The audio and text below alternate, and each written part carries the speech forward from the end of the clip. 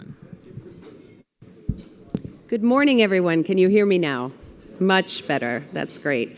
I hope everyone has their coffee and is ready for what's going to be a really fantastic, action-packed, content-packed day.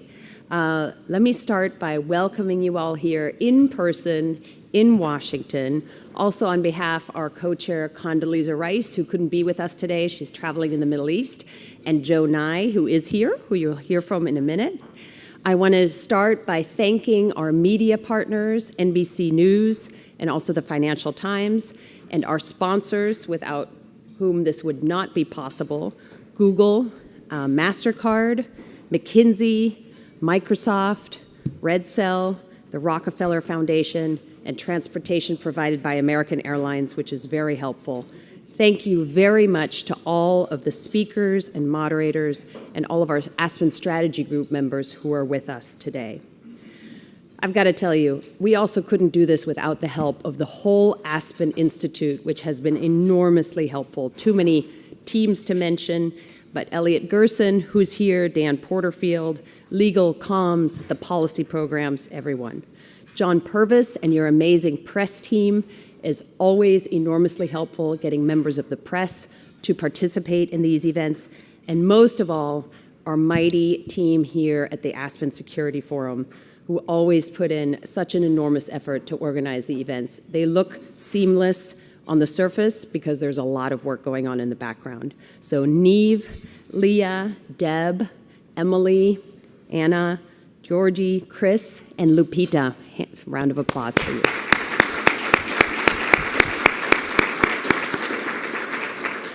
Thank you. Well, what a year it's been since we were last together here in Washington, D.C., and for some of us also in Aspen this summer a few months ago. The tectonic plates of the international system are really shifting in a way that I think is as profound as the end of the Cold War and 9/11. Here's what's shifted just in this past year, since we were last together. In February, Vladimir Putin's invasion of Ukraine launched the first truly large-scale war on European territory since World War II. It upended the system in very dramatically negative ways, but also in some positive ways. The US and Europe are united as never before. Republicans and Democrats in Congress are united mostly on this issue. And the US business and government all got together to do the right thing very quickly. It's pretty impressive. And together we've tried something that's really unprecedented. We're extracting the world's 7th largest economy, Russia, from the international economy. Putin's aggression upended German pacifism and Swiss neutrality. It's close to bringing 2 new members into NATO and showed us all just how important the NATO frontline states are to European security. And we're going to hear about all of that today. We have with us both Foreign Minister of Sweden, Billström, and Foreign Minister of Finland, Haavisto, here to discuss their country's potential accession to NATO. And we have German Minister of State Lindner to discuss his country's massive increase in defense spending and the tougher line on foreign policy.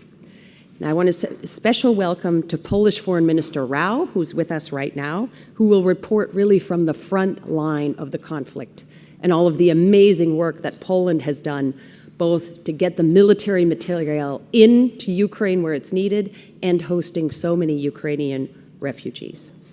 We had a very honest, blunt conversation with the Prime Minister of Lithuania last night, who also sees this conflict in stark terms. China has also been active. And unfortunately, President Xi has seemingly bought into, mistakenly, in my view, into the narrative of Western decline. You'll remember that during the Beijing Olympics, President Xi announced his no-limits friendship with Vladimir Putin. Maybe he's regretting that now. The 20th Party Congress not only gave him an additional term as leader, but doubled down on the Chinese policies of prioritizing national security and political control over economic growth. On Taiwan, the situation is getting more dangerous with Chinese military exercises. And I'm reminded of what Chinese Ambassador Qin told us when he was with us this summer. He thinks, and the Chinese think, that the root cause of tensions over Taiwan is that the United States is hollowing out the one China policy. Well, we'll hear about that first with Kurt Campbell, who's going to give us a front row view into President Biden's recent meeting with Xi and everything else happening on the Indo-Pacific front. We are also joined by distinguished officials from Australia and the UK to talk about everything that's happening in the Pacific. In the meantime, the political systems in the world are churning. Populism isn't dead, but elections are swinging back and forth. You had an optimistic win of Lula in Brazil recently, and you had a peaceful transition of power and a great election in Kenya. And we have here the Kenyan Supreme Court, Chief of the Kenyan Supreme Court, Martha Koome, to discuss that with us.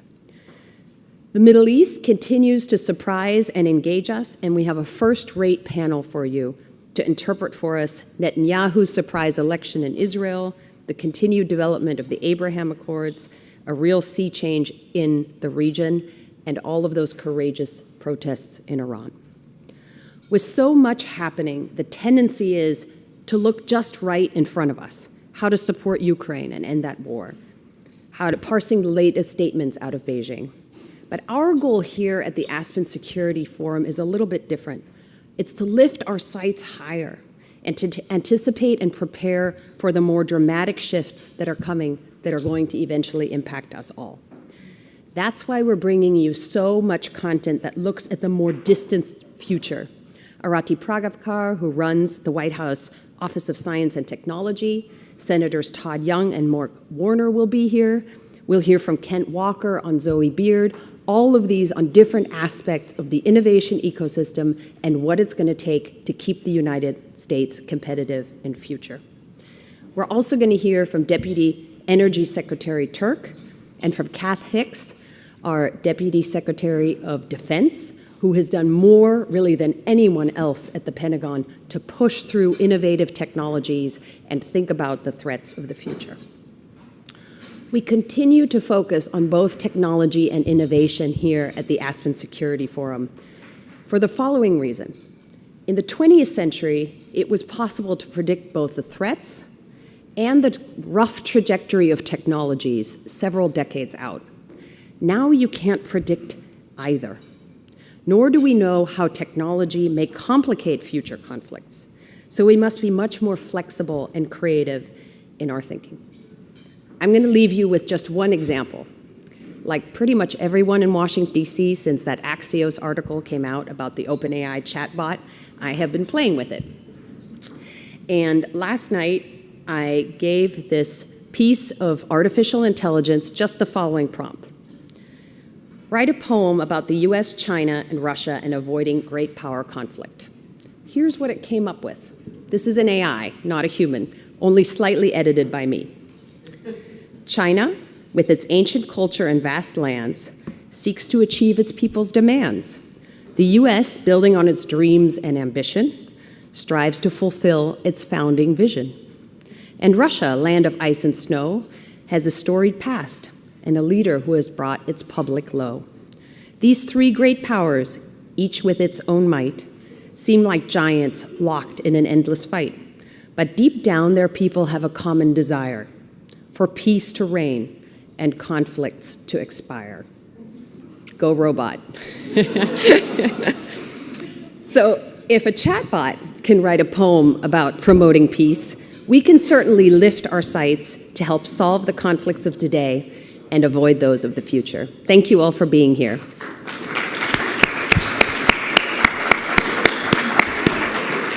I now want to welcome Joe Nye.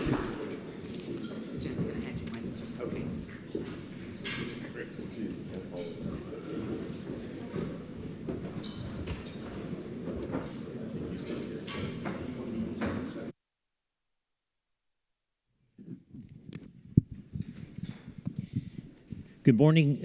I'm Joe Nye, and I want to add my greetings and welcome to you all. But in addition, I want to particularly welcome the group we call the Rising Leaders. And this year's 2022 group of Rising Leaders will be essentially graduating, but nominations are still open for the class of 2023. So keep that in mind. I also want to thank the people who have made this possible in terms of being able to support it.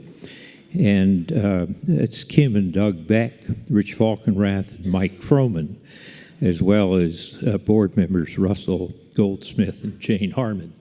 So the rising leaders, both from the previous year and this year, welcome. We'll look forward to your participation and questions. With that said, let me turn toward interviewing the man to my right here, Kurt Campbell. I'm not going to spend a lot of time on introducing him, because if you don't know who Kurt Campbell is, you're in the wrong room. Kurt has been the leading American policymaker on Asia since we worked together in the 1990s in the Clinton administration. And of course, he's now in a position in the White House to direct all of American Asian policies.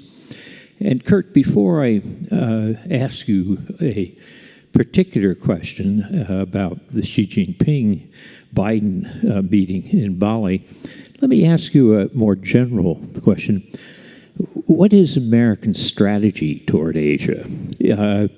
And I don't mean just a free and independent Indo-Pacific, which, after all, Abe invented. We didn't. And I don't necessarily mean a long philosophical discourse, but how in short form would you tell a skeptic that we have a strategy toward Asia? First of all, Joe, thank you very much. It's great to see so many friends. Anya's great introduction. It's so impressive to see what the Aspen Institute has done, Aspen Strategy Group, Aspen Strategy Initiative. So thank you very much. It's great to be here, and congratulations to all the young people. And to the old folks, it's still good to be. We're still here and hanging on in these meetings, so that's great, and thank you. And also great thanks to Joe, who's been a mentor and friend for most of my life. Hugely grateful for all his support. So, Joe, I would begin by saying that the strategy for Asia is multifaceted for the Indo-Pacific, and the most important ingredient, like in most foreign policy exploits, actually begins at home. So if you look at what President Biden and his team from the outset have, I think, understood, is that to be effective in the Indo-Pacific, we've got to make substantial investments at home in a variety of ways. And I'll just go through what some of those are. I mean, more than anything else, what has happened in the Indo-Pacific over the last many years is anxiety about a number of developments. Clearly, China's substantial rise, what that means, but the relative unpredictability about the United States has also rattled nerves in Asia. So to provide, at least in this challenging period, some degree of predictability, engage in practical ways, traditional diplomacy with Indo-Pacific friends and competitors. I think that was seen just at the outset as somewhat both stabilizing and reassuring. But it continues.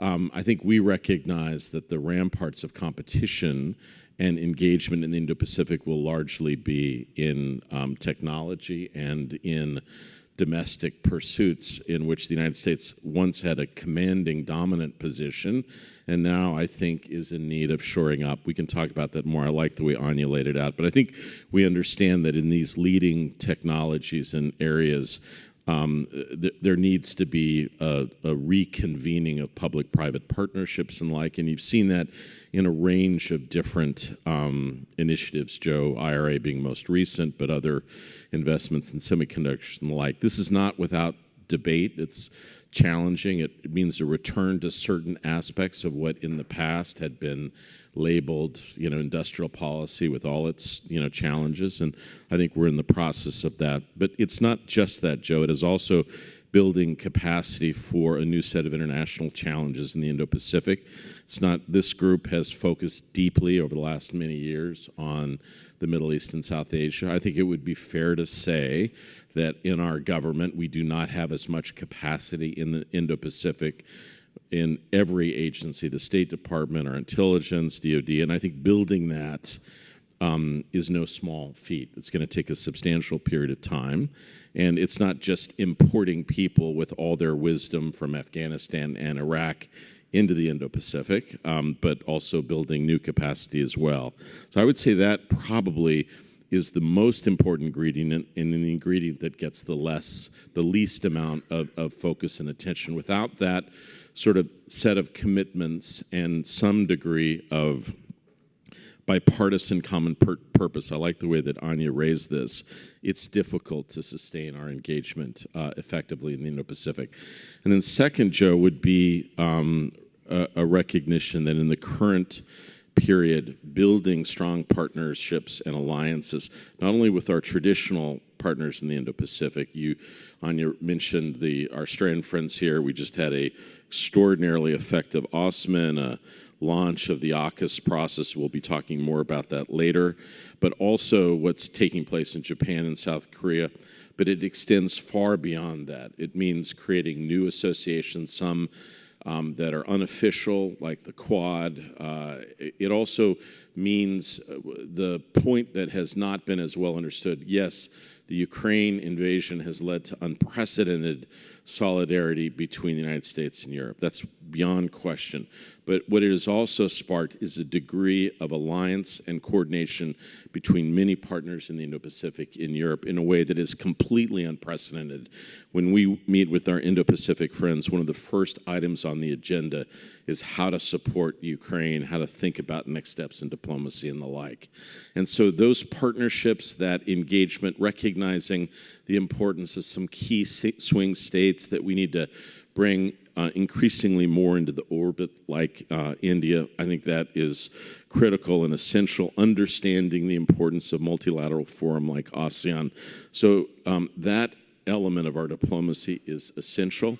And then I would say and I would say on each of those, I think off to a good start. The area that we're going to need to do more, Joe, and we're going to need to underscore our promise here is really in trade and commerce. If you look at how the region values American engagement, really our ticket to the big game traditionally has been our security focus and engagement, but they want us to be open, engaged, an active participant in the economic and commercial fabric of the Indo-Pacific. And I think the IPEF initiative, which will really take form and hopefully move really substantially forward in 2023, will be evaluated on that. And I think it's going to surprise some people on the upside. And then lastly, and most importantly in some respects, is the nature of our diplomacy with China. And I think, as you rightly point out, we had an important meeting between President Xi and President Biden that was carefully set up and worked on for months in advance. And I think with that meeting, we have sought, first of all, to underscore that the dominant characteristic of the U.S.-China relationship will continue to be competition. But we want to drive that competition into peaceful arenas and to do what we can to build the guardrails and, frankly, the foundation that will prevent the relationship moving into destabilizing places. And that is critically in the interest of the United States, and I think the region at large. So this is a deeply multifaceted approach, Joe. I think there's a recognition in all of our strategic documents about the importance of the Indo-Pacific going forward. We have urgent, immediate challenges in Ukraine, but I think all of our institutions understand that we are increasingly going to be focused on the Indo-Pacific as the key arena where American purpose and resolve will be tested, and I believe prove successful. That's a good overview, Kurt. Let's get down now to something very specific. What was your main takeaway from the Biden-Xi meeting at Bali? So Joe, it's hard to encapsulate an almost 4-hour meeting just incredibly quickly here. But I will say that, just give you a couple of things just to think about. First of all, I think we benefited from the fact that President Biden and President Xi had a long relationship. They'd worked together as vice presidents, a lot of interactions, and so they were able to meet with that experience as a backdrop, and I think that helped considerably. We were very careful in our preparation of what we wanted to lay out on a variety of things. I think our primary goal, again, was to build a floor under the relationship to signal that we want very much to stabilize relations between the United States and China, and that we wanted to make sure that we had the appropriate lines of communication and build greater predictability into our mill-to-mill channels and, a variety of things, Joe, that you're well familiar with, that we did certain mechanisms and facilities during the Cold War, but also that are increasingly important in the Indo-Pacific as our forces rub up against one another. We want a greater degree of predictability and communication between Beijing and Washington. But I think more importantly is to understand what each country's goals and ambitions are, both in the short and medium term. I would say that just a couple of things. First of all, it is absolutely clear that President Xi has a very commanding presence and position in China. I don't think that's a surprise to anyone. He clearly came out of the meetings in Beijing, his position strengthened. I think by most assessments that he, in many respects, is a singular leader. There is obviously other members of the Standing Committee, but he clearly plays the commanding role, and that was clear in our interactions as we go forward. I think what I saw in Beijing, in Bali, Joe, was a China that at least in the short and perhaps initial medium term is also interested in stabilizing U.S.-China relations.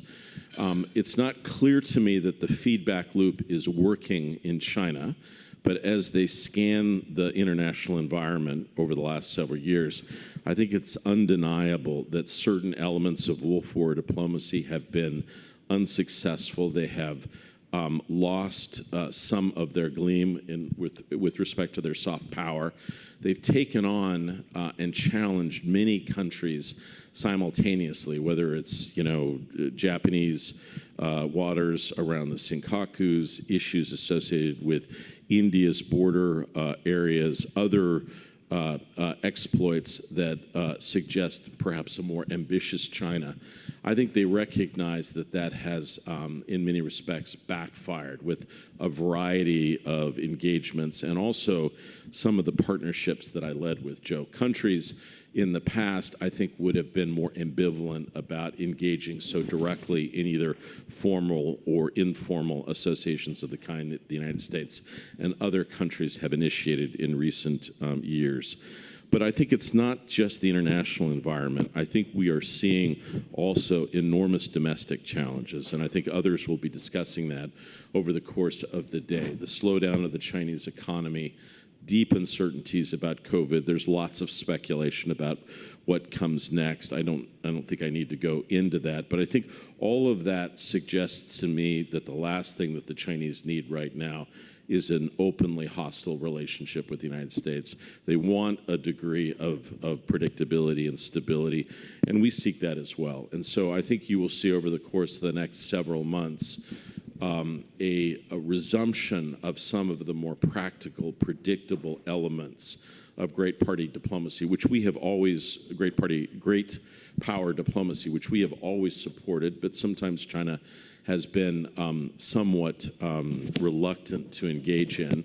And I think we're going to see some developments that I believe will be reassuring to the region as a whole. Just one last thing, if I can, Joe. It is also the case, before we went into those meetings, we made sure that we had deep engagements with all our partners, both here in Washington, in Cambodia, and in Bali.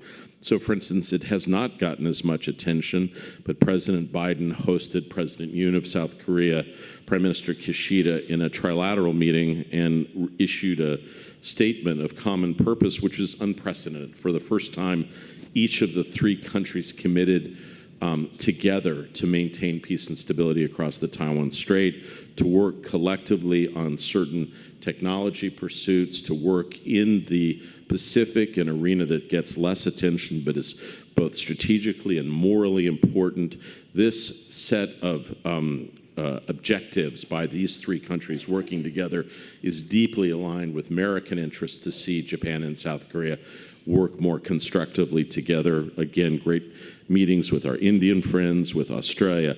This was all to suggest that in the past, occasionally U.S.-China diplomacy has been done in a way that made some of our partners uneasy.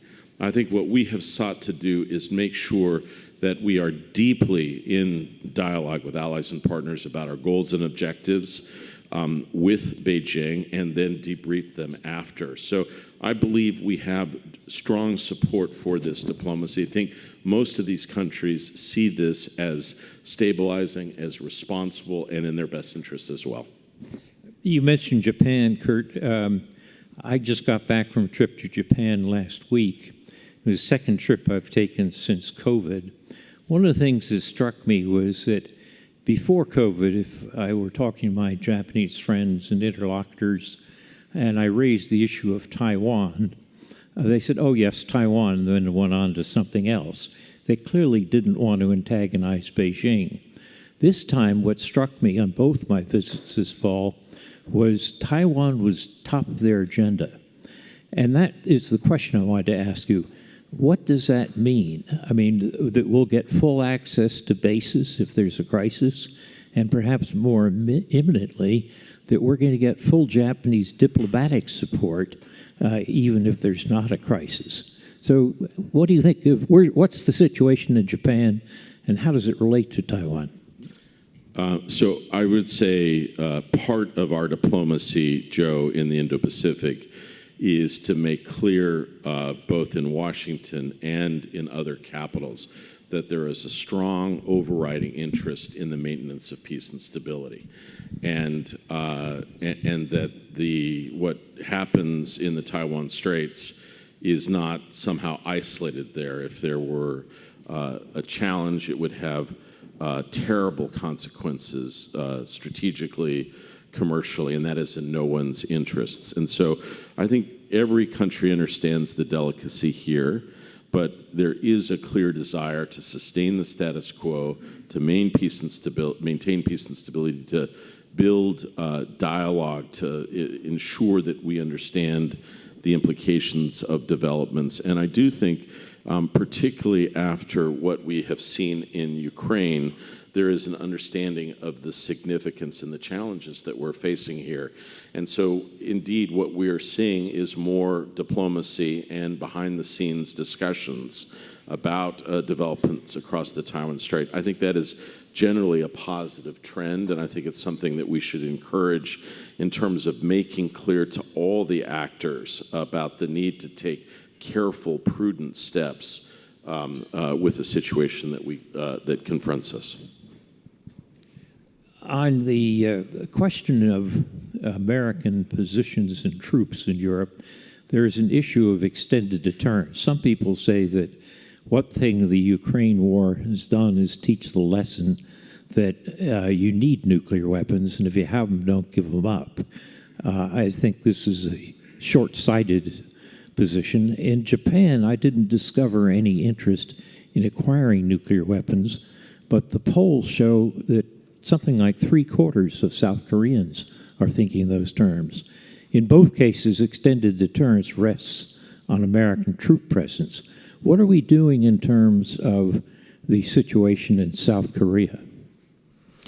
Thanks, Joe. So I think what you describe is accurate, and I would suggest that one of the enormous achievements in the Indo-Pacific and Asia for decades has been the stability and reassuring quality of our extended deterrence, of our nuclear umbrella.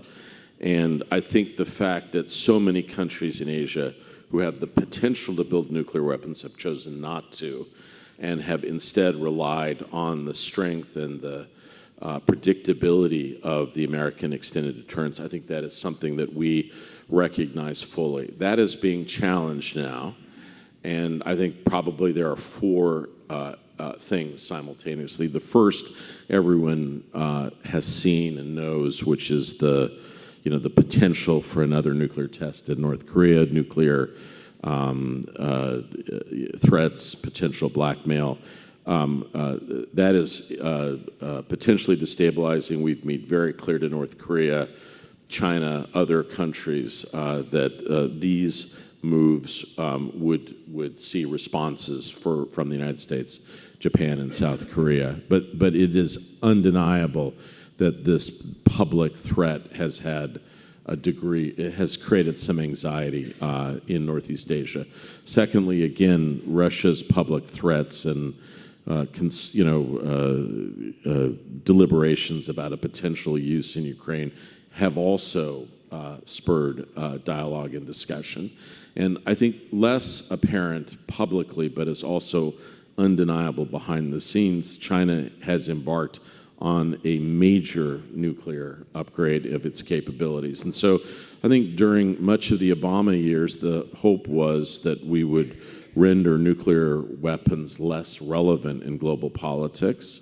I think modern circumstances suggest there are still very enduring reasons to underscore our extended deterrence. And so for the United States, that means, Joe, not only taking the necessary steps in terms of our conventional forces, but with our public doctrine, with our deployments, we've got to make clear to Japan, to South Korea, to other countries that our nuclear deterrent remains robust and that we remain deeply committed, again, to nuclear deterrence in the Indo-Pacific. That's going to be a big challenge going forward, and I think it will be important. On the Chinese nuclear buildup, Kurt, the public record, let's say this week's Economist, says that the estimate is that Chinese may increase from several hundred nuclear deterrents, bombs, which has been a version of finite deterrence. I only need to hit a few of your cities to deter you, to something like 1,500 weapons in the 2030s, which would suggest that Chinese are changing their doctrine from finite deterrence to warfighting or balancing capabilities at that level. What do you think is the reason behind this Chinese buildup? Well, Joe, I've obviously seen the reports in The Economist. It is also the case that we and others have sought in a sustained way to begin a dialogue with China on exactly this. What are their goals and ambitions? What are your plans? This is one of those areas that it has been very difficult to get Chinese interlocutors to sit down and discuss. Now, a strategist would say a country that is intent on building a larger capability, the last thing they want to do is sit down and have a dialogue about them. But at the same time, we do believe that it is absolutely essential and necessary to begin these consultations. You can't do all of this in secret or think that if you do it, there will not be regional consequences. But this is not happening in isolation, Joe. What we've seen basically since the mid-1990s is one of, if not the most fundamental upgrades in military capabilities in history. And that's across, naval capacity, power projection, every element of the armed forces, cyber directorates. Those investments have created a lot of angst across both Indo-Pacific, but increasingly even in Europe, concerns there as well. We have little time left, and we've covered many countries, but clearly can't cover all of them. But it'd be a pity to end without mentioning India. The Aspen Strategy Group, as you know, since you used to run the Aspen Strategy Group, has had a security dialogue with India since 2002. And it's been very interesting to see the evolution of Indian attitudes over time. What struck me in some of our early meetings, when you raised the topic of China with the Indians, their comment was, "Oh, we get along fine." but then over cocktails they said, we're scared as hell. Today, they don't bother with the first part of that statement. And you have been able to get the Quad to function in a way that you, meaning your administration, to function in a way that's not been possible in the past. But there are clear limits to how far you can go. What do you see evolving in India, and what's that mean for the future of the Quad? Thanks, Joe. I mean, my own sense is that I, too, have been working in India for decades. And we have a tendency sometime when our two sides meet that we talk about the challenges that we face on specific trade initiatives or a particular military sale or the like. The fact is, I know of no bilateral relationship that has deepened and strengthened more rapidly than the United States and India over the last 20 years. My own personal view is by far and away the most important bilateral relationship for the United States into the 21st century is India, and that we have to invest even more of our capacity in building people-to-people ties, working together on technology and the like. I do think it is important to keep in mind, and Joe, you worked on India before many of us does. India has a unique strategic character. It will not be an ally of the United States. It has a desire to be an independent, powerful state. It will be another great power. But I think there are reasons to believe that our strategic alignment is growing across the board in almost every arena. I think there are inhibitions in both of our bureaucracies. There are many challenges. I've seen them myself. But I do believe that this is a relationship that should have some ambition. We should look at things that we can do together, whether it's in space, whether it's education, whether it's on climate, whether it's on technology, and really move in that direction. I think you will always find, when you sit down in a room, that there will be people that will explain why that's difficult, why it's impossible or it can't happen or changes have to be made. If you look over the last 20 years and look at the hurdles that have been surmounted and the depth of engagement between our two sides, it's remarkable. And I would also say it is not simply built on anxiety around China. It is a deeper understanding of the importance of the synergies between our societies. The Indian diaspora here is a powerful connection. I'll give you guys just one example, if I can. Last year, at a time in which the initial signs of a COVID tidal wave was hitting India, the U.S. government sprang into action, but really it was the business and the public community in the United States did things so far beyond what we thought was possible to signal its commitment and its ties between the United States and India. I'm heartened by that, and I do believe that we have seen that play out in the Quad. I will tell you that when we made the decision that we wanted to take the Quad to the leader level, at the outset, yes, Joe, the Indians were ambivalent about it. And there were probably voices in their bureaucracy that were against it. But when President Biden made the direct appeal repeatedly to Prime Minister Modi, they decided that this was in their interests. We had a meeting last week, I'll just give you guys a sense, with our Indian friends talking about next steps in the Quad, and they said, well, of course, our idea to take the Quad to the leader level. And so it's a great thing, and we are working very constructively with our Indian partners on a major set of initiatives in COVID delivery, vaccine delivery, in maritime domain awareness, education, and the like. And I'm thrilled to say that the Prime Minister Albanese in Australia have invited us in 2023 for a major Quad meeting that we think will take and extend our coordination cooperation, not just in Southeast Asia and the Pacific. I'm very bullish on the Quad. I think it will remain an unofficial venue, Joe, but it has many lines of communication and has led to a strengthening and deepening of coordination between these four key maritime democracies. Kurt, I just got the 1-minute signal, And before we all thank you for what's been a fascinating excursion through Asia, let me give you a parting shot to which no one knows the answer, but to hear you guess. What effect is the end of zero COVID going to have on China? The Economist, again, just to cite public sources, says there'll be a million or so deaths.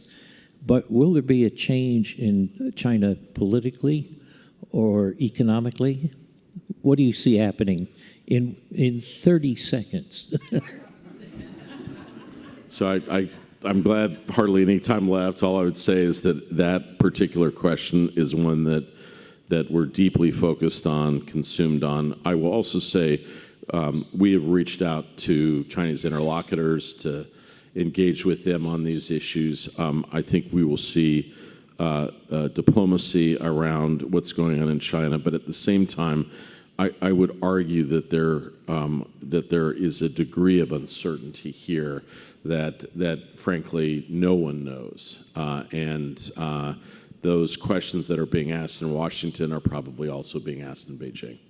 Well, Kurt, thank you for really a wonderful tour de force and tour de region, and we will welcome you back whenever the White House allows us to have you again. Thanks.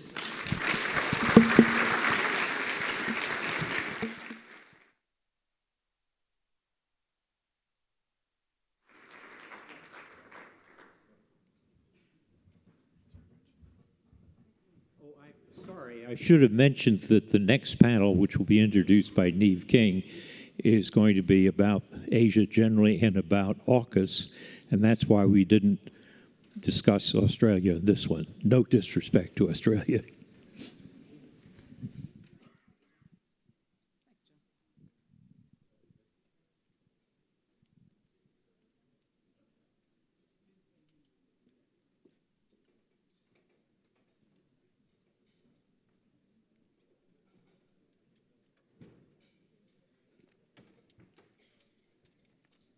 Good morning, everybody.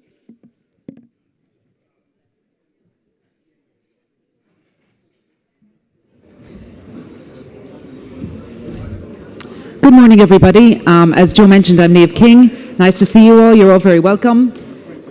Thanks, Joe and Kurt, for that indeed tour de force. So here to introduce the next panel entitled An Integrated World, AUKUS and Developments Across the Indo-Pacific. We have a terrific panel. We have Dame Karen Pierce, who is the UK ambassador to the US. We have Ambassador Arthur Sinodinos, who's the ambassador of Australia to the US, and Anya Manuel, who's our executive director and an author on a book on India and China, ready to join the stage with Amina Nawaz from PBS. Thank you.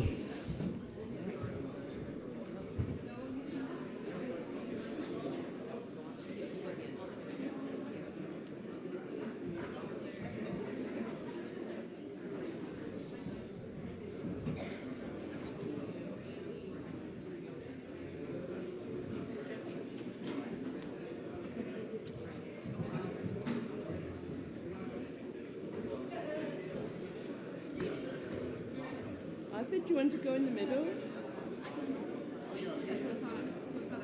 Go on, go in the middle. Yeah. I'll be in the middle. Yeah.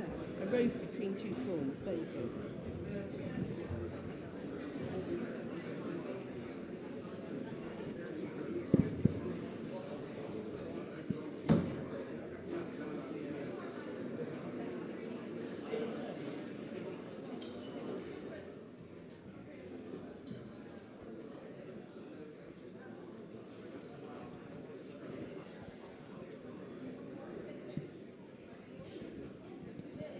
Good morning, everyone.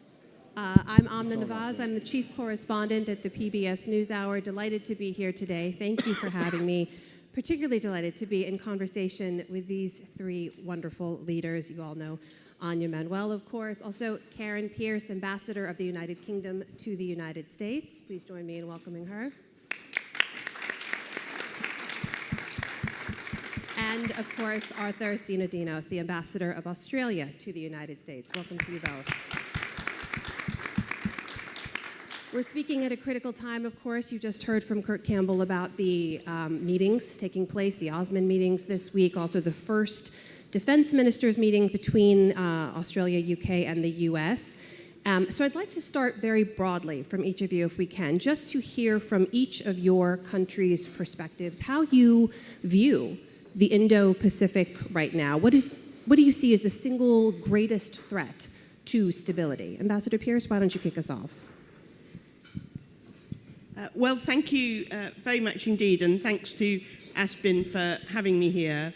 I think we all agree that the Indo-Pacific is only going to get more important. It never stopped being important. Huge percentage, something like 70% of the world's trade goes through the Indo-Pacific and has done for a while. But I think it's the geostrategic and the politico-military factors that are making it so relevant at the moment, along with, of course, the growing assertiveness of China in the 21st century and the growing participation of India on the world stage. So for those reasons, it's an incredibly important area for all of us.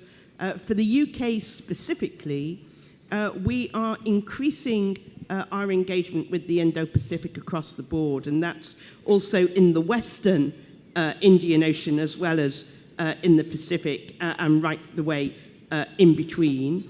And we are doing that because of the indivisibility between the economy and security factors in that very important area.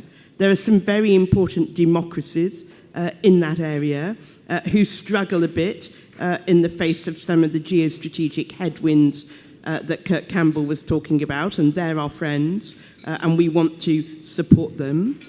We want to increase the connective tissue of UK engagement with the Indo-Pacific region and with the countries.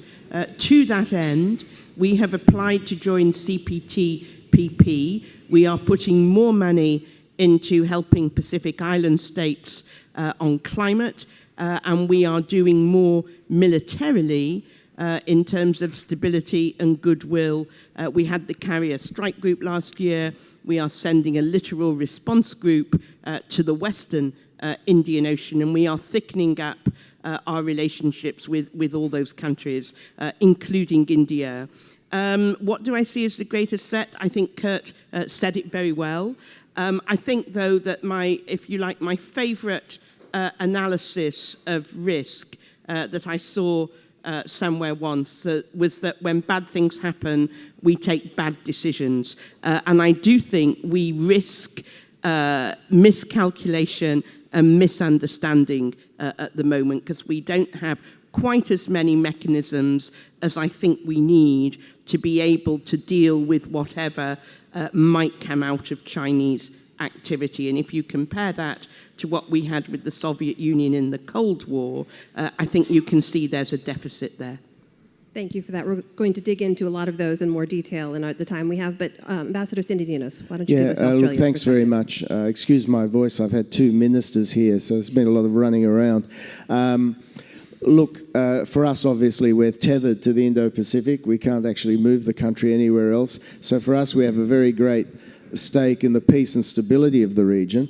And in many ways, as Karen said, with the economic centre of gravity moving increasingly to the Asia-Pacific, the rise of China, both in an economic sense, political sense, military sense, or whatever, in some ways the great challenge is how we adapt to the rise of a strong and powerful China, which is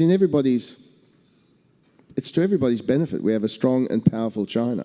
It's been the greatest poverty reduction initiative in history, what's happened in China.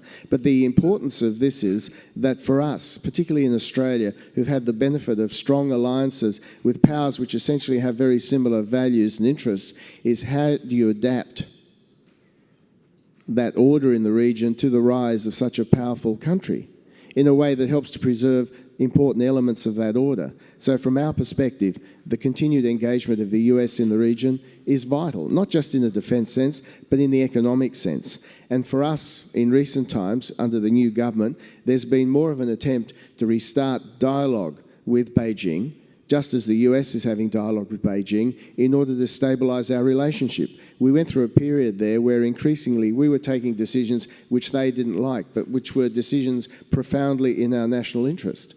And we will continue to stand up for our national interest. And part of our national interest is to make sure that that global rules-based order, which has underwritten our peace and prosperity since the Second World War, is actually maintained. Yes, renovated, refurbished as necessary to accommodate changes in the world, but that's what this is all about. This is why Australia, for example, is one of the largest contributors, non-NATO contributors, to the effort in Ukraine. Because we see the stakes there. We see the links between what happens there and what happens in our region. The idea that large states can just invade small states in defiance of the UN Charter and everything else. We don't want that law of the jungle. We want that global rules-based order to continue. And it's vital for us that the US continues to underpin that order and is actively engaged in the architecture of that order in its various manifestations. So for us, going forward, we're quite optimistic. We're stabilising the relationship with China. We're seeking to establish lines of communication after a few years where we've been in the doghouse. Now, in doing that, we're not compromising or changing our strategic or policy settings. We want a more normal relationship with China, but for us, it doesn't mean walking out of AUKUS. It doesn't mean walking out of the US alliance. It means working closely with countries with which we had long and strong relationships, like the UK, and we really welcome what the UK is doing in the Indo-Pacific. Very important.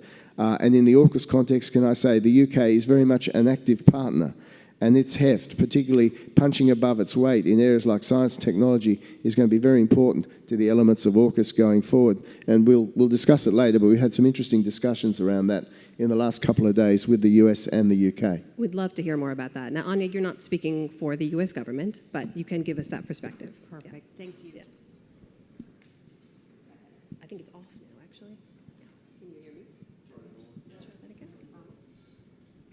This one's not working. There. Is it? No, it is. Yeah. Wonderful. There you go. Thank you, Amna.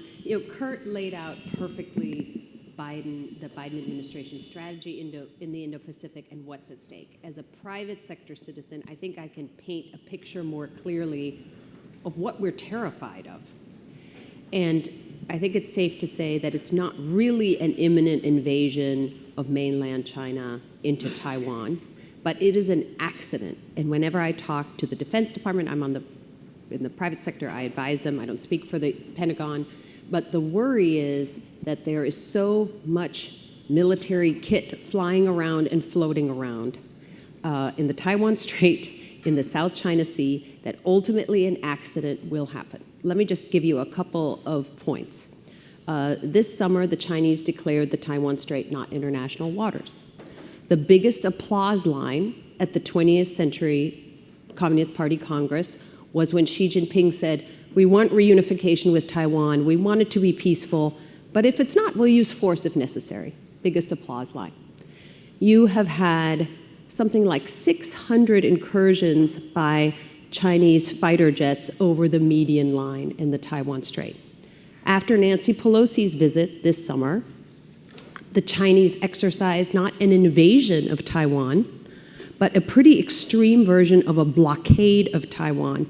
And they managed to exercise so effectively that actually planes didn't go, airlines decided not to fly anymore, commercial ships couldn't get in and out, and unfortunately, this is now a tool that the Chinese government can ratchet up at will.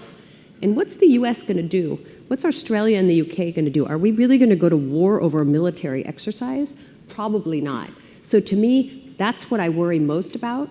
I know that Secretary Austin and others worry about it as well, which is why one of the most important things to come out of the Biden-Xi visit was this restarting of dialogues with the Chinese.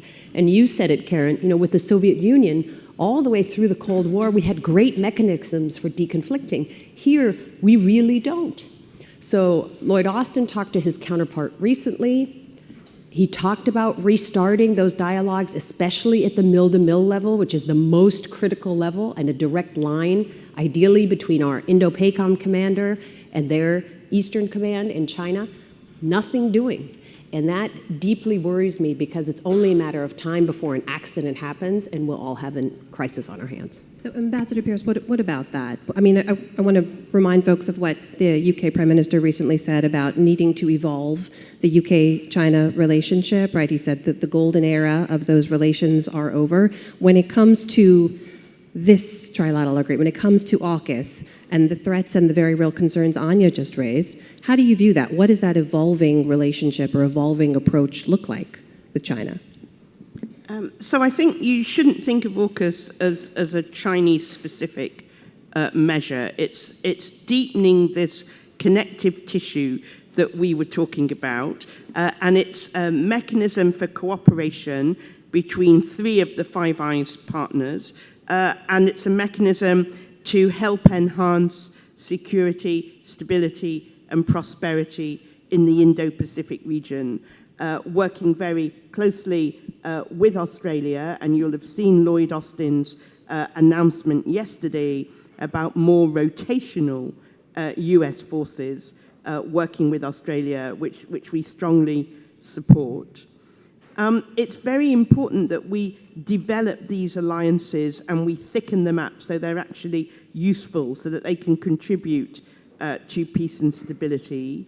I do worry, as Anya said, I do worry about this point about lack of Chinese military contacts in particular. To give you an example, when President Putin threatened the use of nuclear weapons in Ukraine, we could go to manuals that the Russians had given us that set out the Russians' view of tactical nuclear weapons. To the best of my knowledge, there is nothing comparable with the Chinese. There's no baseline that we could use to do a proper evaluation of the risks if, as Anya said, something goes wrong. And I would appeal to the Chinese. I do think we need to put more emphasis on this. We need those conversations on a politico-military basis so we can avoid miscalculation. Ambassador Sinadinos, can you take us inside some of the meetings this week on a key part of implementation of AUKUS? Obviously, the submarine deal got a lot of attention, and how that's going to be implemented, whether or not what I believe is still the deadline for a plan by March of 2023. Are you confident that can still be hit, and how? Yeah, look, it was a very productive and consequential meeting. It was the first meeting of the defence ministers under the AUKUS umbrella. They discussed Pillar 1, which is the nuclear-powered submarines. That is crystallising in terms of the optimal pathway. There are two issues. One is what the final design looks like, and the other issue is the interim capabilities while you build up to a capacity to deliver the actual submarines themselves. And so there's a lot of work that's gone into that over the last 12 months, and they are on track to announce in the first quarter of next year. I think you will see that the final elements of this will involve genuine trilateral cooperation. I mean, the whole point of this, it's very much a capability pact. It's about how we work more closely together around the information sharing, technology, integration of industrial bases, and the like. Pillar 2, advanced capabilities. This is about emerging and foundational technologies in AI, machine learning, cyber, undersea warfare other than subs, hypersonics, electromagnetic warfare, etc. Now, what's happening there is Secretary Austin made it very clear early on he wanted consultation of the warfighters so we can bring forward how some of these foundational technologies can be implemented sooner rather than later in a way that also helps, if you like, complement our capability over the next few years. People like Aquilino, the Indo-Pacific commander, they're not building up for something in terms of a force in 2029, 30 or 32. He's thinking about how do I build up my forces over the next 2 or 3 or 4 years. And therefore, there's a whole focus under this Pillar 2 about what capabilities can quickly be brought in. And interestingly enough, the Russia-Ukraine conflict, where there's been this acceleration of bringing new sort of applications onto the field sooner rather than later. The way corners are being cut, the way there's been improvisation, the use of off-the-shelf solutions rather than the old defence approach of if it's not invented here, we're not going to adopt it. It's actually sped up this process of thinking about capability development and acquisition and how you accelerate it. If I can, back on Pillar 1 just for a moment, though, what does reaching that timeline mean? Does that mean involving U.S. production in some way or solely relying on us building up Australian ultimately, the submarines will be built in Australia, but what I'm saying is that the way the process is coming together, it'll be a significant trilateral effort. We can't say any more until governments have had a chance to look over the results of the discussions over the last few days. Anya, what about the submarine deal? I mean, everyone knows it hit a hurdle. AUKUS hit hurdles early, specifically because of this deal. What does it say to you about U.S. priorities that AUKUS went through, even despite those hurdles? Yeah. It says that Kurt Campbell is a great mover of things in the U.S. system, and I think this is a very important deal. But I think it shows, let me just lift our sights a little bit, because I think it shows that, as I said in the beginning, the tectonic plates of the international system are shifting. And because China has showed us a far more aggressive side recently, as much as we all, I agree with you, Arthur, want China to rise peacefully, want China to be successful, want it to be prosperous, they're scaring us. And so you're seeing a shifting of alliances. The Quad, which is something you couldn't even talk about when I was in the State Department a decade ago, now suddenly, they can't get enough of the Quad, to the point where they're kind of terrifying ASEAN. In addition to AUKUS, the number of exercises that are going on that are really pretty concrete with both our European allies and our Asian allies, like Pitch Black, the Air Force exercise that just happened, I think had French participants, UK participants, others. Pretty impressive. You've had a British carrier strike group over in the Pacific. You've had a German frigate. So AUKUS is getting all the attention. But what's important is you see the alliance system shifting. And I think Kurt and Joe talked about it too, how even Japan and South Korea, those eternal arch enemies, are starting to set aside their differences because of their worries. Anya, can you say a little bit more on the advanced capabilities portion of this? Ambassador Tintin has touched on a number of them, that undersea robotic systems, quantum technologies, advanced cyber capabilities. Where are we on implementation of all of those? Within the Defense Department? I would say, as an outsider's perspective, I see the U.S. Pentagon struggling mightily to work with and on these new technologies. But our system at the Pentagon is set up for 20th century timelines and 20th century processes. So everything takes too long, Luke said, from someone who lives in Silicon Valley. But we say quantum, we say AI, we throw out these catchwords, but are we really doing enough? Probably not. But maybe I can turn it back to Arthur, who knows specifically what's happening with those three. Well, look, what's happening is identifying specific projects, and then there's a senior advisor who's been put into the Pentagon, a senior advisor to Secretary Austin, Abe Denmark, whose job is to actually help drive the process through the Pentagon. Now, it's a very complex place, as you say, but they recognise they've got to accelerate various pathways, and they're setting up new organisations to do that.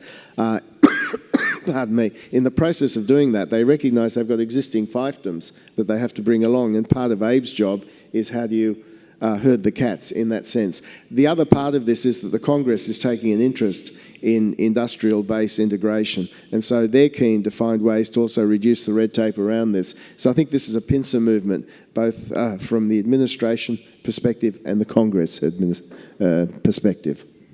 Ambassador Pierce, you've mentioned the interest in deepening both trade and security ties with other Indo-Pacific allies, right? I want to ask you about India as well. So talk a little bit about the UK perspective on engaging India on security issues, just vis-a-vis security and stability in the region. I think, if I'm honest, I have to start by saying the UK-India relationship is complicated. India is a very important strategic partner. We have a very large Indian diaspora back in the UK. We now have the first Indian origin Prime Minister of the UK, which is pretty significant in social and other terms. We want to deepen that strategic relationship with India. Arthur mentioned how China had lifted millions of people out of poverty. The same is also true of India. And of course, India is a democracy. It occupies a really important place in world affairs. And as Kurt said, it has a unique strategic character. And we're mindful of all of that. We want to deepen our trade cooperation. We're talking to India about a trade deal. We want to deepen our politico-military cooperation. That includes defense equipment. I think we'd like to modernize the whole relationship while mindful of some very important historical factors that are hard, to be honest, often hard to overcome. But as you say, having Rishi Sunak and talking about these evolutionary leaps in UK policy with the whole area to thicken up that connective tissue is really important. We're very interested in cooperating with India in the Indian Ocean specifically on maritime conservancy. That's very important. Some of the pollution in the Indian Ocean, we want to work with India and other partners to combat. And we want to work with them on things like patrolling and security in that very important area, not least because so much of world trade goes through that ocean. You mentioned pollution, and it brings me to the critical point of climate change, which I know you have all mentioned as well. I'm curious to hear from each of you, is there room to add climate to the AUKUS portfolio, to engage partners on that as well? Ambassador Sinadinos, would you like to kick us off? Well, at the Osmin meeting, the 2+2 talks before AUKUS, climate was discussed. There was a third session in the afternoon, and that was largely devoted to climate. And the purpose of that was to think about the national security challenges that climate is raising for all of us. The new Australian government has raised our NDC contribution 43% by 2030, taking other measures, but we also recognise the impact climate change is having in our region, in the Pacific Islands. We're taking action to help them with both mitigation and adaptation. So issues that came up specifically were, the fact that some of these islands, it's becoming existential. Will there be issues around refugee flows? What will happen to exclusive economic zones depending on sea level rise?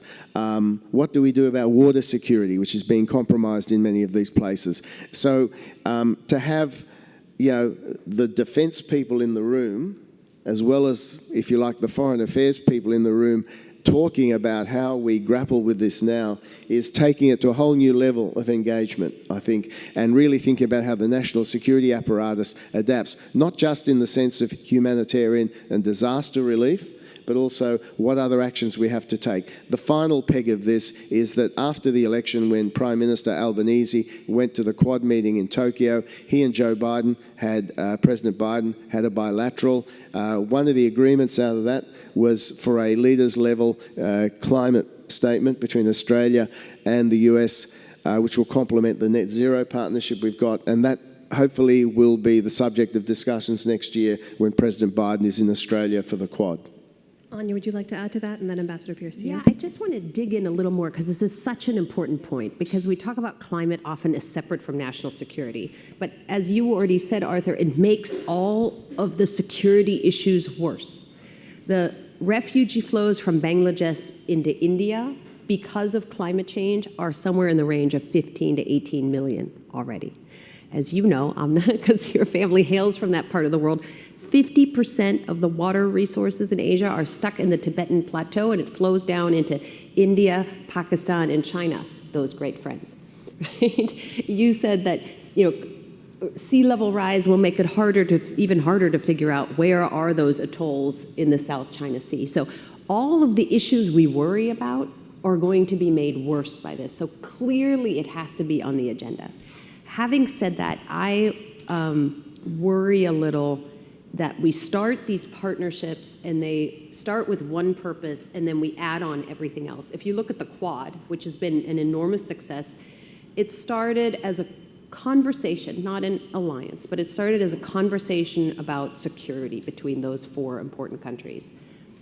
It has now, when you look at the list of what's discussed under the Quad ministerials, it's pretty much everything under the sun. So there's a part of me that thinks, let's make sure we have some priorities and then discuss the right issues in the right fora. Ambassador Pierce? Oh, I couldn't agree more with Anya, but that's true of every single international meeting, sadly. So it's kind of human or at least bureaucratic nature to go in that direction. I remember being in the Security Council at the UN when we had the first ever climate security debate in the Security Council, and we were absolutely astounded by the number of countries that wanted to speak. I think we were up to 57, which at the time was the largest ever, and the numbers largely came from the Pacific countries, and particularly the Pacific Island states. And they have seen the importance of climate, as Arthur and Anya described, to their existence, not just to their security, long before we did. And I think, in all honesty, we have collectively been a bit slow to catch up with the issues. However, now there is good appreciation of the fact that these island states have to deal with a surface area that, if it were a country, would be pretty huge. We do not yet have the right international financial instruments, I think, to help them manage green finance and to deal with the fact that they've got to cover both land and water measures for conservancy, but also for resilience. One of the things that came out of COP26 was this focus on adaptation, on helping them be more resistant to disasters, but also helping them to adapt some of the farming and forestry methods that will help protect the environment. And of course, out of COP27 came the very important Loss and Damage Fund, which US was instrumental in achieving. It's not enough, and we have to keep going. I think the green finance part is genuinely complicated when it comes to smaller countries, but there is now much greater recognition that we need to help the Pacific Island states and others get to grips with that. The last thing I'll say is that this is exactly what Pillar 3 of the AUKUS arrangement was designed to deal with. These wider prosperity, economic and security issues, and how they are all intertwined, and to find ways of cooperating beyond the 3 AUKUS partners with the countries of the region and with others like the French, like the Germans, like the European Unions, Japan and Korea. You know, we talked about India, but I wanted to ask each of you about Japan as well.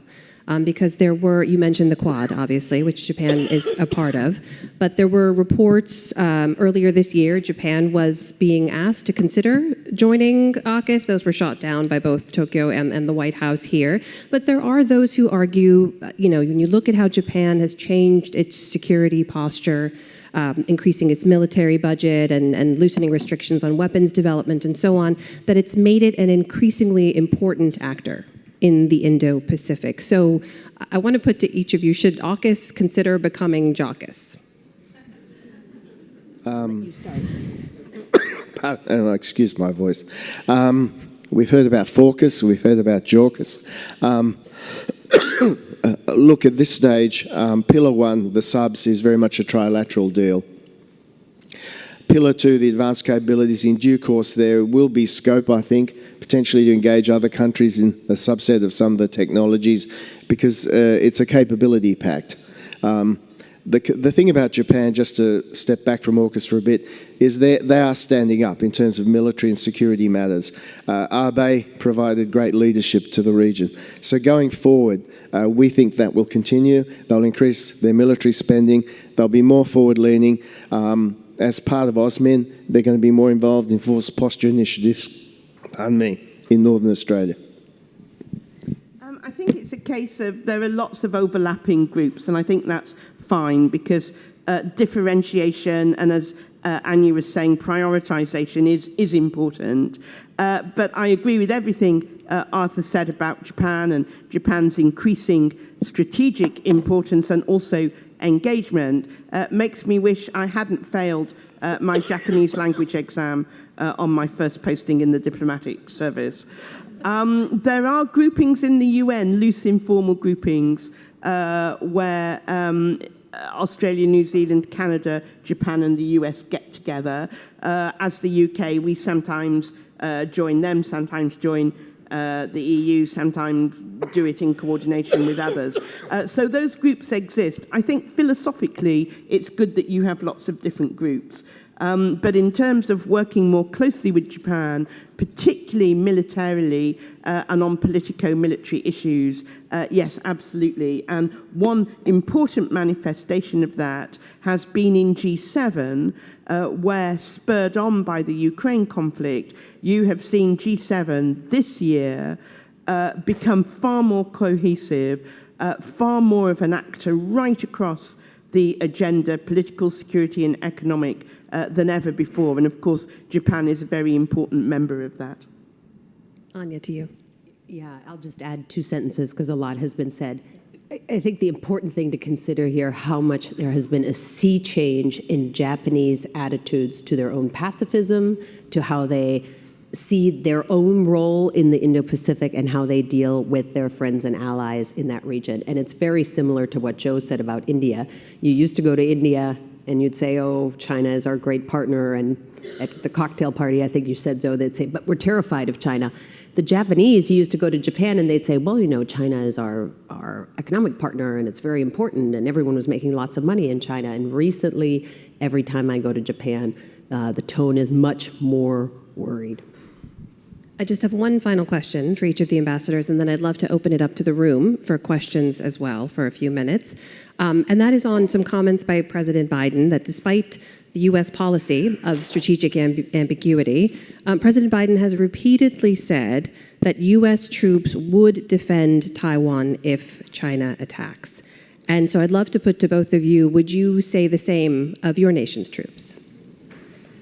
I think UK policy towards Taiwan hasn't changed. The important thing is that there is peace, security and stability across the Taiwan Straits, and that there shouldn't be any unilateral change to that. And Anya referred earlier to the Chinese reaction when Speaker Pelosi visited Taiwan. We do not have diplomatic relations with Taiwan, but we do have a very productive trading relationship. And I think it's worth bearing in mind that Taiwan participates in the WTO, World Trade Organization, as Chinese Taipei. So there are ways of developing participation without crossing status or diplomatic thresholds. And I think it was a pity that a way wasn't found for Taiwan to be able to be part of the WHO efforts on the pandemic, because they had some very interesting contributions. But in terms of politico-military, our position has not changed. The focus should be on reducing tensions across the Straits. Thank you for that. Yeah, look, we're very much a status quo power when it comes to the Taiwan issue. Everybody knows what everybody's red lines are on this. And so our efforts, and the efforts, I think, of the US and others, on helping to give Taiwan space along the lines of what Karen just described.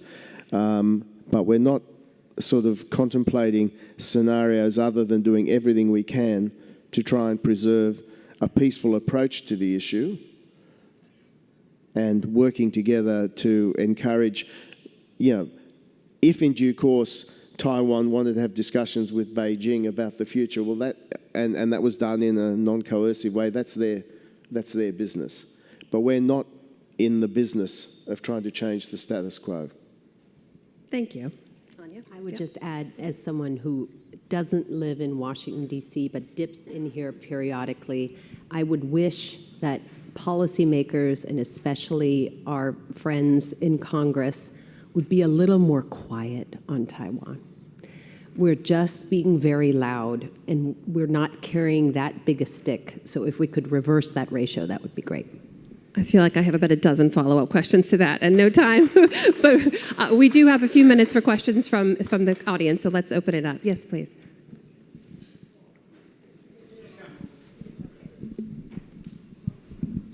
Good morning, Jane Harmon, Aspen trustee. Excellent conversation, building on the excellent conversation between Kurt and Joe. It's complicated. Karen, you're right. It's complicated. So my question is the frame that President Biden sometimes uses and others, that we're talking about democracy versus autocracy, useful, or is it in fact harmful? Look, I think we have to go back to the election, or the run-up to the election here in the US in 2020. And what President Biden was talking about was not just the example of American power, but the power of America's example. And he talked about how it was important for America to make sure that it speaks in a way which is consistent with the founding vision of the country, something he feels very strongly about. And he feels that an important part of what Joe and I once christened as soft power is that example of the US, because that example underpins its moral authority. Leave aside military and security issues, its moral authority when it comes to pursuing that global rules-based order that we talked about. So for us, those values that underpin that global rules-based order are actually very important to all of us. Now, it's true that in the Asia-Pacific region, you get countries with different political systems. So we're not saying to those countries, you've got to have regime change because our values say you're not a liberal democracy. But what we are saying is that the values we espouse around transparency, the rule of law, respect for human rights and whatever, we believe that's the best basis for having a stable global rules-based order. And we don't talk about it the way the President does, but there's a lot of continuity, I think, between that. Ambassador Pierce, we'll give you the final word here. We do talk about it in the same way as the President. We talk about open societies. But as Arthur says, that's not saying your system doesn't work and must change. I remind everybody that in the British system, we did have the golden era with China. It's the assertiveness and the increasing autocracy that is the problem, that is driving the world, as the UN Secretary General has said, to have two parallel systems, one that's open, look at the internet, and one that's closed so that the people can't access information. Now, it's no secret which we're on the side of. And interestingly, last year was the 80th anniversary of the Atlantic Charter. And when we went back and looked at the original Atlantic Charter from 1941, it was all about the values that open societies bring, but how that translates into very tangible benefits for ordinary citizens. And I think that focus often gets lost. It's all about transparency. It's about cooperation. It's very closely linked to open markets. So we don't make any apology for agreeing with the President. But as Arthur said, it isn't a threat. It's about what will ultimately help the ordinary citizen most. Ladies and gentlemen, please join me in thanking Ambassador Karen Pierce, Arthur Sididinos, and Anya Manuel.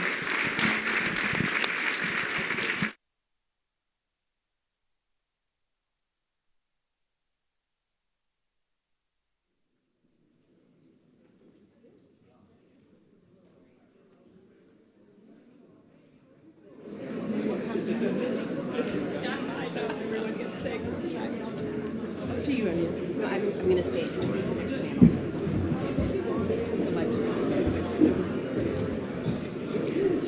Ladies and gentlemen, please stay seated because we're going to follow with a very wonderful conversation right now on American competitiveness. And we have here for you, as we're setting up, Zoe Beard, who is currently the Senior Counselor on Technology to the Secretary of Commerce, Gina Raimondo. And we have Kent Walker, who's the President of Global Affairs at Google. And to interview them, we have Peter Spiegel. Thank you.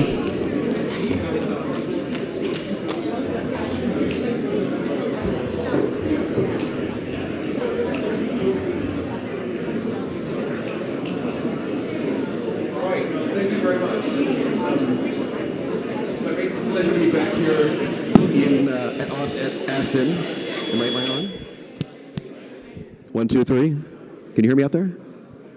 1, 2, 3, 1, 2, 3. Ah, there we go. I can shout very loudly, but it's probably better with a microphone. Thank you very much. It's very good to be back here at Aspen. As U.S. Managing Editor of the Financial Times, I also want to thank Aspen for allowing us to be the media partner this year. It's a big deal for us at the Financial Times. As I said, I was at Aspen 6 months ago. I have to say, I prefer the mountain view, I think, in Colorado to the Southwest waterfront. I don't see any mountains, but in any case, I want to set up this discussion by talking a bit about, much like the Asia discussion that's come earlier this morning, how much the Ukraine crisis has affected other parts of the national security debate, and specifically the issue of economic security. And I think it's something that I, as a journalist, you think this one's better? 1, 2, 3? Much better. I was wondering why no one was laughing at my jokes. Maybe they just weren't very good.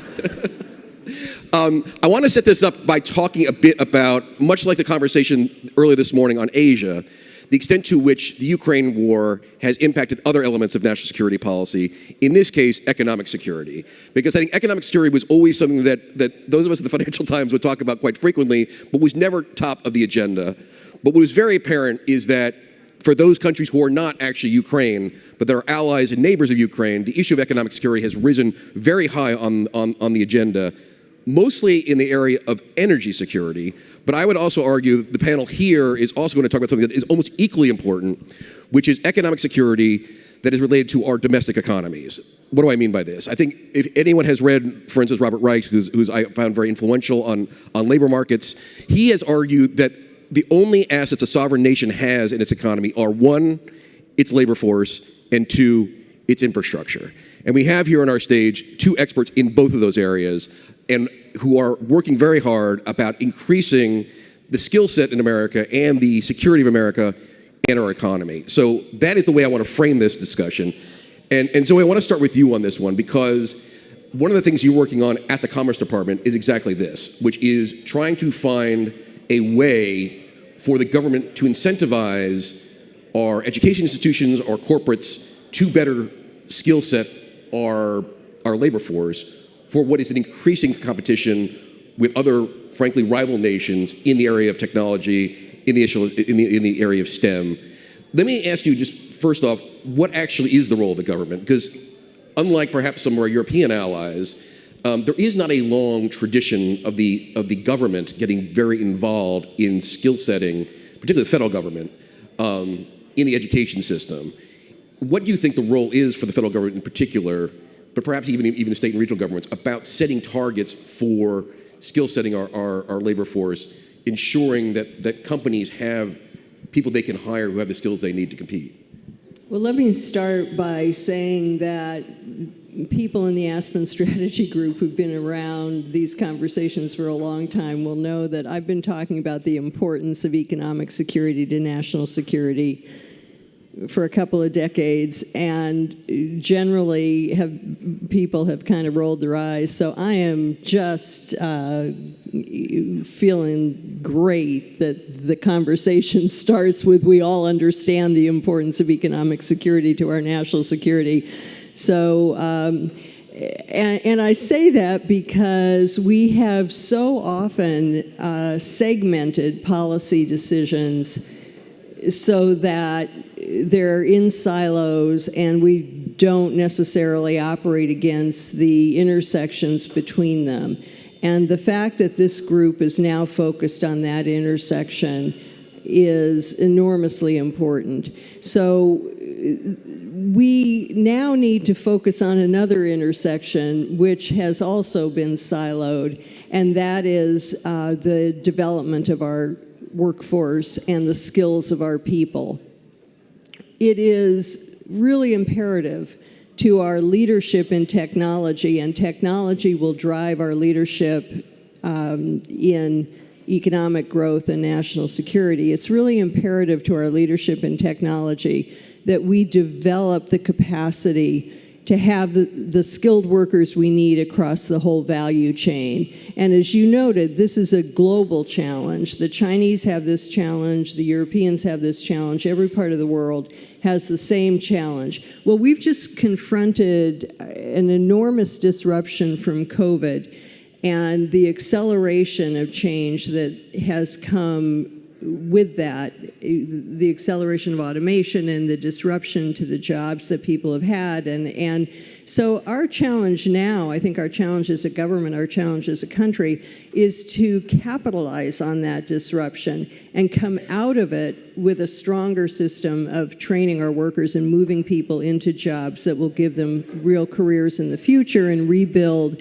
the middle class by having people have the opportunity to be in middle-income jobs, jobs that have growth potential. The administration's been very clear about its economic objective. It's to create the talent, the technology, the manufacturing base that we need to really lead in this century. And we've just achieved with Congress over $1 trillion in investment in America between the CHIPS and Science Act, the Infrastructure Act, the Inflation Adjustment Act.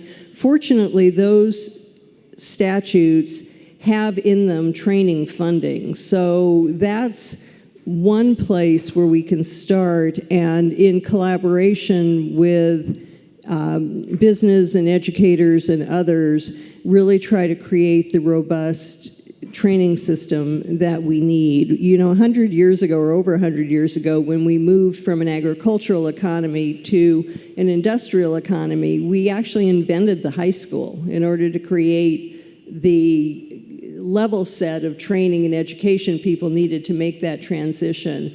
And now, with our ability to work with all sectors together and trying to figure this out, we need to invent the lifelong training system that we need in a world of enormous and rapid change. And I'll leave it there and come back to some of the specific things we've done. Let me just follow up before I go to Kent, because you mentioned the word that I think rings in a lot of people's ears, which is China.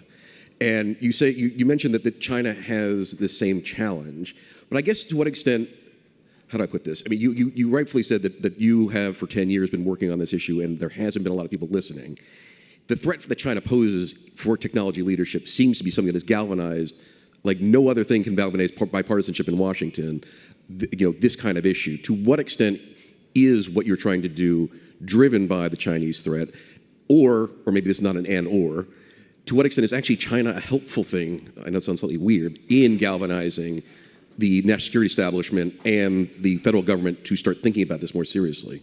Well, that's a very big question, and there's some other people in this room who are probably more expert on U.S.-China relations than I am. But I would say that this is a global challenge, and it has galvanized us to appreciate that we can use, if we do this right, we can use the levers of our democracies and our ability for all sectors to work together to do this better than others. And the battle for the future is going to turn on whether or not we create the skilled workforces we need to deploy and invent and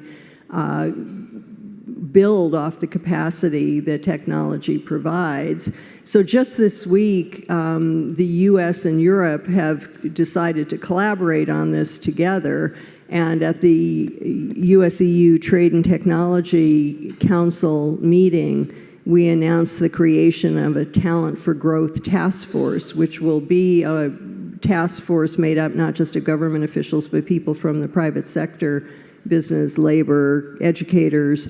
And the objective of the task force is to draw on what we each have to contribute that's best and to build out a really vibrant capacity to collaborate to grow the skills of our collective workforces. And this should make us even stronger in the global environment.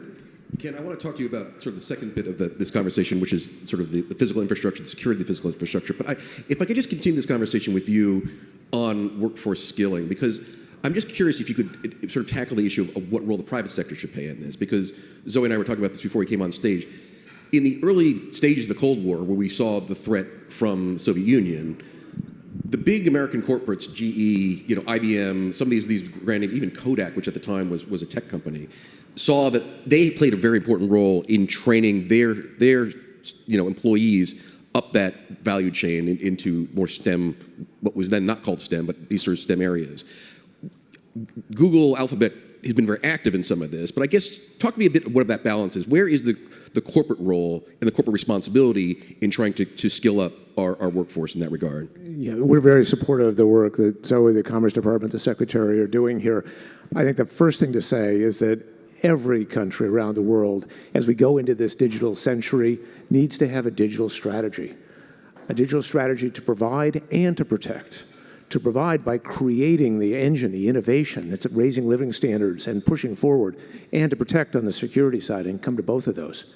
On the provide side of the house, there absolutely is an important role for the private sector, which can invest. We've invested in the notion of training. We're coming up on 10 million Americans and millions of people more around the world on digital skills, so they have an on-ramp onto that information superhighway that Al Gore used to talk about.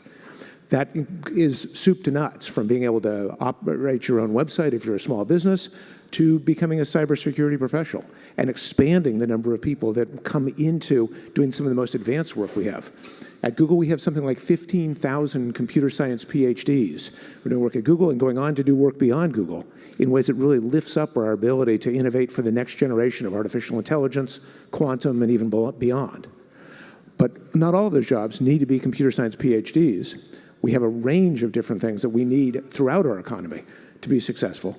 Some of that is through training and skilling. Some of that is making sure we have a diverse workforce, working with a variety of different colleges and universities so that there's an on-ramp for digital skills, computer science training, and the like. And some of it is on the immigration side. And we are encouraged that there seems to be movement in the U.S. toward passage of the bipartisan EAGLE Act, which will allow the U.S. to draw on some of the most talented people from around the world, as we have over the prior decades. So there's an awful lot to be done here, and that's just on this side of the house. I can also turn to infrastructure, if that makes sense, because the complementary piece to this is not just making sure we have the right people, but we also have to have the right structures around it. Some of that is physical infrastructure, and the U.S. has made steps, and countries around the world have made steps to progress our work on a variety of semiconductors and chips, and that's very important. And I think we fell a little bit behind, and we had a wake-up call over the course of the last couple of years about the importance of that, excuse the pun, substrate of digital innovation. But it doesn't begin and end with chips. You have to have the factories, you have to have the people that work in the factories, and you have to have the people who can innovate on top of the work that's going out. We tend to, in the chips context, we get pulled into a conversation about how many nanometers is the chip and how advanced it is. But we're seeing more and more advanced specialization and cutting-edge work going on here. It's extraordinarily important. The work of an interdependent digital economy is a matter of chips, but also a matter of software and infrastructure. That's why today we actually just announced and published our first volume of security perspectives on securing the software supply chain, not just the hardware supply chain. Through open source and other efforts, we're investing $10 billion over the next few years in making sure that our software environment, in which many of us increasingly live and work, is as robust as our physical security environment. And coming back to your earlier point about Ukraine, the Ukraine war was not only a humanitarian tragedy, it's a military war and, of course, an economic war, but it's also a cyber war and an information war. And on those fronts, again, we need to work together. It's increasingly clear that security is no longer a one-off series of individual proprietary fixes. Cybersecurity is a team sport.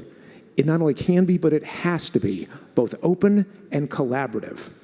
Building not just walls, but bridges as we work together, building security into products. So we no longer talk about security products, we talk about secure products, secure by default. And then making sure that the information environment is also safeguarded against misinformation, disinformation, malign foreign state actor attacks, as we've seen repeatedly out of Russia across a variety of different platforms. Collectively, working together, sharing threat intelligence information between companies and governments. We've taken dramatic steps and made significant strides, but an awful lot more work needs to be done. Can I ask, both of you in your answers mentioned the CHIPS Act, which is, I think, very relevant because if you were going to have a growth in chip manufacturing in the U.S., we need people who can actually work in the plants. So the issue of training up labor is related to the building the infrastructure. But Ken, can I start with you? And this is maybe the factor of me having lived abroad for 10 years and just returning to my home country. I guess I am always struck about the debate around this, because it used to not be the American thing that the federal government got involved in this stuff. Leave it to the private sector. Having lived in Europe for 10 years, where the public sector gets much more involved, the French in particular, but not even the French. It feels to me, and I know this sounds slightly off the wall, a little bit un-American to hear both a corporate and a government official talking about direct role of the federal government in setting these kinds of goals for both manufacturing and for training. Am I missing something here? Has actually just the debate changed because of the threat environment and the environment that we're now facing globally? Well, I would take a little bit of issue, Peter, with the premise, because I think the American government has always had a role in promoting the advance of basic research and science. Google's origin story comes in part out of DARPA and investments that were made in the early development of the internet. Now, I think we have come away from that vision. In roughly 1964, the American government spent something like 2.5% of GDP on R&D. And today, in the last few years, that number is down to well less than 1%. So coming back to that notion of investing for the future in a collaborative way, taking advantage of the great academic research institutes and the great private sector research that's being done, but also having the government with a long-term stake in innovation, I think has long been a part of the American story. So let me ask you the same question, because obviously Commerce Department is a lot what is driving this. And maybe ask you to talk a little bit about what the spectrum looks like, for lack of a better word. Because I think what Ken's getting at, certainly with the DARPA example, is there was a role for the government, and always has been, on sort of core national security things. And I remember talking to the Secretary of the Navy recently and says, look, if we're going to end up fighting a war in the South China Sea, I need to know that my destroyer doesn't have a ball bearing that's manufactured in China. So there's very core national security things that clearly the government needs to get involved in the private sector to ensure supply chain security and stuff like that. The CHIPS Act moves that slightly from pure national security to more to economic security. We think this is an important sector to have domestically because of the threat to Taiwan and stuff like that. How much further do we go? And I guess, is that just one of these, we know it when we see it? Because again, it is striking to me that debate, and this is bipartisan now, that we actually do think the federal government should be playing a role in deciding where we should be investing in manufacturing and supply chains. Is CHIPS a beginning, or do you think CHIPS is kind of the be-all and end-all right now? I think that this administration has been very clear that it needs to collaborate with business, labor, educators, others, to draw on the strengths of America and to play the role that the government needs to play to enable the great strengths of the private sector to succeed and to lead globally. And so that's, where we've been going. The president, as I said, has been very clear that there is a very important role for the federal government in enabling this country to grow and succeed in its talent, its technology, its manufacturing base, and of course to ensure that our national security, which is so closely tied to our private sector and economic activity, is maintained. And I do think that we will be looking at whether there are other critical technologies where this is important too, but what we has been an extraordinary collaboration with Congress to confront America's future and to build America's future. And we have now a lot of work to do to implement that and to make that effective for the American people. Can I ask you the flip side of the question I asked Kent, which is, as you look at the need for a upskilled labor force, the role that corporates should be playing in this? Because again, we were talking before we got on stage, this used to be a role that if you worked at a company your entire life, companies like GE would come to you and train you up. You talked about AT&T off stage, which I didn't mean to steal your thunder there, but AT&T had, when they felt they had we didn't need people up on phone poles anymore, retraining them to other skills. I'm curious what role you would like to see the private sector, if you think they're doing enough right now, and if there is a way for the federal government to either incentivize, or is it more a bully pulpit kind of thing to get American corporates to be more active in this area? An enormously important part of developing the skills that workers need to have for this economy is going to be training while people are working. So we've been trying to build up the number of people who are in registered apprenticeships, not just apprenticeships in construction, which are enormously important, and the labor unions know how to do this well, where people are paid well and they keep moving up from one job to another based on the training that they get through the apprenticeships. But we just did, the administration just did with the private sector, a cybersecurity sprint to get more cybersecurity workers trained as registered apprentices so that the workers get the apprenticeship certificate, which makes it clear for employers what kind of talent and training they have, but they're paid while they get trained. Because they're working on one level of work, but they can get trained up into the next level of work through the apprenticeship. So work and learn models like registered apprenticeships are going to be a very important part of this. These will be undoubtedly part of the implementation of the CHIPS Act. The work that will be done will be in some ways partnership between the government and the companies and the labor unions. And so this is what I meant when I was talking about the need to really invent the system of lifelong learning, because if we know one thing for sure, we know that change is going to be only faster and a constant. And so we need to figure out how we're going to not just train people up right now to work in semiconductor fabs, but to create a system where people are constantly changing their skill sets. And one of the things that interests me are with the layoffs in some of the companies like Kent's, and I don't know whether you guys have done layoffs, but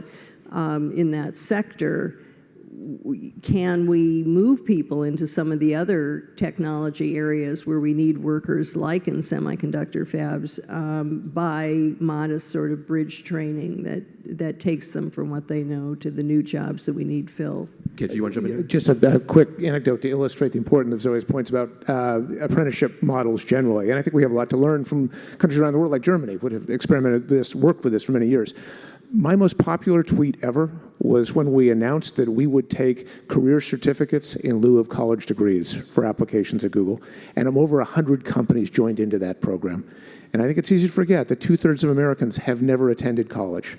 So creating alternative skilling avenues for people to come in, and with the promise or the likelihood of being able to get a job if you successfully complete those programs, is a very promising new avenue, and one we're very excited about. Ken, I'm getting the warning here, but I want to just touch on one more topic before we leave the stage, which is cybersecurity, which is something I know Google Alphabet works quite a bit on. Let me just, in some ways in the Ukraine war, this is the dog that hasn't barked yet. We kept waiting for a horribleness to happen, and it hasn't. I'm just curious, if you were to look particularly non-governmental, private sector, is that because we're actually just getting better at cybersecurity? If I was just to say to you up front, how nervous are you about the security of our private sector networks? What would be your answer to that? I think we should all be vigilant and concerned and working hard, but I think we are making progress. We've been on a journey for many years, ever since Operation Aurora, when our services were attacked out of mainland China, coming on a dozen years ago, which was a real wake-up call for us and led us to reinvent the way we approach cybersecurity, building in the notion of zero trust networks, multi-factor authentication, webs of trust, etc.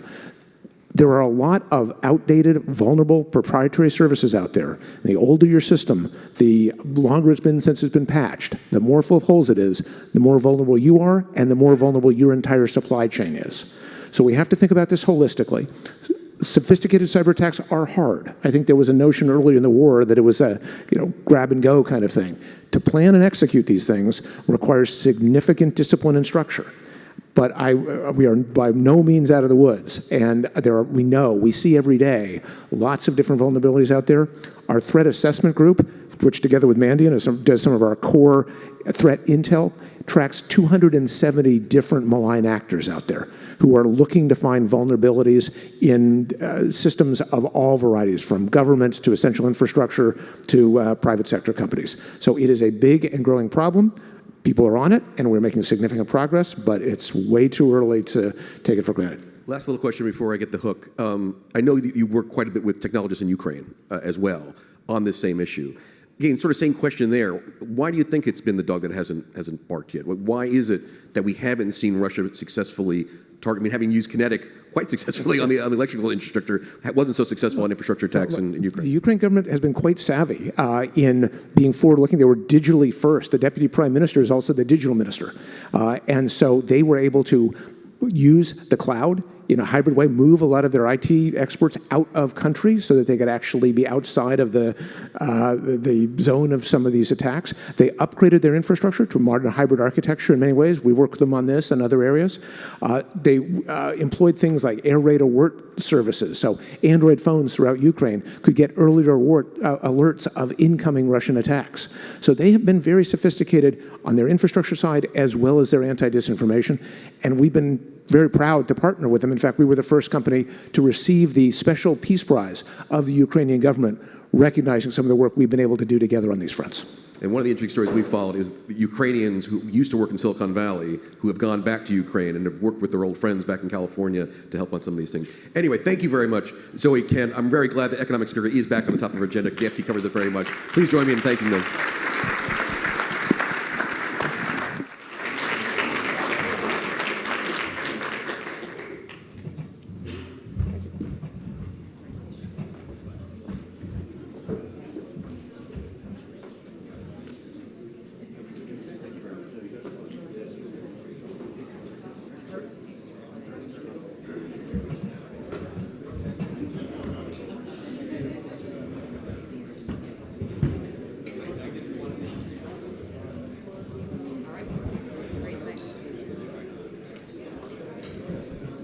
Thank you very much, Peter, Kent, and Zoe. That was wonderful.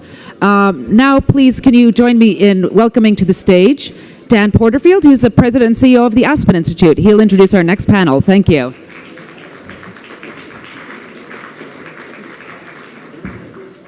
Thank you, Neve, and hello. It's great to be back together again for this year. Please join me in thanking the Aspen Strategy Group and our co-chairs, Joe Nye, who's here, and Condoleezza Rice, as well as the entire ASJ leadership and staff, Anya Manuel, Neve King, Leah Batunis, and many more for their efforts to put this together today. Thank you, Anya, especially for your leadership.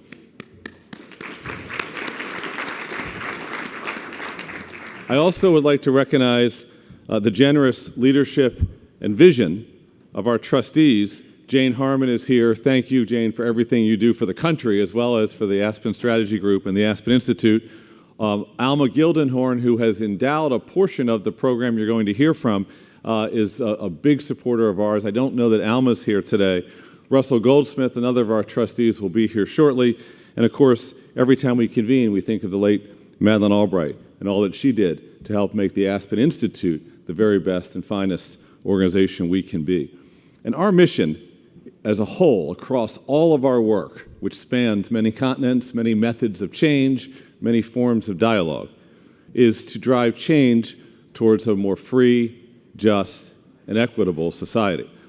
We do that using the tools, especially of dialogue, of aggregating research, of bringing people together for important conversations, of elevating issues, if we can, to national or global consciousness, elevating breakthrough ideas that lead to solutions. Solutions at the heart of almost everything we do, whether it's on our work on climate and energy, or our work on rebuilding civic engagement and social trust, or our work in leadership development, or security, or building a more inclusive economy. And all these issues overlap and connect today in this world. The Aspen Security Forum is a critical component of our work and has been for decades. Provides a resolute and nonpartisan forum for critical conversations on our biggest issues in national security, foreign policy, global connectedness, and all these issues now, whether it's climate or the economy or security or the sort of nature of the state system, are converging. The Aspen Institute is the ideal place, we believe, for the Aspen Strategy Group, because this is a place, a crossroads really, where left and right meet center, where public and private sectors meet civil society, where science and social science meet humanism, where tradition and disruption meet progress, where domestic and global needs meet security, and where idealism and realism meet diplomacy and aspiration. In that spirit, we are extremely excited about this next panel, On the Rise, Perspectives on Foreign Policy, featuring some of the Aspen Strategy Group's rising leaders. Launched in 2021, the ASG Rising Leaders Program brings together about 30 young professionals each year to contribute to the conversation on critical foreign policy issues while honing their leadership skills and becoming a network and a community themselves. Over the course of this year-long program, participants learn from key decision makers and, of course, from each other under the aegis of the Aspen Strategy Group. They attend the Aspen Security Forum, they participate in the Aspen Institute Leadership Seminar, they join discussions with preeminent policy experts, they co-author policy papers, they mentor, and they do even more. At the culmination of the program, the rising leaders then join a lifetime network of alums who are forever a part of the Aspen Institute family. This is a visionary approach that has been developed by Anya and Neve and supported by Joe and Condoleezza. It's incredibly important, whatever our field of endeavor, that we identify young leaders, young talent, invest in them, support them, and provide a platform where they can grow and take their place as partners in preserving and protecting all that we value in this country.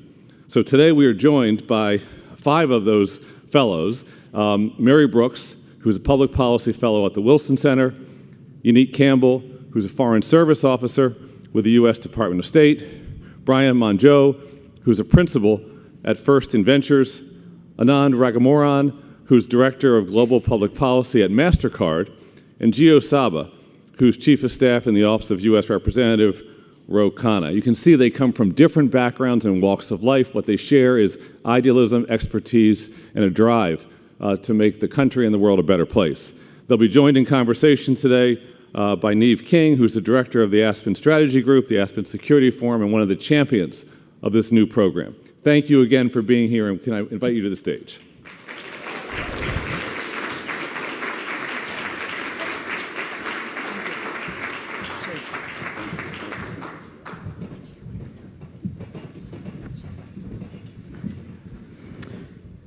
Good morning again, everyone. I'm so excited and honored to be moderating this panel today. I love these young people, so I do. This program, and it's an honor to be a part of. As Dan mentioned, we ask the rising leaders, our second class, to look at some of the big challenges in the world and see if they can put their heads together with people who may think differently than them, or be from different sides of the aisle, or work in different regions and figure things out. And boy, have they done it! So please tune in tomorrow. Their book will be published on our website tomorrow, and we're just so excited for them. Congratulations. Anyway, I'm going to go through each of them and having them talk about it. Brian here is one of the most enterprising of our rising leaders because he already poached one of his co-rising leaders to come work at his company. So that's how this networking is working. Brian, why don't you tell us what drew you to your topic and a little bit about what you wrote about? Yeah, so my fantastic co-author and I, Mike Chico, we wrote about an economic security alliance, and I want to make sure to say that doesn't mean that is the same concept as an economic NATO, but we wanted to expand it to make it more global, and we can get into that in a bit. But what inspired me personally to approach this topic was, you probably have to go back a decade. I was a young, non-commissioned officer in the U.S. Army Special Forces, deploying at that point to the Indo-Pacific. And I really came to appreciate that American power had much more than a military element to it. That sounds obvious now. In 2013, that wasn't quite accepted wisdom. That continued, through my time in service, and when I got out, I went to academia, then went to the private sector, and that just really honed in. That was the more intellectual side. On the personal side, Mike and I were 13 when 2001 happened, and I think you really have to then start thinking about that. Our formative early decades involved 2 major wars, a global financial crisis, COVID, a reemergent revisionist power in China and Russia, and now a major land war in Europe. For us, I think we're a little bit more chastened as the post-Cold War generation, where we are strong believers in the the liberal rules-based order. But that doesn't mean that the entire system is working exactly as it should, and that's why we propose this new entity, international organization, this coalition that we think can really fill in some of the gaps that we experienced in our early years. Why don't you tell us a little bit about your pillars for the ESA and why it is different than an economic NATO? Yeah, so it's based on 3 elements, and the main point here is we don't feel that there's an international organization that's really set up to defend member states against economic coercion, which we're seeing a lot, clearly in Eastern Europe, but we've seen over the last decade in the Indo-Pacific, the 9-line area specifically. So that leads to a lot of ad hoc elements of how we conduct policy. That also means that the U.S. really has robust offensive ways to deal with these. Sanctions is what I'm really getting at, where we don't have great defensive soft touch, if you want to think of low-intensity economic conflict, essentially, ways of addressing these issues. So the 3 pillars are: the first is defensive by design, the second is scope for security, and the third is that it's ideologically and geographically diverse. So it's defensive by design. We're not asking member states in this coalition to really pick sides, China or U.S. It's more, we're going to provide, to Kirk Campbell's point from earlier, the ability to be predictable, the ability to mitigate the effects if you're a small nation being targeted by a revisionist power with economic coercive diplomacy. Scope for security, we want this to really focus on the economic security of a nation. We're not looking here at an isolationist trade pact. And when it comes to real trade disputes, the WTO does that perfectly fine. The WTO, though, is not set up to address these kind of issues, and that's a major gap we saw. And the final part with the diversity here is we really, really felt that this could not fit into a neat democracy versus authoritarian breakdown. If we really think that we want to stop Chinese expansionism in the South China Sea, then that requires partnering with Vietnam, the Philippines, Nepal, countries that are really, important to this competition, but they are not what we would call full democracies at all. Great, thanks, Brian. Mary, you're so much more than just a public policy fellow at the Wilson Center. She's also a movie maker, and she does all kinds of great stuff. Maybe you'll tell us about your other professional extracurricular activities.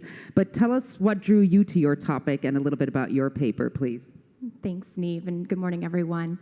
So our paper explores the role that American corporations play in national security issues. And I co-wrote this paper with some people with a different professional background than me. So Alma Caballero, a regional director at McClarty Associates, and then also Mike Chico at Meta, who clearly does not sleep. And so, in a sentence, our paper argues that in this time of increased geopolitical changes, whether you want to call it the end of the post-Cold War era or the return to superpower conflict, American corporations are going to find it increasingly difficult to avoid choosing a side.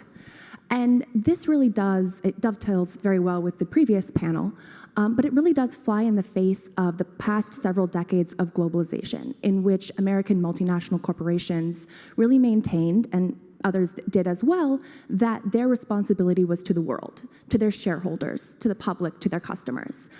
And now it seems like the space for that is decreasing. Think about all of the sanctions coming out of the Treasury Department. Think about the China rules coming out of commerce, the rapid decoupling of supply chains around the world, and just the increased nationalism whatsoever. And what really drew us to this issue, Neve, was the response to Russia in the invasion of Ukraine. And what you saw was a number of countries, a number of American corporations almost immediately pulling out of Russia. And it was pretty impressive to watch, and it was quite expensive for a number of them to do it. But when you talk to them, they said, well, this was a one-off. This was the right thing to do. This was a relatively small percentage of our profits. But we probably, we can't really imagine ever having to do this again. Well, actually, our argument is that it might even be harder if you have to do it again. Think about all of the other issue areas. Think about, the potential for conflict over Taiwan. Think about other areas in Asia. And so our argument here is that companies can choose to be very proactive or they can be reactive. And being proactive is really a 3-part kind of step. First, it's realizing that the space for not taking a side does appear to be decreasing, and so kind of understanding that this is the reality we find ourselves in. The second is deciding what your values are. And that is incredibly controversial, right? Because when do you stand with the US government? When do you not stand with the US government? Very pertinent is today's announcement by Apple, right? That they're going to be encrypting the cloud or allowing customers to do that. And then the third thing to do is create that space for yourself to be able to act on those values that you said were yours. So if you are heavily leveraged into a supply chain in a country where you think you might have to pull out of, that's not going to work so well. So that was kind of this idea that really companies are starting to need a foreign policy. That's great. Thanks, Mary. Now I'll move to Yannick. Yannick, you had a great paper. Why don't you tell us about your co-authors and you, what drew you to the topic, and mention all of them, which thank you to the previous panelists for doing that, and tell us a little bit about it. Of course. Thanks, Neve. So I will start by saying that one of the great things about the Aspen Strategy Group Rising Leaders Program is that it brings together these stellar professionals across the national security sector. And it brings us together, creates these wonderful cross connections, allowing us to address not only our commonalities, but also seize an opportunities to address some of the pending challenges within the national security space. And one of those gaps that we identified was the underproduction of about 1,500 national security graduates, new national security graduates per year. And we realized this after sort of looking at our backgrounds as the core group of authors and recognizing that by lucky coincidence that each of us was a beneficiary of a program specifically designed to recruit and cultivate Black talent within the national security workforce. And so while it was a cause for celebration, it was also a cause for a bit of concern because it indicates that there are sort of these gaps in the mainstream recruitment mechanisms that aren't accounting for these leaders. And so if we really want to keep that pipeline intact, if we really want to support our leaders' lost talent from the early through the mid to the senior career phases, we really need to be investing in them along the entire funnel. And so the paper is a call to action. It's a call to action to say that we absolutely have to invest in this type of talent so that they thrive and they are retained throughout the entire career pipeline. Well, why don't you tell us about some of your recommendations? And when we talked about this, you said, ask me which one will be the hardest to implement. So it's a challenge to the audience to help implement the most difficult one, please. Absolutely. So I think of all the recommendations that we provided, I think we provided recommendations about engaging high schoolers, even as far back as world studies courses, engaging our world affairs councils in rolling out Model UN courses across the United States. But I think if I had to pinpoint one recommendation, I would have to say that it's mentorship. And why is that? Because it's hard to standardize and it's very difficult to scale. Right? And if you look across various sectors, not only national security, across private sector, across international organizations, across NGOs, you recognize that mentorship typically gets whittled down to these sort of once-a-month career chats or safe spaces to vent frustrations. But really what real mentorship is apprenticeship, right? Perhaps bringing along a mentee to a meeting, perhaps that they have no business being in, quite frankly, but where they can see real leaders in action, identify the areas where they need to work on in terms of demonstrating competence for the next level to be promoted, and sort of amplifying, having mentors amplifying mentees' voices along the way.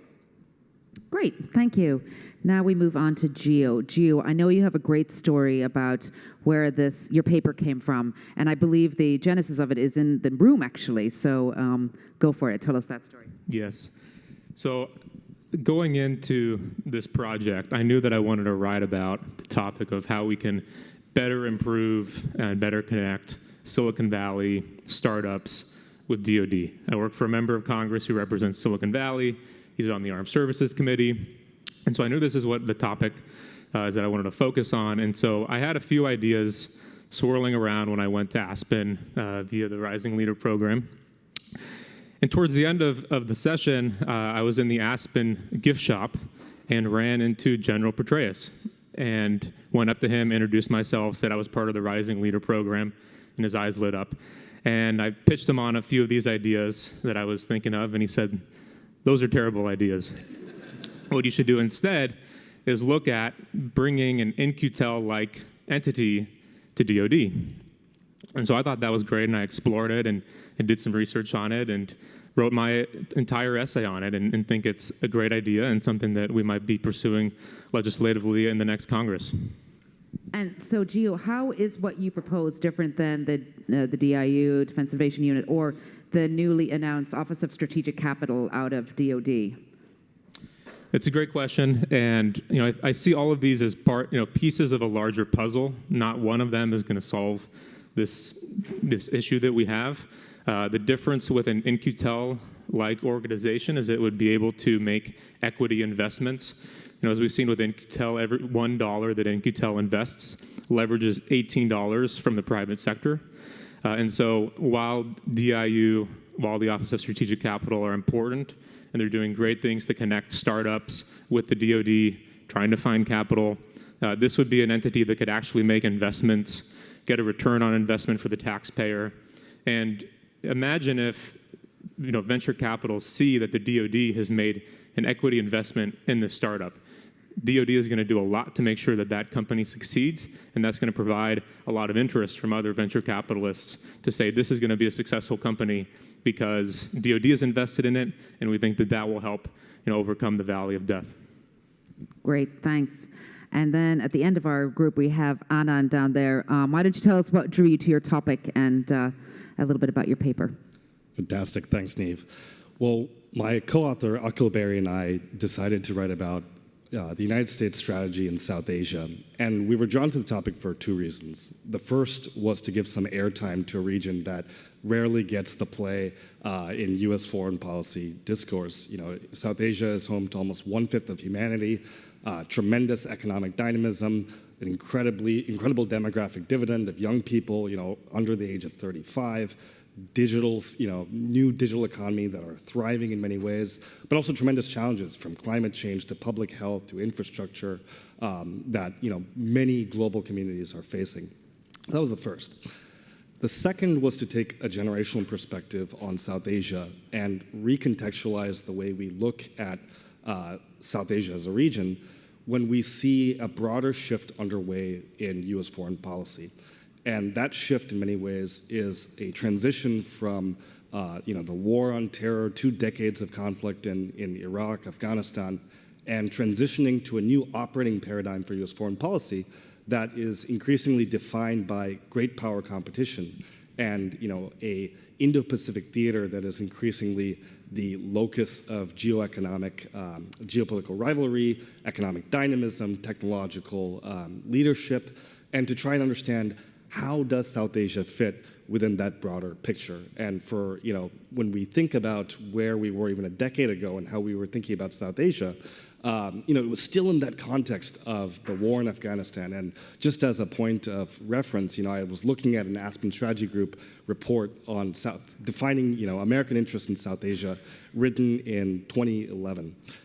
There were 10 essays in the report. 9 out of the 10 focus on Afghanistan and Pakistan. 1 focused on India and South Asia, and that was written by Anya Manuel. So I think, even over the past 10 years, we have seen a profound shift in the way, we need to think about South Asia. But, the image in my mind is of a kaleidoscope where the geometry, the geography, the patterns of engagement that applied for one operating paradigm that centered, the war on terror, you need to shift and try to evaluate what are the new choices and opportunities and challenges for an Indo-Pacific contest that is well underway. So Anand, there's obviously a heavy emphasis on India in any South Asia strategy coming from America. What do you think how do we work with the Indians? We find things in common, but there also are differences. How do you propose through your paper that we work that way? No, absolutely. I think, as Kirk Campbell laid out, beautifully earlier today, that, the U.S.-India relationship is really going to be the linchpin of our engagement in South Asia.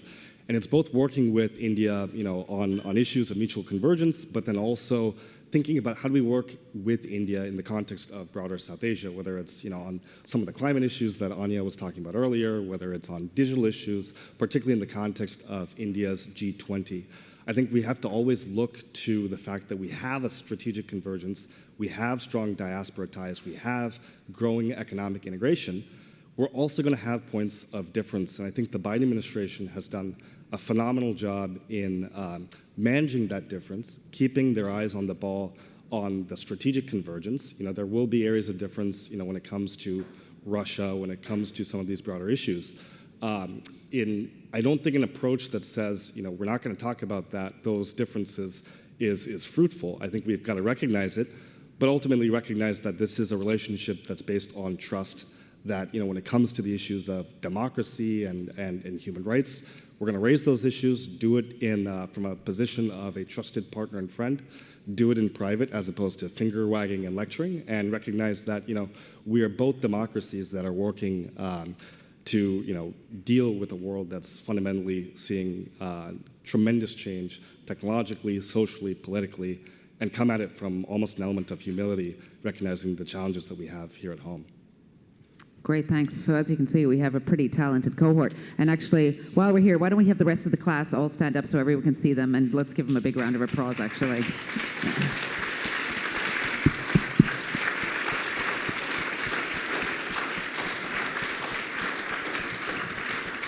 And happily, we also have alums from the first class here. So if those guys could stand up, I know more of them are turning up to the Irish pub later tonight. It's a little easier to manage than coming into the wharf. So the applications for the 2023 class are currently open. They're closing at 11:59 p.m. Eastern Time on the 18th of December.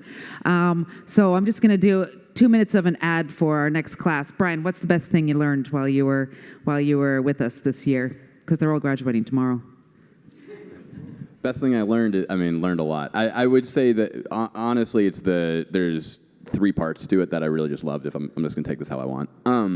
The first part is, especially being in the private sector, being able to have a forum to be able to connect in this way to the public sector is really important. It's very easy to get, looking at companies, look at spreadsheets all day and just get really dragged down into a narrow path there. The second one is ASG members. That I have been shocked at how many really engage substantively with us when we reach out. There's a lot of folks, there's too many to list here, take up too much time, who Mike and I would like to thank for all the time that they spent with us as we were honing our arguments here for the paper. And then the final one is the cohort. As you mentioned, we poached Gabby Fong to bring her to first in as she leaves the Navy. We're the lucky ones here. And just as a group, I know we're going to be staying in touch for a long time. We all come from a diverse backgrounds, and it's just a really fortunate cohort to be part of. Awesome. Mary? Well, I think you just said all of the possible options, but I will follow up on that by saying, I'm a researcher, whether it's for documentaries or for the Wilson Center or for commission reports. And I worked with people who were from the business sector. And I don't talk to those people enough. And that sounds kind of ridiculous because you're in your late 20s and you're already almost over-specialized in this little kind of DC bubble of people who think like you and talk like you and have the same day jobs. So that's really beneficial to have that. And then, yes, to get access to really, really smart and kind mentorship. So Jane Hull-Lute reviewed our paper and talked with us through it. And then, yes, the group is really cool. People are just kind. They want to see you succeed, and they want to help you succeed. Great. Yannick? I would certainly have to highlight the network and community that have absolutely been force multipliers for me, for myself, and I'm sure for others in the cohort. Also, the depth of expertise that the cohort brings to the table, right? Recognizing that diplomacy isn't the only sort of tool for engagement, but intelligence, defense, right? Certainly recognizing those capabilities as well. So it's been just wonderful to be a part of this opportunity. Gio?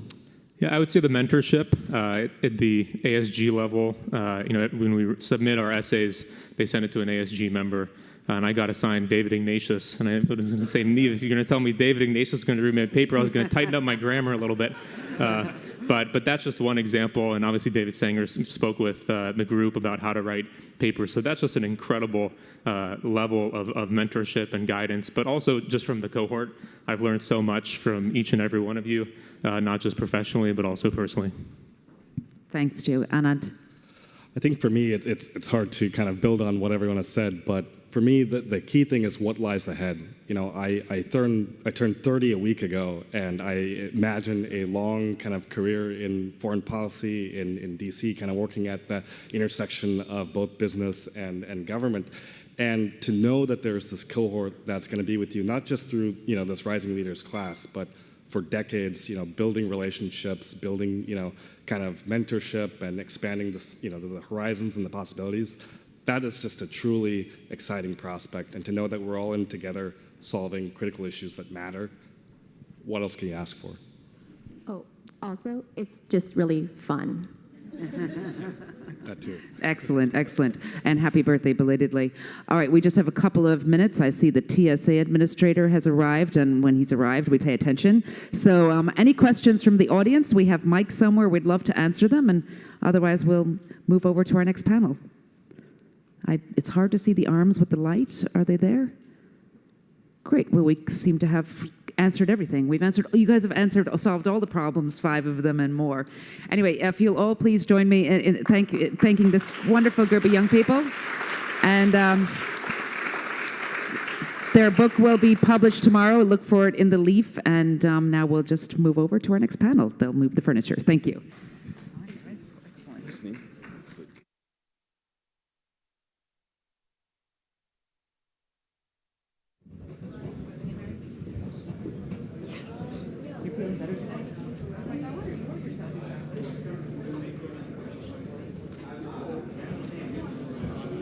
Excellent. Can I have the mic?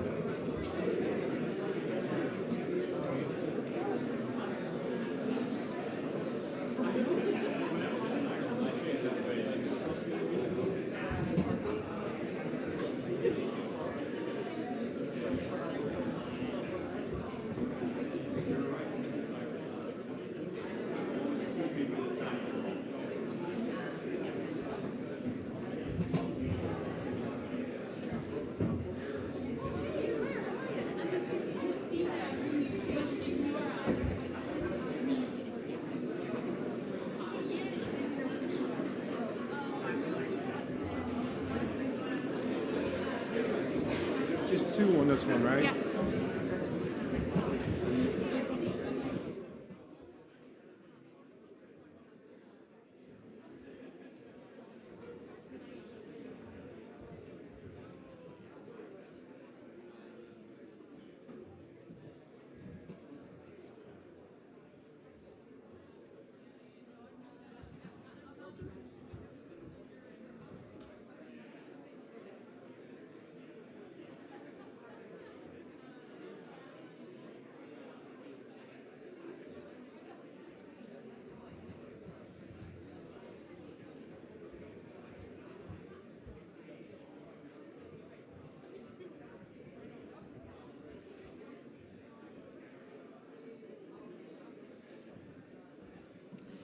All right, ladies and gentlemen, may I have your attention, please?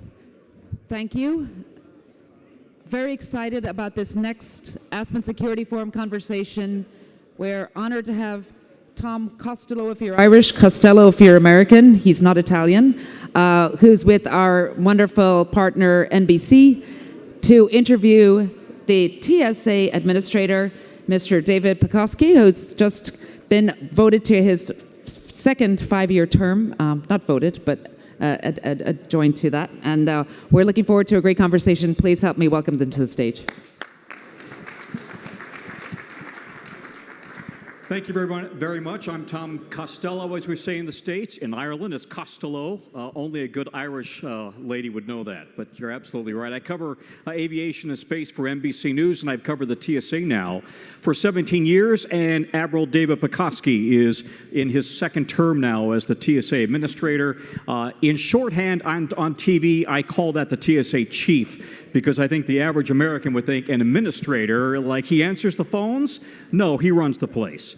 And he runs an agency of, 60,000 employees. 60,000, right. And I think it's important to remind the audience, the TSA was stood up after 9/11 on 2001, and immediately, within just a few months, you were dealing with, or your predecessors were dealing with, a very serious shoe bomber attempt in December of 2001. In 2006, the attempt to detonate explosives in soda bottles on a plane, the attempt at bombing in 2010 of a U.S. cargo plane with explosives, you may recall, in a printer cartridge. The U.S. was warned about that by Saudi intelligence, thankfully.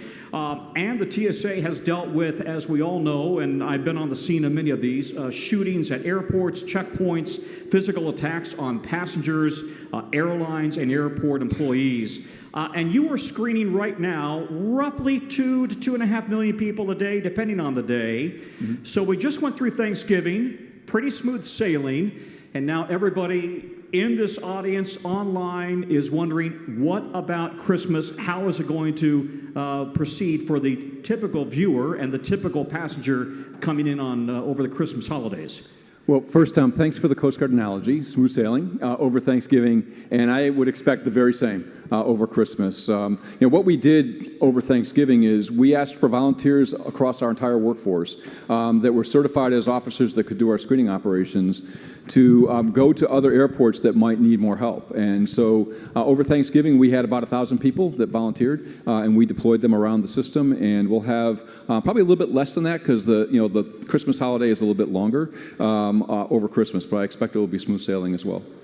The airlines are still struggling with staffing issues. What about TSA? You're operating right now at about 8% below your optimal level of staffing. Will you have enough TSA officers over the Christmas break and into New Year?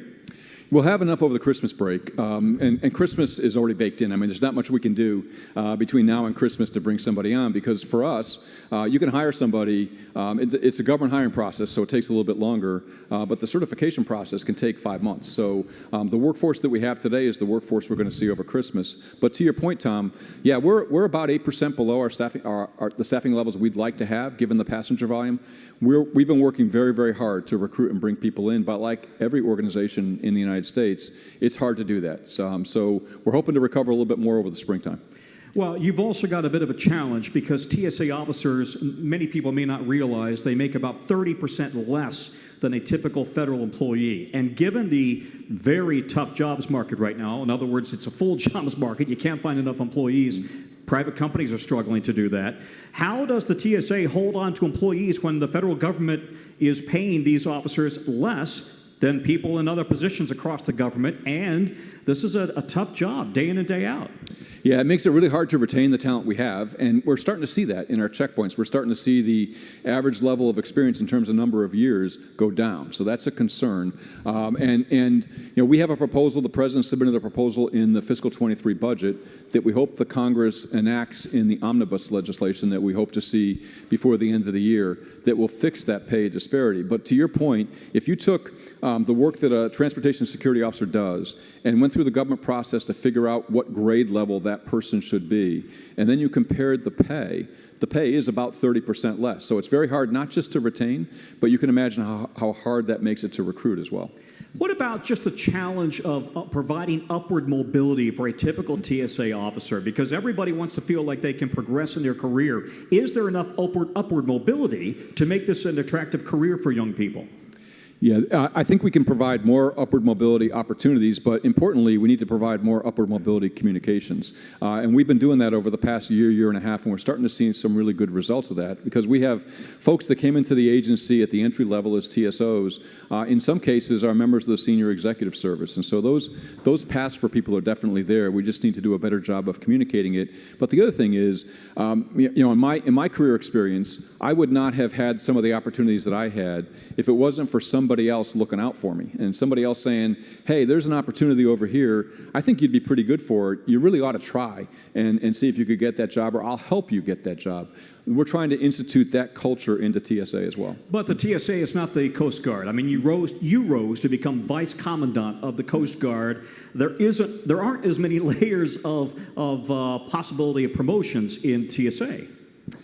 But there aren't that many fewer. I mean, there are, somebody comes into TSA and we're in a pay banding system, so you come in as a D band. When you get up to the SES, you're past the K band, right? So there are a number of steps on the way up. That provides more pay, more responsibility on the way up. Like I said, we just need to do a better job of creating some of those opportunities for sure, and then communicating that we've created them and the opportunity there. Among the many stories that we have covered at NBC News and our competitors have covered, really this explosion of violence in airports, onboard planes over the last few years. In 2001, the FAA reported 1,100 investigations of aggressive, even physical violence on board planes. That's the highest on record. So far this year, 2,200 reports, 767 investigations. And now we are past the mask mandate, which was one of the biggest reasons why people were misbehaving. Why is this still a problem? Why do we still have people acting up and becoming violent on planes? Well, I think it's a societal problem in general. And one of the things that we always felt in TSA, when the mask mandate was in place, most of those instances, particularly in flight, were verbal arguments, verbal assaults, if you will. But what we've always tracked is the physical assaults, and the physical assaults really are much higher than they were pre-pandemic. And since the mask mandate has expired, we're still seeing physical assaults on board aircraft. You see them reported in the news all the time. So I just think they have a much shorter level of patience than they've ever had before. And you got a lot of people too that, as the makeup of passengers has changed, because more passengers now are leisure passengers that might not travel as often as a business passenger, I think that's created some conflict too. A business traveler has it figured out. They know exactly what to do on an aircraft. There's certain standards that we all kind of abide by as we travel often. Less so the case with leisure travelers, particularly people traveling in large groups. So I think that all of this contributes to the issue. Bottom line, though, is both FAA and TSA are working every day to do what we can do to make it come down. And the FAA and the TSA have adopted a zero-tolerance policy. What does that mean? Does it mean that you give nobody any warnings? First offense, and you're going to be referred for prosecution? What does that mean? That means that in every single case, we always do an investigation because you always want to make sure you have your facts right. And when the investigation shows that a civil penalty is warranted, in every single case, we proceed with a civil penalty. If the conduct is particularly egregious, we work with U.S. attorneys around the country to pursue criminal charges and criminal prosecution. And we talk about that a lot because we want to provide a deterrent to this behavior for others. To that end, TSA officers are not law enforcement officers. You don't carry a gun. You don't have handcuffs. But the federal air marshals do report to the TSA. They do carry guns. They do carry badges. And they're on an undisclosed number of flights across the country or internationally at any one time. And we have reported over the last year or so, some federal air marshals have felt the need to break their cover and to intervene in the case of instances where passengers were behaving badly. But that sets up a real conflict or a challenge for the air marshals, doesn't it? Because I guess the concern is this could be a ruse. This could be an attempt to distract them from a real hijacking attempt like we had with 9/11. Yeah, you're exactly right, Tom. I mean, we have air marshals on flights, certain number of flights, and we use a risk-based process to figure out which flights those air marshals need to be deployed on. And sometimes there are 2, sometimes there are 4, 6, or more, depending on the particular circumstance. We have protocols between the cabin crew, the flight tech, and our air marshals as to when they need to break cover. It's rare that they will, for the very reason that you cited. I mean, our concern is somebody trying to hijack an aircraft or do damage that might be catastrophic to that aircraft overall. We don't want all eyes going on somebody that's engaged in a physical assault that looks like it'll resolve itself over the next few minutes while nobody's watching the flight deck door or watching the other passengers in the aircraft. So then you're relying on the passengers to help the flight crew stop this. We are, and we also rely very much, and I think the unsung heroes of all of this have been the flight attendants and the gate agents. Mm-hmm. I mean, gate agents first, that when they see somebody that to them indicates that they are not ready to be in an aircraft, just not allowing entry into the aircraft, and we see more and more situations like that. So good on the gate agents for making that judgment. And then secondly, for the flight attendants, and we work really closely with flight attendants to provide them training in self-defense. They have their own training programs to how to de-escalate situations. But I would carry it just one step further, too. We have seen assaults in our checkpoint operations, too. And so we train our officers, and we're going to be doing a lot more of this, as to how do you see a situation developing and try to de-escalate it as quickly as you can. Yeah. Because anytime there's any activity, either in an aircraft or in a checkpoint in particular, it's going to slow the whole process down and impact hundreds of people. You mentioned the self-defense training, and I've been at the Federal Air Marshals was training the flight attendant crews in self-defense, and it's no joke. I mean, they are literally learning how to karate chop people and block them and throw them to the ground if necessary. Does that work? Do the flight attendants feel like that gives them the kind of capability they need to defend themselves and defend the rest of the passengers? Yeah, I think it works. I mean, and I would say that because we have a lot of demand from flight attendants to receive that training, and we try to. Sometimes we bring them into our Federal Air Marshal field offices for the training.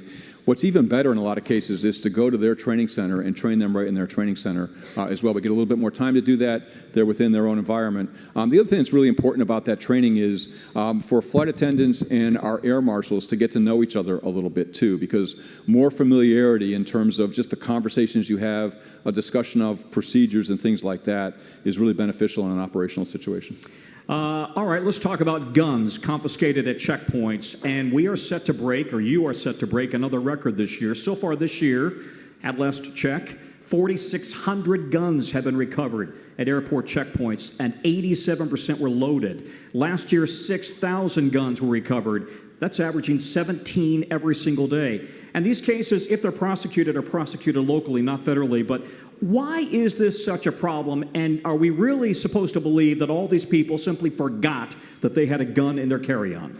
Yeah, so we're going to break last year's record, which last year broke the prior year's record for the number of firearms we find in our checkpoints. And the universal comment from passengers that we discover a firearm in their carry-on bag is, I forgot it was there. So not everybody can have the same story. It just is not believable for everybody. Again, we do an investigation on these. Most egregious situations will get prosecuted by the U.S. attorneys, but it has to be really egregious for that to happen. And in every single one of those cases, we do pursue a civil penalty after an investigation. The real concerning part about all this is, and you mentioned it, Tom, is that 86% of these firearms are loaded. So that means there's a round in the chamber or a magazine is inserted into the weapon. That's particularly hazardous. We had a situation in Atlanta Airport where the passenger actually knew that his firearm was in his carry-on bag. We pulled it aside for a search. He reached over, went to grab for his firearm. We don't know for what purpose yet, but a round went off. Fortunately, the round went into the table and didn't injure anybody. But I just think of all the people traveling through checkpoints that a round discharge, one, is going to create panic as you would expect, and most importantly, it could really injure or kill somebody. Yeah, that suspect then fled the Atlanta airport, and that meant that I spent 2 days at the Atlanta airport as the country was looking for this suspect.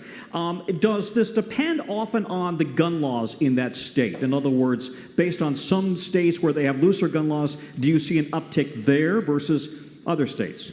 Yeah, there's definitely a correlation there. States that have looser gun laws, to your characterization, generally have higher numbers of firearms detected in checkpoints. Talk to me a little bit about the international element to your job. We've got a lot of international attendees here in person and also online, and the TSA works very closely with your international partners, other airports around the world, airlines, and you're all, as I understand it, you've been working for years to try to get everybody to adhere to a single policy, a single standard as it relates to airport and airline security and screening. How much is that working today? How much progress have you made to get a single global standard so that we're all on the same page?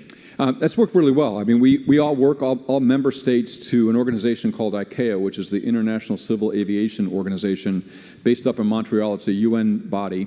We just had our assembly, which brought all of the member states together in September. ICAO has established standards and recommended practices for security in every single airport in the member states. What we do additionally is we do audits of all of the last point of departure airports. So it would be airports like Charles de Gaulle, London Heathrow, the airport that is going to be the point where somebody departs from inbound to the United States. We do audits of those airports to make sure that they meet any additional requirements that we may have, because the reality is that the United States is the prime target for aviation terrorism, and recognizing that we do have additional requirements across the board internationally. But the ICAO work is, they're basically replicating the incredible work they've done for years in aviation safety, and look at the aviation safety record globally. It's amazing, and map that into security over the last 21 years. Yeah, I think a lot of people may not realize that you you have an international TSA office. You have people assigned to embassies around the world. You do regular audits of overseas security. And yet, anybody who travels internationally knows it's not all the same, that there are different layers of security. Does that keep you awake at night? Well, we work really closely with all of our partners around the globe. We have really good intelligence information that helps guide the work that we do. The key to this is to ensure you have a good trust relationship with your parallel organization in those last point of departure airports, and importantly, also with the airports themselves. Both TSA and CBP have a keen interest in this, right? Because CBP is going to admit all those passengers into the United States. We work very closely on making sure we identify passengers that might require additional screening, that might need additional screening of their check bags, things of that nature. So it's very much a network that we have in place. But certainly, there's a lot of things that can keep me up at night. That might be one of them. To follow up on that, the point being, you share your watch list, if that's the right word, with other countries, and you try to coordinate watch lists. Would that be fair to say, or our closest allies? What we do is, there is a watch listing process in the United States government that all the agencies in the government subscribe to and use the information from. We don't necessarily share our watch lists, but we might indicate that we have a concern about a particular passenger as we see that flight reservation come up. And then a lot depends on the country, too. A Five Eyes partner, we're going to have a lot more information sharing with a Five Eyes partner because of that relationship. So we work very hard to make sure that we don't withhold information, but sometimes we might not reveal all that we know, obviously. The one concern I've heard many times as I've talked to people in this business for years and years and years is that, especially in the EU, now I say this having a European wife, so I'm all partial to the EU, but that not all airports in the EU are necessarily adhering to the same level. So yeah, Charles de Gaulle and Amsterdam and Brussels and London, whatever, they're probably at the highest level. But if you're coming from a smaller airport, they may have staffing challenges, budgetary challenges, and yet if you check in at that airport, then you can go all the way from that smaller airport in Europe all the way into the United States, and you won't pass through a Charles de Gaulle security necessarily, or London security. So is that a concern for you? Is the level of security across the EU and other countries as well, but the EU's got that 15-nation, or 18-nation now, universe, that security across the entire EU is at the same level? Sure, and part of what we do is we also do security at the gates. So we require certain measures to be taken at the gates for flights that depart or going to certain locations in the United States. It's a very complicated process. Additionally, we always look at the passenger name record. In other words, the whole history of travel for that passenger between TSA and CBP. So there is awareness where we might have additional concerns, and we put measures in place to address them. Okay, to that end, you are right now pushing, and Congress is considering this one-stop plan, which essentially would mean that if you're flying once you're cleared and once you're flying into the United States, but you are going to arrive in Newark and you're going on to Denver, or you're going to arrive at LAX and you go on to, you name the airport, Detroit, whatever, that you won't go through security screening again. Once you're screened, that's it. You can go all the way through, and that's called one stop. Why does that make sense? Why do you want to see that happen? Sure. One stop makes a lot of sense because, one, first and foremost, it improves security. So the flights in a one-stop airport, in a one-stop country, will be by definition more secure than if one stop wasn't in place. And so it improves security. It absolutely improves efficiency, right? We can't continue to try to grow the number of people we have in our checkpoints by the 4% year-over-year growth we expect in passenger volume growth.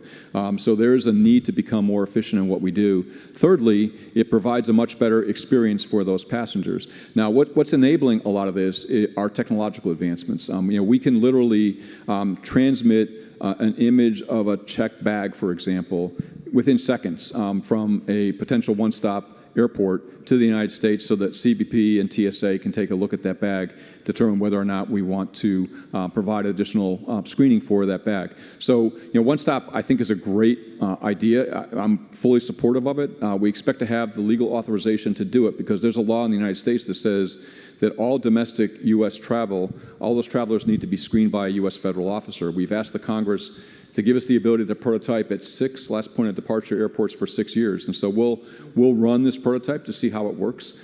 We wouldn't ask for a prototype if we didn't think it was going to work well. So looking forward to that. But that means that you're even now more dependent on that overseas screening, that is going to be at the same level that you would receive domestically in the United States.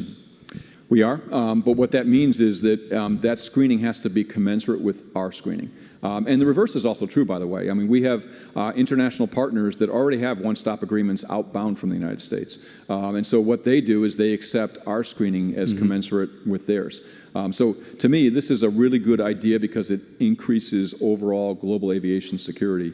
And everybody has paid very, very close attention, not just to the process of screening, but the technology, the software that's loaded onto machines, things of that nature. So overall, this will raise the baseline of aviation security and certainly provide the efficiency and the experience benefits we want. You know, you've talked a lot about international cooperation. What kind of lessons have you learned, has the TSA learned and Homeland learned from our overseas partners, whether it's the Japanese or the Brits or the Israelis, that we've been able to apply to our operation here?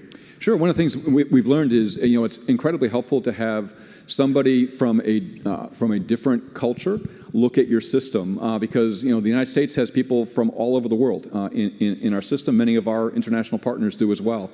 So having somebody from a different culture look at your system, provide some recommendations on it is very, very helpful overall.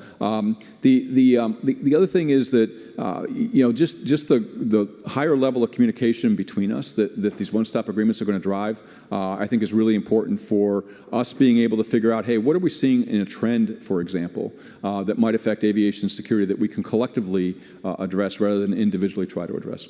Have we all, and I'm saying all of us collectively, have we gotten a little complacent about aviation security? It's been 21 years since 9/11, and, you know, we go through the motions, we go through the checkpoints. Sometimes I think you would be forgiven for thinking that a TSA officer's eyes are glazing over. Have we collectively gotten a little complacent? Do we need to remind ourselves what the stakes are? We do, and we do that within TSA. We remind our officers all the time about 9/11, and we're not trying to relive just the 9/11 style attacks. We're just trying to emphasize that there are people in this world that want to attack our system, some domestic and some international, and you need to be alert all the time. And sometimes something that might appear to be very benign or somebody who might appear to be very much in compliance may not be, so you just can't make that assumption. The other thing that we're working on very hard is how do we embed more technology into what we're doing? Because, you know, if you think of that officer that's standing in that checkpoint, they're on 8-hour shifts, oftentimes work longer hours than the 8-hour shifts. There can be a fatigue factor, no doubt, in the work that we do. And so, you know, there's no reason why, for example, we can't use machine learning, artificial intelligence to automatically detect knives, for example, in carry-on bags. And so I envision a day in the not-too-distant future where, as a passenger, you'll put your bag down on the belt. That bag might go through, and the officer may never see the image because the technology says there's nothing in this bag that is inconsistent with our security standards. So that will improve efficiency. It will also, importantly, when the image does come up, the officer's going to say, okay, this is a big deal because, you know, the machine did all of the routine checks that I'm now doing. I really need to focus on where this anomaly might be. Lastly, we are prototyping the ability to take those images because there's no reason why that officer has to sit right next to that machine. Absolutely no reason why they need to do that. Technologically, you can port those images anywhere you want to. You need to do it securely, obviously, but we're prototyping taking those officers off the floor, putting them in a separate room, because if you think about it, an officer sitting behind one machine is seeing one machine's images, right? And so we're not able sometimes to connect the dots, if you will. Let's say a person brings a set of handcuffs. Handcuffs are not prohibited, but if we saw that we were seeing like 20 handcuffs across 3 lanes, that might cause a level of concern. And so bringing all the image reading into one location will help us identify where those concerns are. And that location could be anywhere. It could be in Wichita, a big operation that watches every airport? Yeah, so initially we're going to start out that location will be at the airport, but we'll eventually move it to regionally and then nationally, because you could have 2, 3, or 4, you're going to have redundancy, of course, sites around the country where you do this X-ray image reading. And really think about it. I mean, you don't have to have people living in Washington, D.C. with the cost of living here, or in New York, or in Chicago, right? That's fascinating. Okay, well, you opened the door to technology, and you are now looking at facial recognition, that we will check into our flights, and you will verify I am who I am based on my face, much like Customs and Border Protection already does for people incoming and outbound. And now you want to do that for a domestic flight across the country, right? Just using my face, I don't need a ticket anymore. Yeah, we do want to do that, and we're prototyping it in some locations to see how it works and to make sure that that there are no error rates beyond what we're already aware of in the technology that we're using. The fundamental fact is that if you have a person looking at an image and trying to match up that image, particularly in a driver's license, with the person standing in front of them, it's very, very hard to do, and their accuracy rate is somewhere in the 80s, 80%. When you use facial recognition technology, the accuracy rate goes 98, 99%. It's significantly different. It's a lot faster. One of the things that we always do with all of our biometric work, because we know there's a lot of sensitivity to biometrics, rightly so, is we lead off with the privacy protections we're putting in place. People have concerns that, hey, you're taking my image, what are you doing with that image? And so all of our privacy impact statements are posted on our websites so for people to see, and if anybody has a question, they can ask somebody in the checkpoint what we do. But the reality is that we have no desire to retain a facial image. So once your facial image is checked biometrically, that's erased as soon as you leave that station in the checkpoint. Well, you anticipated my question there, and in fact, San Francisco is not going to allow, at least right now, San Francisco does not allow facial recognition technology, fearing the slippery slope of a China, for example. Are you guaranteeing that my face and where I'm going and all of my information, who I'm traveling with, is not kept in the system if you go to this? Yes, well, we don't keep it in the system. We don't want to. I mean, we would have to protect that information. That feels like Big Brother is why people are worried. Right. But Big Brother knows I'm going to Denver or wherever. Yeah. Well, I think people feel that they see the camera systems in airports. You see camera systems in grocery stores. I mean, they're all over the place, and they think that we're tracking somebody from the checkpoint all the way through where they're going persistently. We are not doing that. We have camera systems in our checkpoint just so we can see an interaction if it comes up to be an issue later on. Let's say something got into the stereo of an airport that shouldn't. We use that camera technology to figure out, hey, what happened here? Why did that occur? Or if somebody has a complaint about something, we can look at the video to see what actually occurred in that exchange between a passenger and an officer. How good are these scanners? If I suddenly grow a beard, or if you grow your hair long, which would be a good look for you, would you be able to, would the camera still identify you as that individual? Yes. That's it? Yep. Yes. Yes. Yep. All right. Listen, travelers right now are limited to small quantities of liquids and gels, and everybody wants their liquids and gels. Is the technology advancing to the point where we can start carrying liquids and gels in the coming years, or where do we stand on the technology to detect liquid explosives?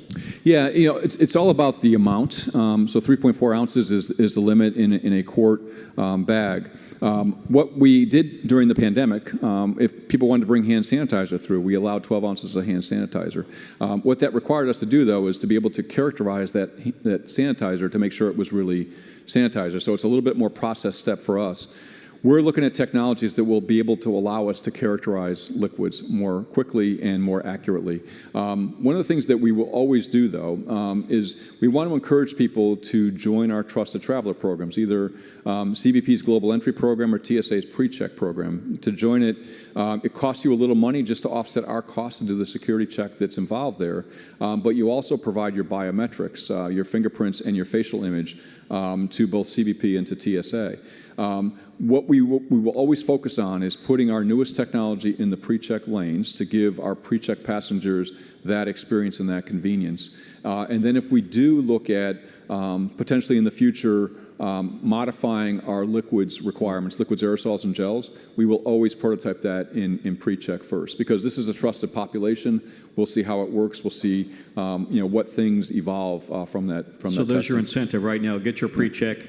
Get your fast lane access. Listen, I got to ask you about Homeland Security is now yet again postponing the Real ID law. It was, by the way, this was a law passed by Congress after 9/11 to try to essentially make every state comply with the same standard for driver's licenses or identifications, because some of the 9/11 hijackers used fraudulent information to obtain driver's licenses. And here we are 21 years after 9/11. We still don't have the singular policy rolled out nationwide, and Homeland Security is delaying this yet again. The Real ID Act now delayed until 2025.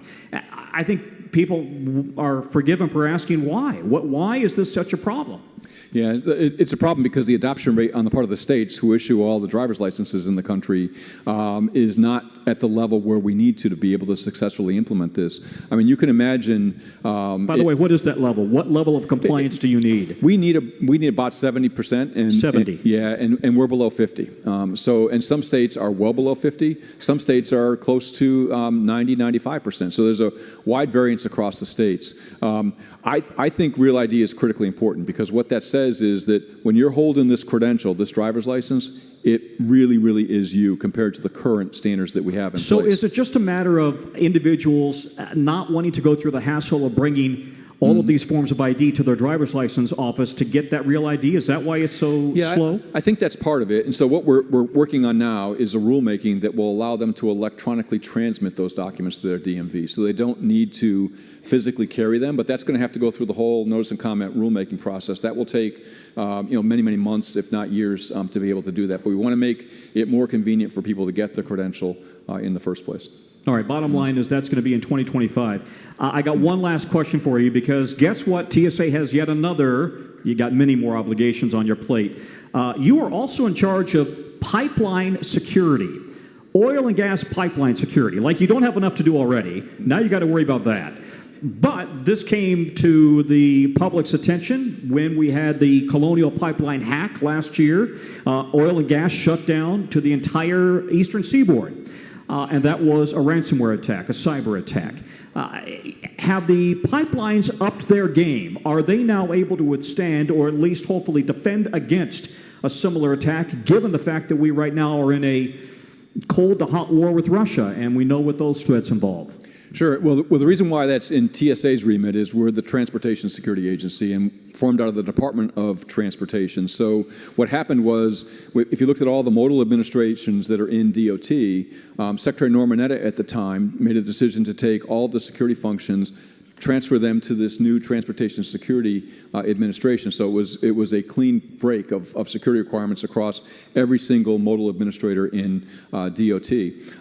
With the pipelines, yeah, that was a lot of work by the pipeline companies, a lot of work by us, and I think we're in a really good spot at this point in time. And huge credit goes to the owners and operators of the pipeline systems that we've now regulated for all the work they've done over the past year and a half.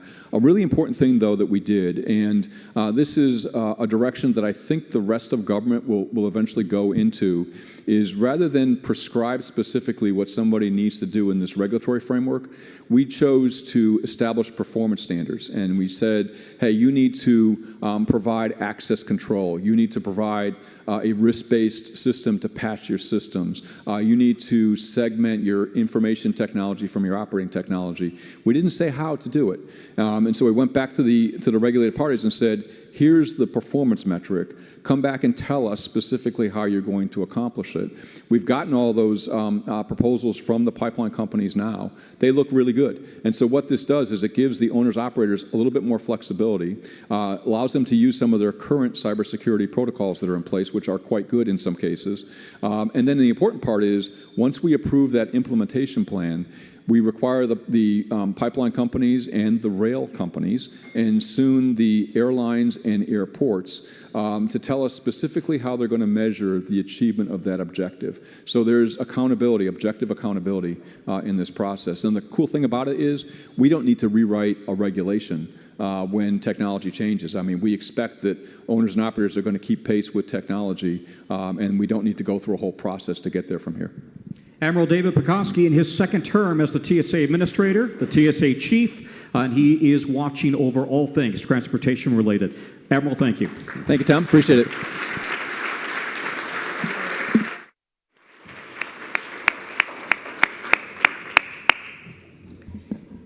Admiral Pokosky, thank you so much for not sleeping at night so we all can. Thank you for being here with us. Thank you so much, Tom. Thank you. We are now doing what is unheard of at the Aspen Security Forum, giving you a break. Please go outside. There are 2 separate lines for lunch, 2 different buffets, and we will meet back here at 12:30 punctually to speak with 3 different European foreign ministers. So please enjoy your lunch and come back punctually at 12:30. Thank you so much.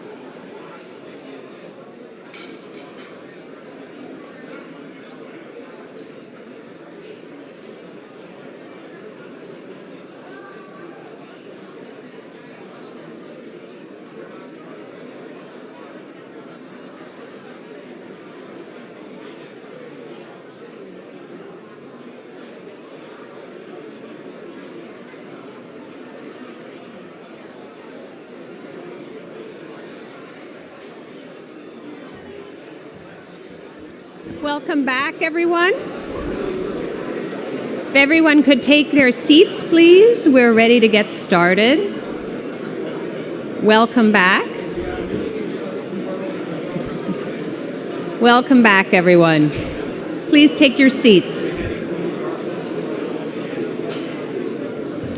We are ready to get started, so if you could please take your seats. We have a real treat for you this afternoon. I hope everyone had a wonderful lunch. Thank you for being back and taking your seats. So we are very excited to welcome here on the stage 4 countries that are really on the front line of what is happening in the Russia-Ukraine conflict. We have with us Pekka Haavisto, the Minister of Foreign Affairs of Finland, Zbigniew Rau, the Minister of Foreign Affairs of Poland, Tobias Lindner, who is the Minister of State in Germany and has been intimately involved in everything Germany is doing to have a more assertive foreign policy. And we will also have with us very shortly Tobias Billström, who's the Minister of Foreign Affairs of Sweden. He is stuck in a car on the way from the State Department, but he will be with us shortly. And no one better to interview this unbelievable panel than our own Peter Spiegel from the FT. Thank you so much.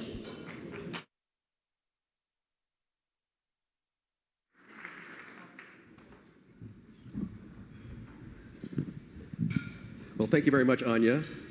It is my great pleasure to share a stage with such a distinguished panel. It is a little bit, for me, going home again, because I spent 6 years in Brussels covering European defense and security policy. So it's a great pleasure to share the stage with such a distinguished panel. Now, obviously, just one housekeeping matter. At the last 15 minutes, I'd like to take some time for Q&A. I'd like to go to the rising leaders. So if you're in the room, please be prepared for questions coming at you near the end of the panel. Many of the people here on stage last week were in Bucharest for the foreign minister's ministerial for NATO.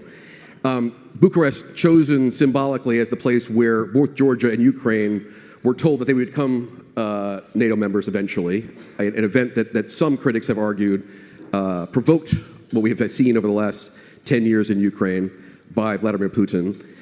There was a statement, I would argue, of unity. There was a reassertion that both Georgia and Ukraine would eventually join NATO. But I want to start with the Polish minister, Minister Rau, because Poland has, I would argue, been perhaps the most vocal ally of Ukraine within the alliance. And around the time of Bucharest, we had the French president, Emmanuel Macron, talking about peace talks with the Russians again, with Putin again. We had even the president of the United States suggesting peace talks with the Russians again. And although there was a very strong statement of unity coming out of Bucharest, the noise around it suggested that support in some countries is weakening.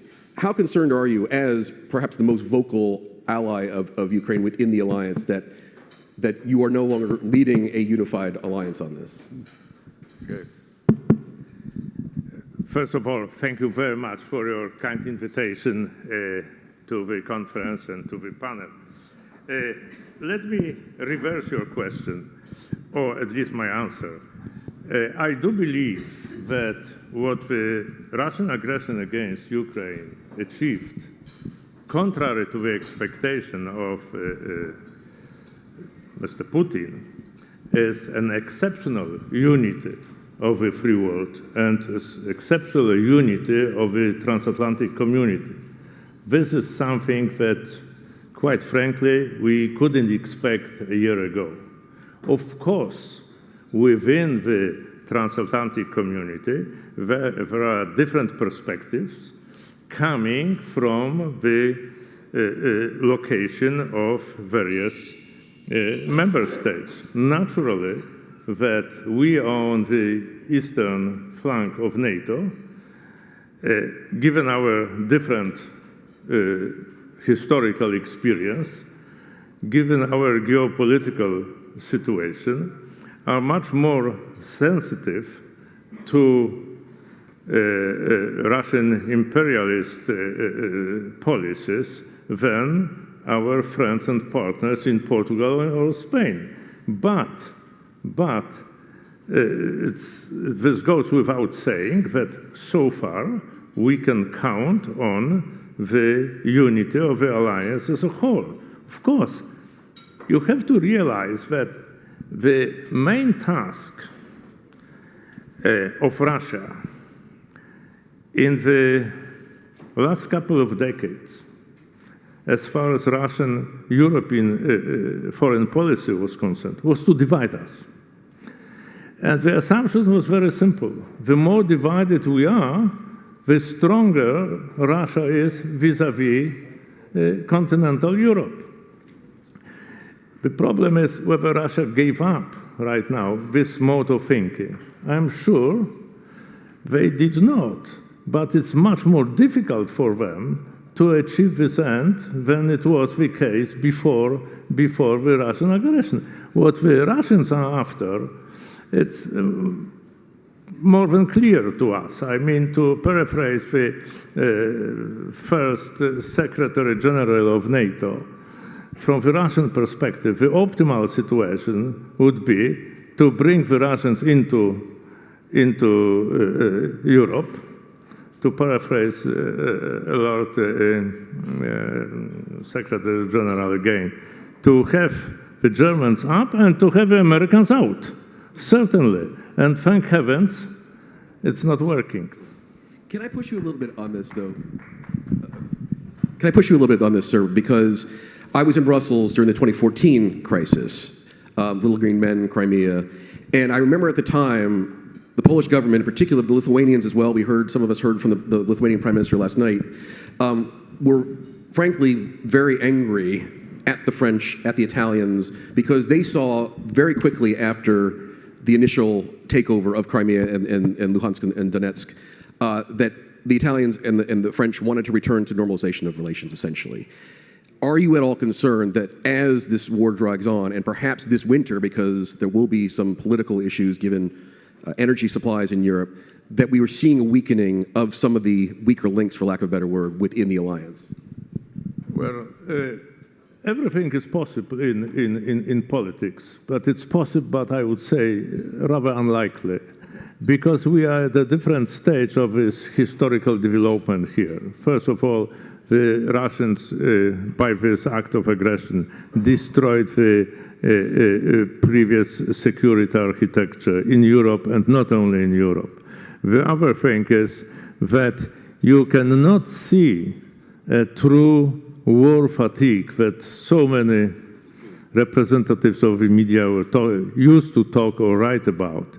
And the most important thing, I believe, is our knowledge of the atrocities that have been committed, and our strong belief, regardless of the place where we live in what part of the free world we live in, is that these war crimes have to be punished because there are people responsible for that. So if you put all these three elements together, there is no going back to business as usual. I mean, in terms of considering Russia as a part of the security architecture in Europe or in the world. Minister Lindner, can I turn to you on this tough subject? I mean, Minister Rao uses the phrase war fatigue and perhaps accuses us in the media of paying too much attention to it. So be it. Let me pay a little bit more attention to it. But one of the countries that I think we in the media focus on quite a bit is Germany, because of Germany's historic reliance on Russian gas, the nervousness about energy supplies during the winter. We have seen some signs of protests in the streets of some anti-war sentiment. And frankly, we're watching it here and domestically as well. There were signs, Republican Party, the incoming Speaker of the House, perhaps. We'll see how that plays out. Talking about that they're no longer a blank check for the Ukrainians. How concerned are you that domestic support within Germany and other allies like the U.S. is beginning to weaken, and that this winter could be a tough one for domestic political support for continuation in Ukraine? Yeah. So good afternoon. I'm glad to be back in Washington. Thanks for the invitation to this conference. Honestly, I'm not that much concerned. You know, as my Polish colleague said, in a democracy, everything can happen in the end. But I believe that the majority of Germans we have learned our lesson. For too long, we believed that due to mutual trade relations, be it gas, for instance, you can influence political stability, and that was proven wrong. And I'm convinced many Germans see, for instance, if you look on gas supply, who has stopped the gas supply? Those were the Russians, for instance. So I think the lesson learned is Russia is not anymore a reliable partner, be it on a political issue, as my Polish colleague said.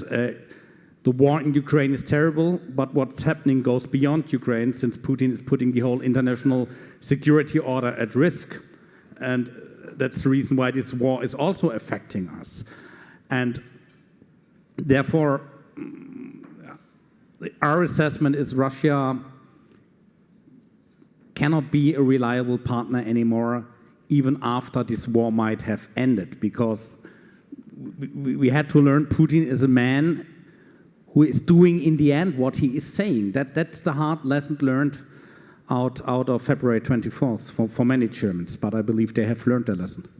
Can I ask, sometimes we forget that your socks are indeed the color of your party, and that Germany is a coalition government, and the chancellor is SPD.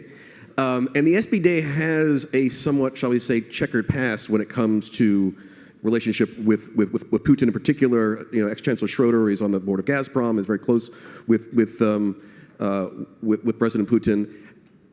Tell us a little bit about the coalition dynamics on this, because the Green Party has been, in many ways, the most hawkish within the coalition. And I think that Chancellor Schulz's statement on German defense spending took a lot of people by surprise, given their history. Talk a little bit about that relationship and whether that's still as strong as it seems from the outside. So, besides everything that was written in the media, the coalition, you know, today it's the first anniversary of the coalition. 1 year ago, at that time, I was sworn in as deputy minister. So the coalition is working, it's stable. I think we have proven that we are able to adjust our policies. I think 1 year ago, no one could have imagined that we are spending in a special fund 100 billion euros to equip the armed forces. And as Chancellor Scholz said in an interview this morning, we are committed to the 2% goal of NATO because we are convinced it's necessary in these times. Let me turn to our Finnish and Swedish colleagues. I spent quite a bit of time in Helsinki, and I remember asking various politicians, even pro-NATO politicians, about whether Finland would ever join NATO, and they said no, never. This is never going to happen. And there was always the old joke that with Sweden in particular, the Swedes are willing to fight the Russians down to the last Finn, which is they were in together, out together. Let me just ask you briefly about the change. Just tell us a little bit, because we're not on the ground there, the remarkable change in attitudes within Finland. And Finland now, once it becomes a member, will have the longest, I believe, border with Russia, and has for years, even outside the alliance, been forced to train for and prepare for a potential Russian invasion, given history, the Winter War. What do you think Finland brings to the alliance, given that experience with your Russian friends? Well, thank you, and thanks for the good question. And I forgot my green socks. Sorry about that. Coming from the Green Party. Yes, we made this kind of, I would say, is a big change in one night in Finland. And the night was, of course, February 24th, when we saw and witnessed Russia trying to change the government in a country of 40 million people in our neighborhood. And then we were thinking that what's happening if Ukraine cannot defend themselves? And what kind of risks there exist with these non-conventional weapons, when we suddenly started to hear about the nuclear weapons, about the chemical weapons, and so forth. Finland, as an only country in the world, has been keeping this, what we call the NATO option. I think nobody else has a NATO option.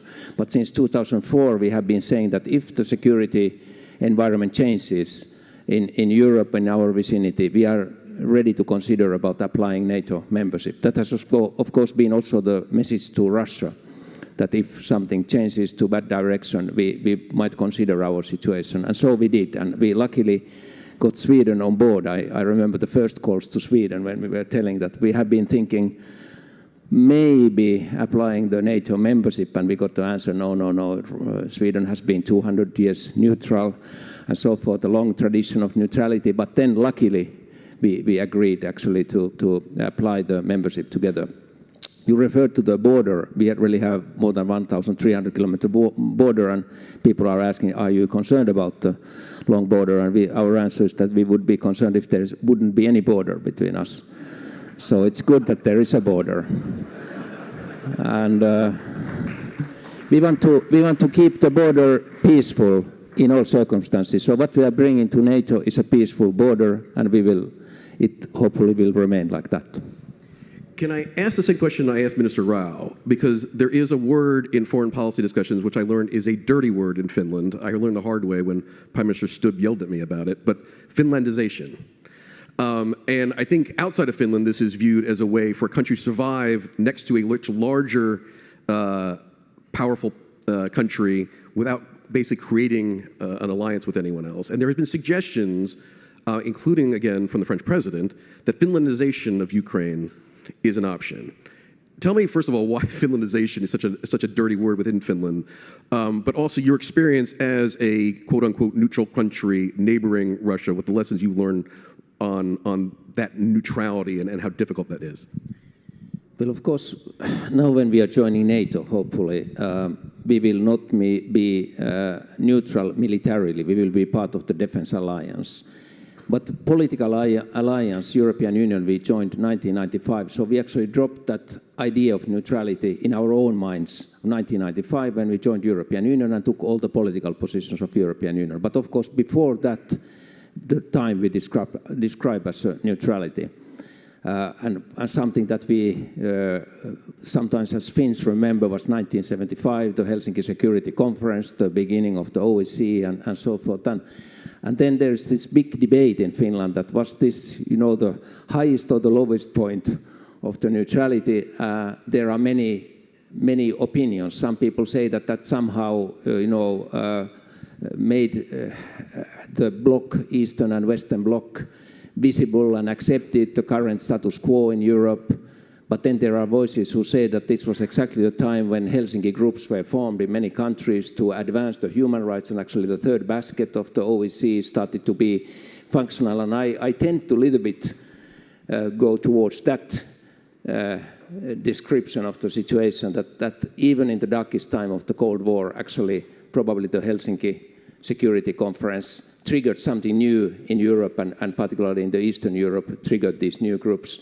It signaled much more better the influence, but many groups were thinking that finally they can speak about the human rights, finally they can speak about the freedom of the press, finally they can speak about the freedom to move over the borders and so forth. So hopefully that triggered something, but the debate is ongoing still. There are different interpretations of our history, what was good, what was bad during those years.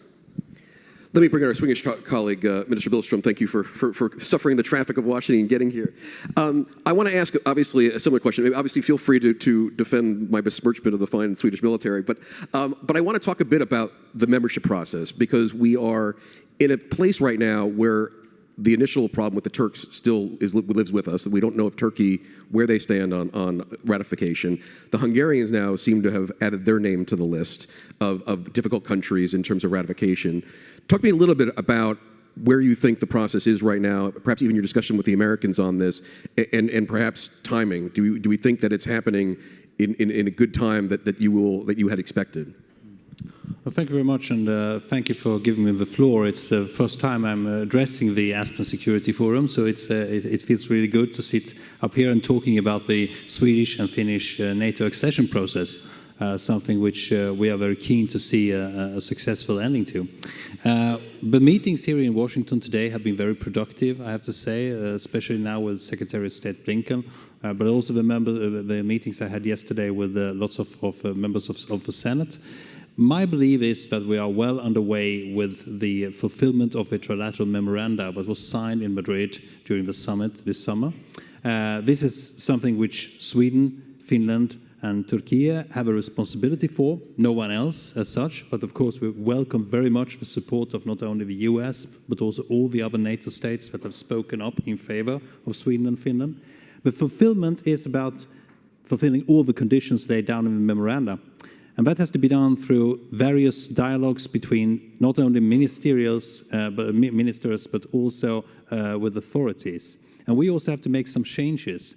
One example of this is that we have to change our constitution, which is going to happen when the Swedish Parliament starts working on this after New Year's, to the aim of making it easier to punish those who carry out terrorist activities on our territory. Now, this may sound like an obvious thing, but the question boils down to this: is it right to promote terrorist activities? And we are changing our constitution to make it making this a crime. There is also a question about delivering military material or defense material to Turkey, and that's also going to happen. We have a special authority on this as well, an independent authority in Sweden, and that also has to be done. But as I said, we are well underway to fulfill all the commitments that we undertook with the trilateral memorandum. And when that is done, the Parliament of Turkey can go forward with the ratification process. So this is where we stand now. You mentioned Hungary. Well, the message coming out from Budapest is that they are also ready to ratify. They will start doing this by the end of January, February, when next year, when Parliament comes back after recess. And so far, I think that both Pekka and I are looking positive of the promises, the public promises given by the government of Hungary. Thank you. Can I just push you a little bit on the Turkey front? Because let's be honest, Erdogan has not been the most consistent in his messaging on what he wants from Sweden in order to support accession. How confident are you that if once you go through the list you went through, that Erdogan will eventually tick the box? Well, you know, when you sign a memorandum, like the one we did in Madrid, you make public a certain number of commitments that you have to fulfill. But you can't move the goalposts around. You have to stick to what's laid down in the memorandum. And this has been a clear message from the Swedish government to the Turkish government, that we're going to do everything which is written into this memoranda to the last letter, within the limits set by the Swedish constitution, legislation, and basic principles of rules of law. But we're going to do everything. And we also look on this memoranda as some sort of starting point for a new relationship between Turkey and Sweden and Finland. But again, I think that you have to stick to what is written into the memoranda and not add things or dream things up or come with expectations which cannot be fulfilled. Minister Haavisto, before I change topics, I just wonder if you would want to weigh in on this. I mean, obviously, the Turkish issue tended to be more about Sweden. Just if you share the same optimism, both from Turkey and Orban in Budapest.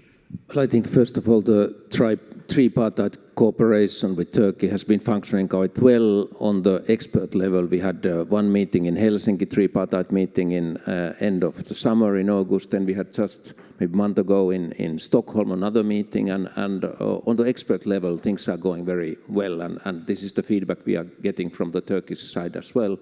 Our Minister of Defense just yesterday and today visited Ankara and so forth. So also the bilateral cooperation is going on. But you are right. It's Turkey has a system where the President Erdogan is the decision maker on this issue, and he decides when the Parliament will deal with this issue. We of course hope that this could happen in the coming 2 months, January, February, because before that there will be the election period in Turkey, and that will postpone the Finnish and Swedish membership. And of course, in the current conditions in Europe, you don't know what's happening next. And it would be much better not to be on the grey zone like Finland and Sweden currently on the waiting room, but the member of NATO also covered by Article 5, but also giving the security that we can give as Finland and Sweden, particularly to the Baltic Sea region. Let me change the subject and start with Minister Lindström as the representative, I think the only representative of an original member state of NATO. As Minister Rao mentioned, the first Secretary General of NATO said the alliance's purpose was to keep the Russians out, the Germans down, the Americans in. And what we have seen over the last 10 months is the Americans are way back in. This is an alliance, as Minister Rao said, that is unified. But let's not forget, there was not too long ago that there's a president of the United States who threatened to pull out of NATO would show up at summits and be frankly rather rude to the chancellor. And at the time, I remember Chancellor Merkel and her series of French counterparts were talking about reinforcing the European arm and whether the EU, in particular, with the Brits now out, needed to figure out on its own how to defend itself on its own. Talk to me a bit about that dynamic, because obviously there's a relief now, I sense, in Europe that the Americans are back, but President Trump has announced that he's going to seek re-election, and from allies in East Asia to allies in Europe, I sense that the assumption that for 60, 70 years the Americans are always going to be there has to be reevaluated. Is that something you think about, despite what's going on now when we see a sign of American-European unity? So let me make 3 comments. The first one would be, I'm an ordinary state minister, and no one who is able to predict the future or the elections in 2024 in the United States. But I'm convinced that also from American perspective, and this is also true when you see that the US are very much caring about the Pacific and about China, that also from American perspective, it's in their own interest that on the other side of the Atlantic, there is a Western liberal system of democracies and that there is peace. So it's a mutual interest that the transatlantic alliance lives, holds, and is credible. But my last comment would be, and I think that's the main point, that Europeans have understood very well that we have to strengthen the European pillar inside NATO. And I'm totally convinced that also a closer cooperation within the European Union on security and also on defense policy is not a contradiction to that. And it's also in the interest of the United States that the Europeans are more capable of protecting security on the European continent. I think that's a message that is well understood. That's the reason why our government has decided to invest hugely into your armed forces and to our commitment in terms of capabilities to the alliance, especially to the eastern flank. So in the end, I would say whatever will happen in 2024 here in the United States, it is also in the US interest not to put NATO and Article 5 into doubt, while at the same time we have our responsibilities and our obligations to do more. Can I ask you just to talk a bit, and this may be a slight obsession with mine, so I apologize to the audience, but you said that Germany is still committed to increasing the capability of the European pillar. But you also did mention that you want to see that also done through the EU. We obviously have 2 EU members who used to be out of NATO who are now back in, but we have one very big member who's now out, which is the UK. And if you talk about capable militaries, traditionally it's been the Brits and the French. The Germans are now stepping up to where they're becoming a top-tier power as well militarily.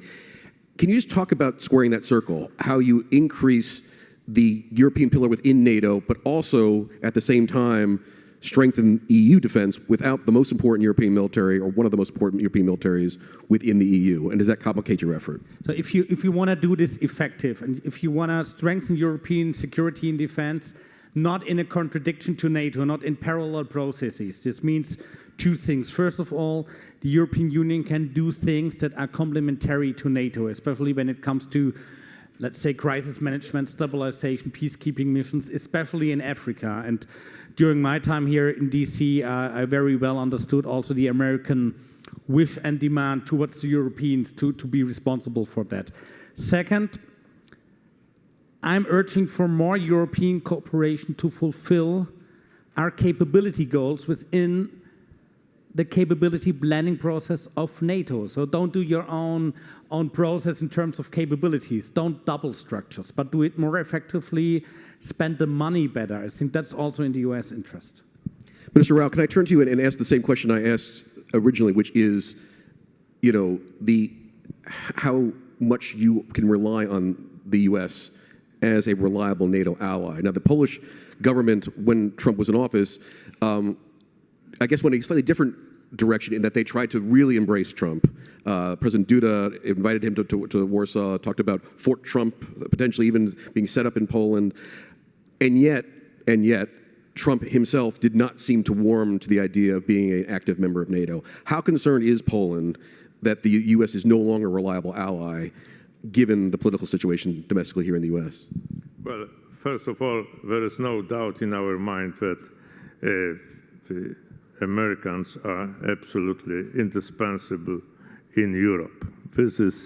We cannot imagine Europe defending itself alone without the sense of strong responsibility and the sense of community of the whole transatlantic community. But I would like to comment a little bit on the question you have just asked my German colleague.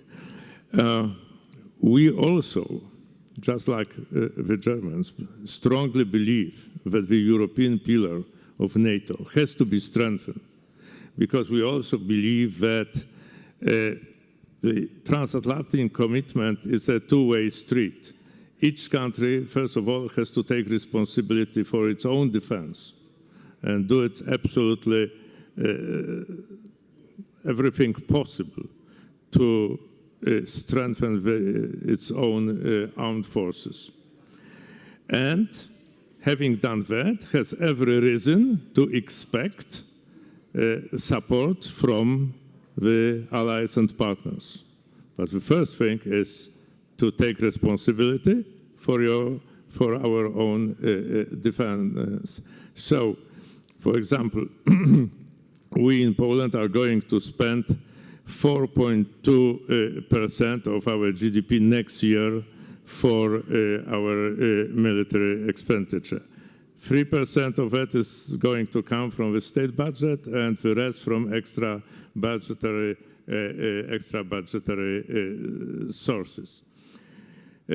Well, and this is how we understand the strengthening the European pillar. That's the only way to do it. Of course, we are not against, looking for purely European or EU solutions concerning and forms of cooperation concerning our defense.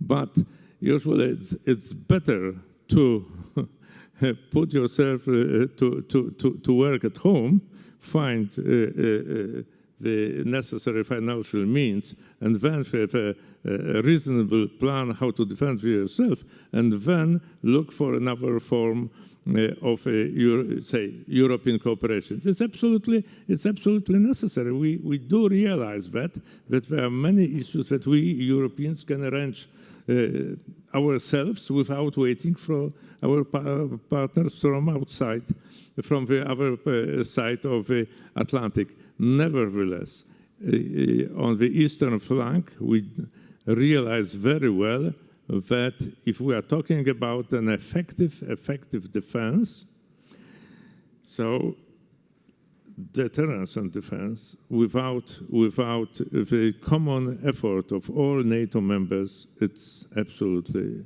impossible to achieve. Let me do this horrible journalistic habit of trying to put words in your mouth, just so I can push you on this point.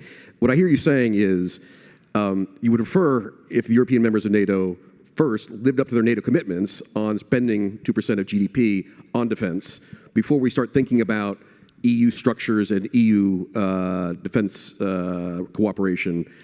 Let's wait for that later. Let's make sure the allies live up to their alliance commitments first. Is that what you're saying?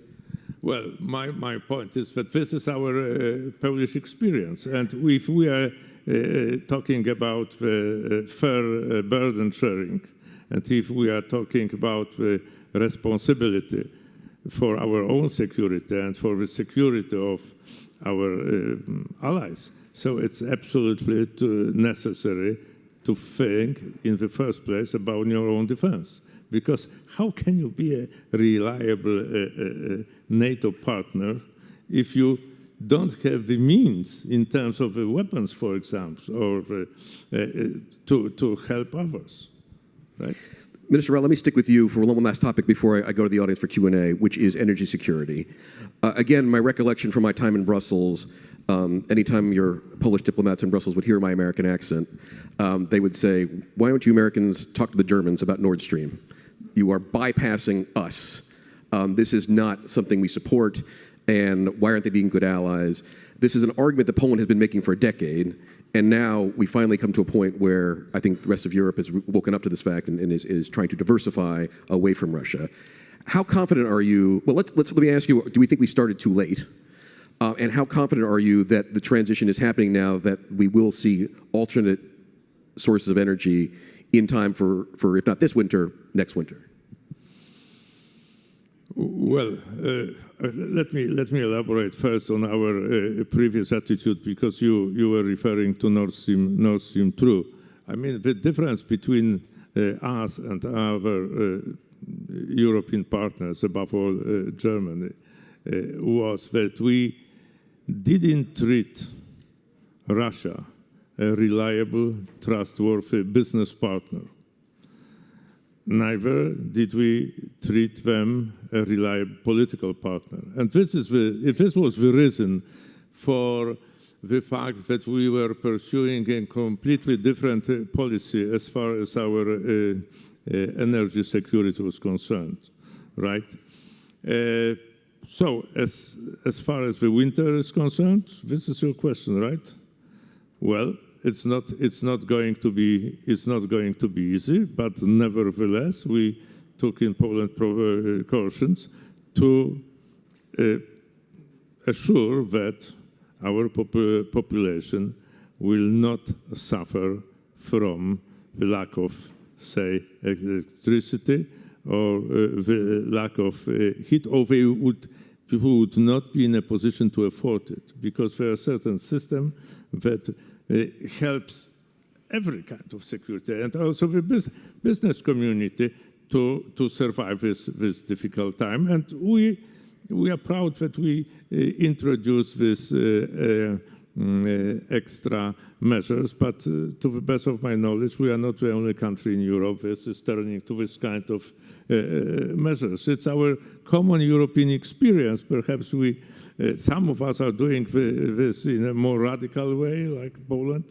Some others who are richer and have richer societies, so do it in a slightly different way. But quite frankly, of course, in every democracy, there is a fear that the society is going to lose its patience when the prices of, say, electricity, for example, or heating are going up. Nevertheless, we have to take into account the fact that the Ukrainians who are fighting for the same values that we cherish are paying enormous price. So our problems with, say, higher prices of heating or electricity, higher electricity bills cannot be compared to the sacrifice they are making.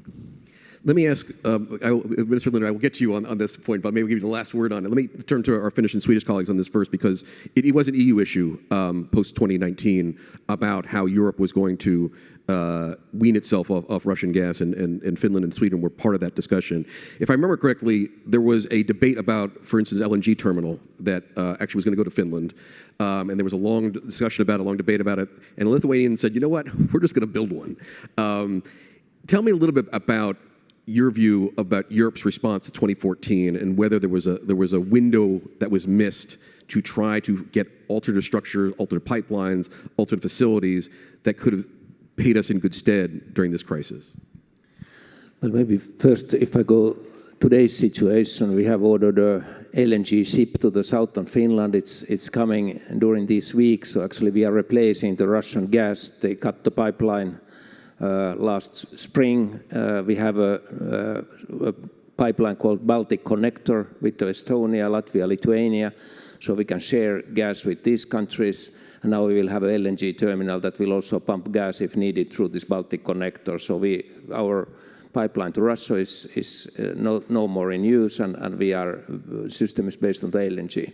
We also stopped our Rosatom project. There was a nuclear power plant project in the northern Finland, and it's now fully stopped. Will never rise again, I would guess so. We have other nuclear power plants that we are using, and so our energy production seems quite stable. It's of course a situation where the energy price is rising because of the global market, but energy security is there. And we think in Finland that energy security will be a key issue also for the whole European Union. Then actually going back to the 2014, maybe not so much about the energy, but about the reaction. I have been in many seminars where reaction has been that why didn't we react already 2014 when the occupation of Crimea happened? And I think even President Erdogan in one of those seminars in Turkey reminded us that we should have been more active at that time. I'm all the time thinking that where was the front those days? If we had been sending troops or military help or something like that, where was the fight? Actually, the whole change of the regime in Crimea happened in a way that it surprised us all, but it surprised also the Ukrainians themselves. And since then, Ukraine has been building their capability of defense and so forth. And now I think it's extremely important that we support and continue to support also militarily Ukraine in these circumstances. And just I want to reflect that this cannot happen without the support of the US. European Union is doing its best, but we definitely need in continuation the US support to that. And I think we should continue this support as long as Ukraine needs that support. Mr. Billström, I want to stay on this topic of energy security, and obviously feel free to weigh in on this, but obviously there's another issue here, which is there seems to now have been actual kinetic activity when it comes to pipelines not far from your waters, your neighbors in Denmark, where it does appear the Russians have been putting landmines or sea mines into some of the pipelines there. Tell me a little about how that has been digested by your government and whether you are now looking at additional naval capabilities or other kind of capabilities to deal with what does seem to be an active effort by the Russian military to sabotage supplies to Western Europe. Well, thank you very much. Well, first of all, I would like to stay a bit away from this question because in Sweden we have independent prosecutors and they are carrying out an investigation, and it would be very inappropriate of me as a minister to, come very close to this with any kind of speculation of who done it or for what reason and etc. So, if you pardon me, I will stay a bit away from this question until the final report is being delivered by the prosecutors. Then perhaps we can talk. But you are right that this is a security concern, and that, of course, has to be addressed. Now, we are thinking a lot about this in relation to our neighborhood, and this is exactly one of the reasons why it's so important that Sweden and Finland become NATO members. Because when we are NATO members, all the states who have a coastline around the Baltic Sea will be NATO members, bar one, Russia. And that's going to increase the security and the safety for everybody who are inhabitants of this area. And I'm looking to Germany and to Poland here, who are also, close neighbors to us, very close also to this pipeline, etc. We have to think very much about what's going on, not just on the surface, but also below the surface in the years to come. And we are ready as an incoming NATO member to do our part of the job. We have a good Navy, and we're going to build on that. And as has been stated before, the government's ambition is to reach the 2% goal by 2026 at the latest. And this is a public statement that has been made already by the Prime Minister, but I'm repeating it here as well, so that you know it. All right, Minister Lindström, as I promised you, I'll give you the last word of it, and then we'll go to the audience. I guess this is a little unfair to the CDU to ask a Green politician, but there does seem to be a rethinking of Angela Merkel's tenure as Chancellor in light of decisions made since 2014. And she herself has become very defensive in interviews in the German press about this.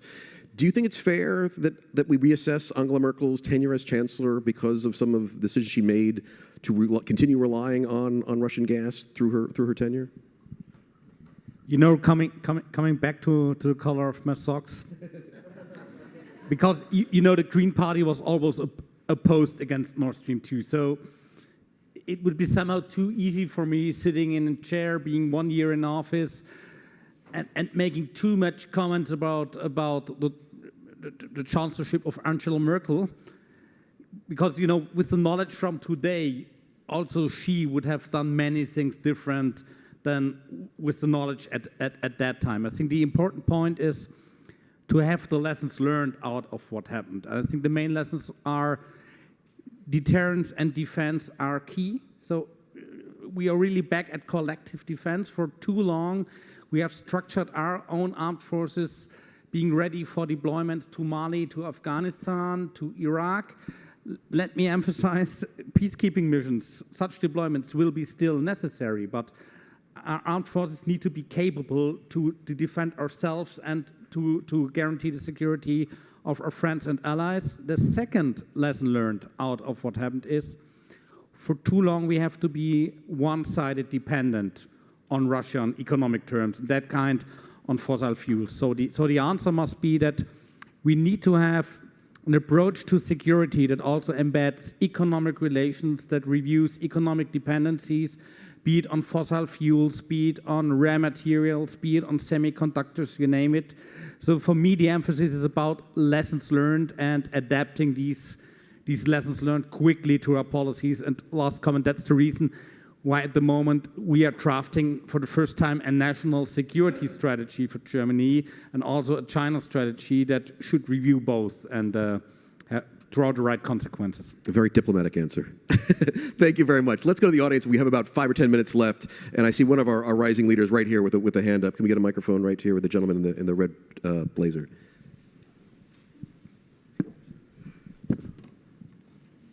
And please just introduce yourself as you ask the question. Nathan Dial, U.S. Air Force pilot, officer, and Aspen Rising leader.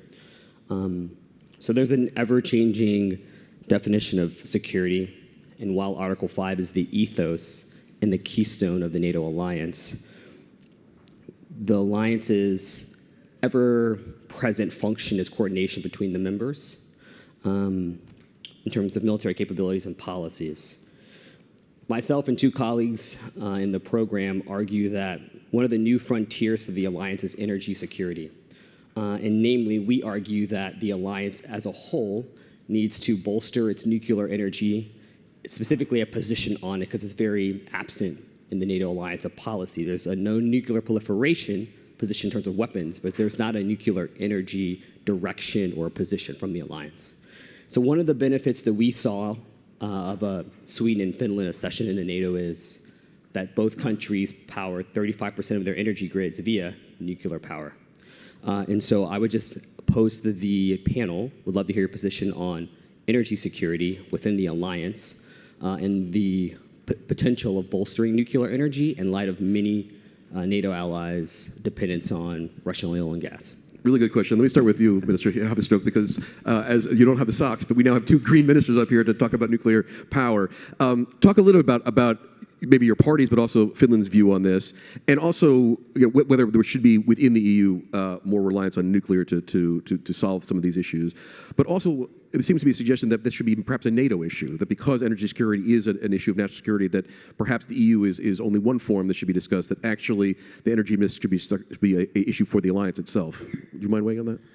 Well, maybe 2 remarks on nuclear energy. First, when this Rosatom decision was made almost 10 years ago, we actually as Greens walked out from that government because we were thinking that nuclear power was maybe a negative issue, but particularly it was an issue to increase our dependency on Russia. And that time our conservative politicians were in favor of having a Russian nuclear power plant. And now everybody came to the same judgment that this was not a good idea.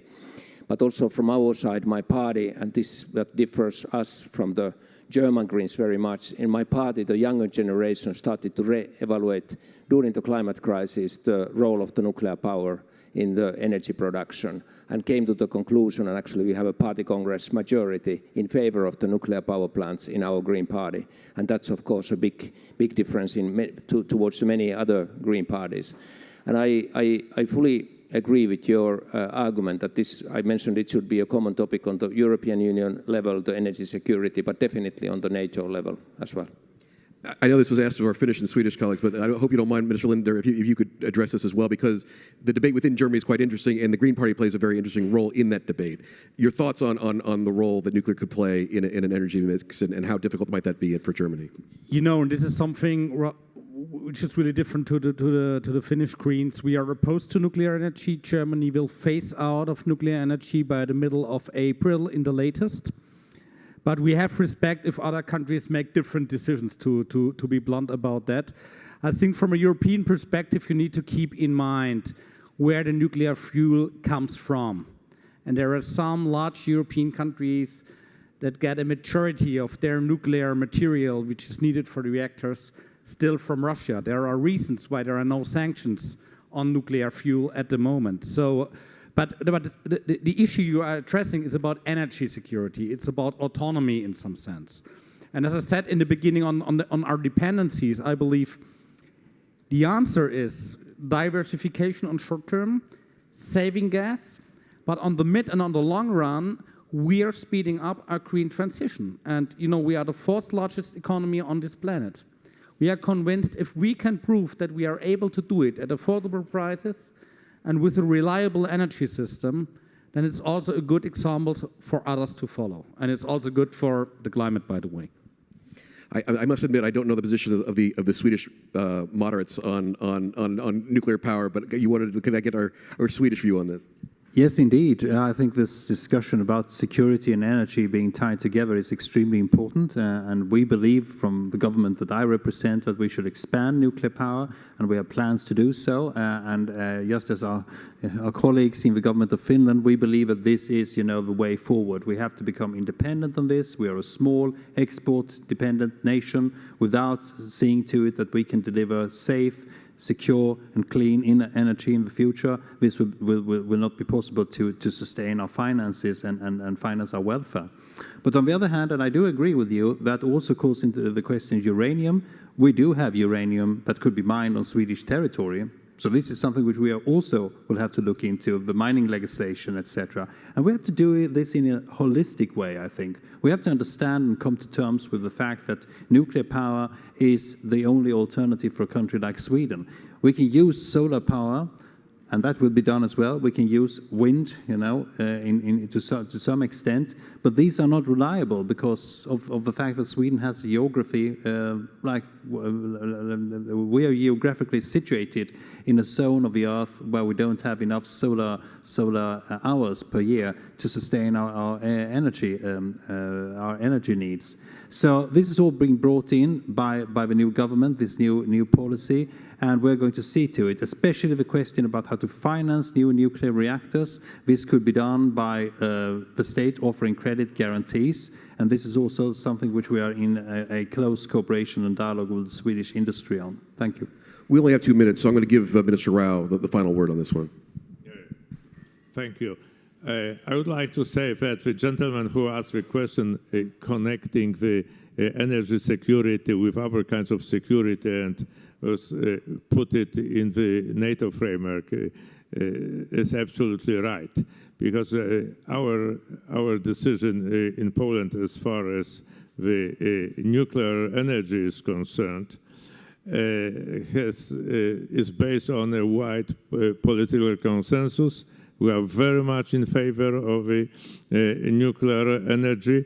As you probably know, we are in the process of decarbonization of our energy mix. We are going to replace it with carbon with nuclear energy.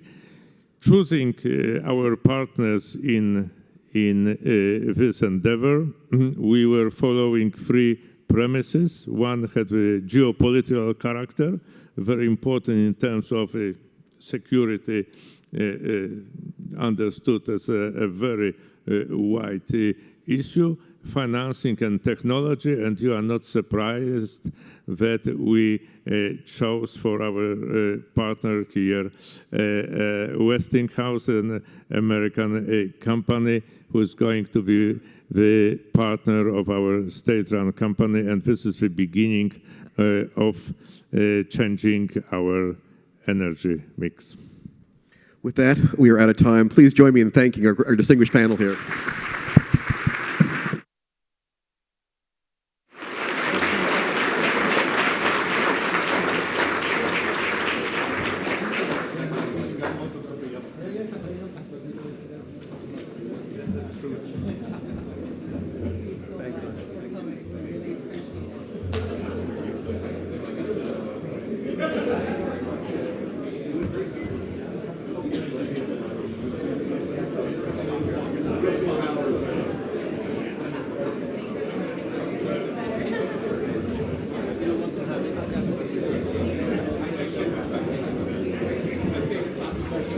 Thank you.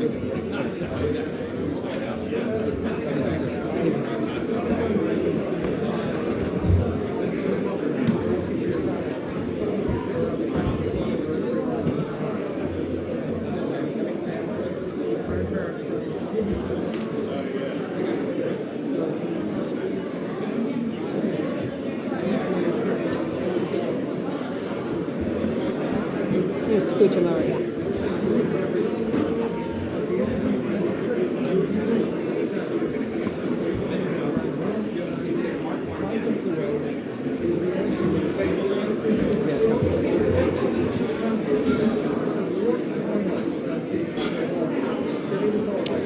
Ladies and gentlemen, please take your seats. We're going to continue with our programming.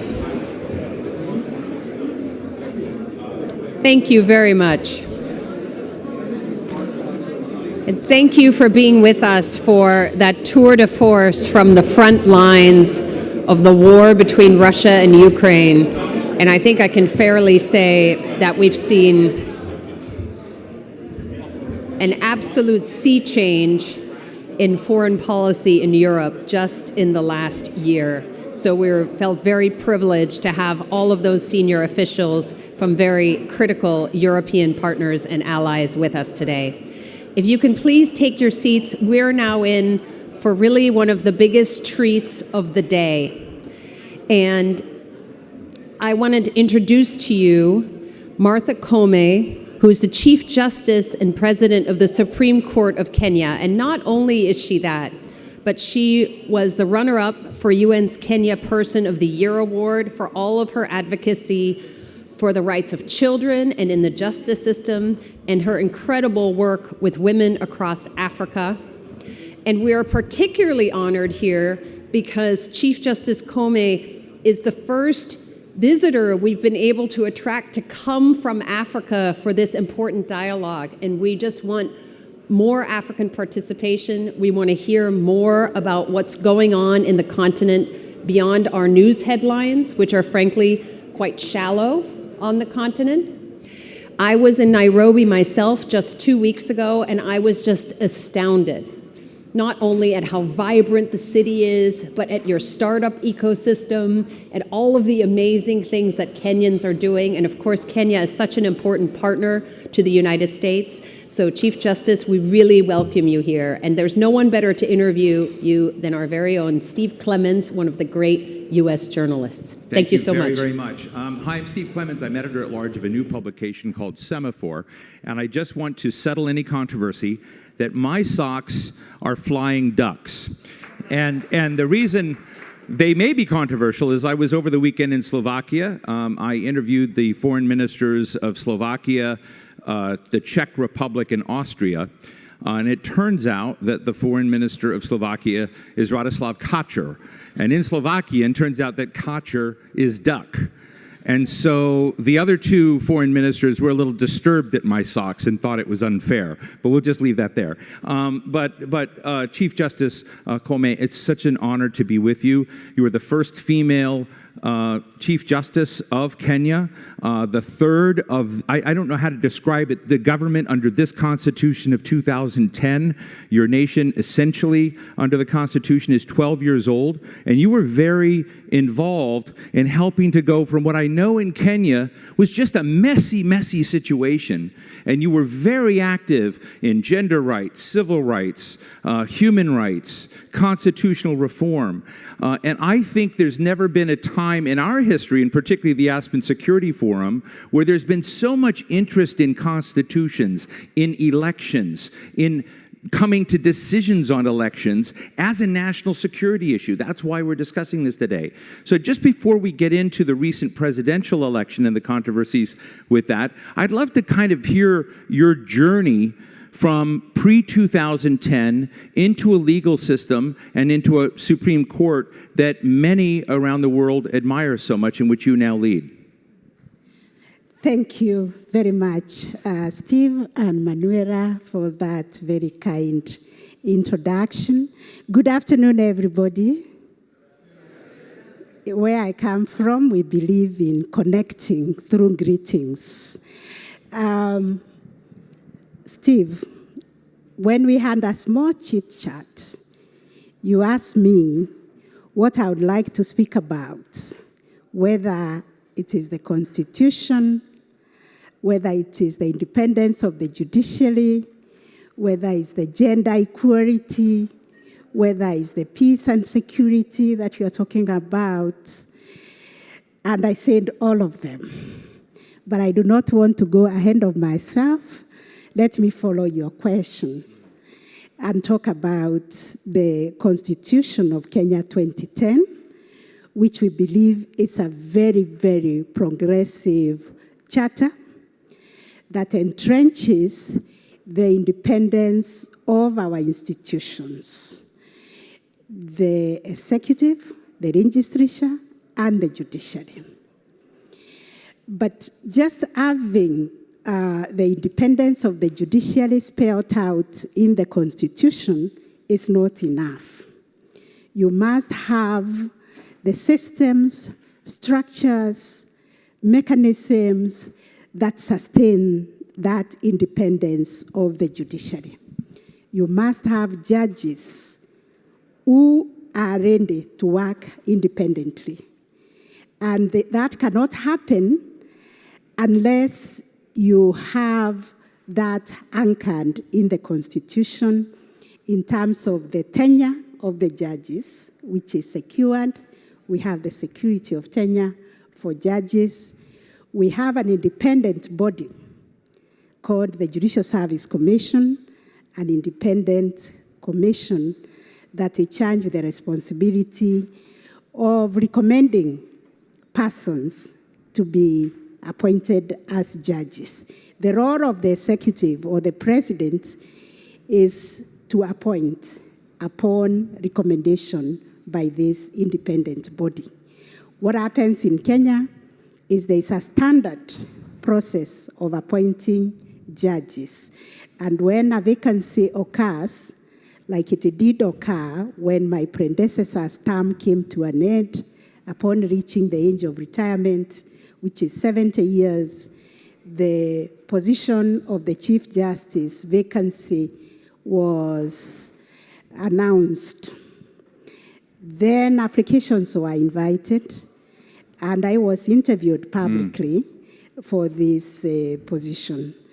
And I was asked how I was going to guard the independence of the judiciary, how I was going to ensure all Kenyans will access justice, and all the values and the principles of the Constitution will be protected, that the judiciary will promote and protect the Constitution, the rule of law, and ensure there is safety and security for our people.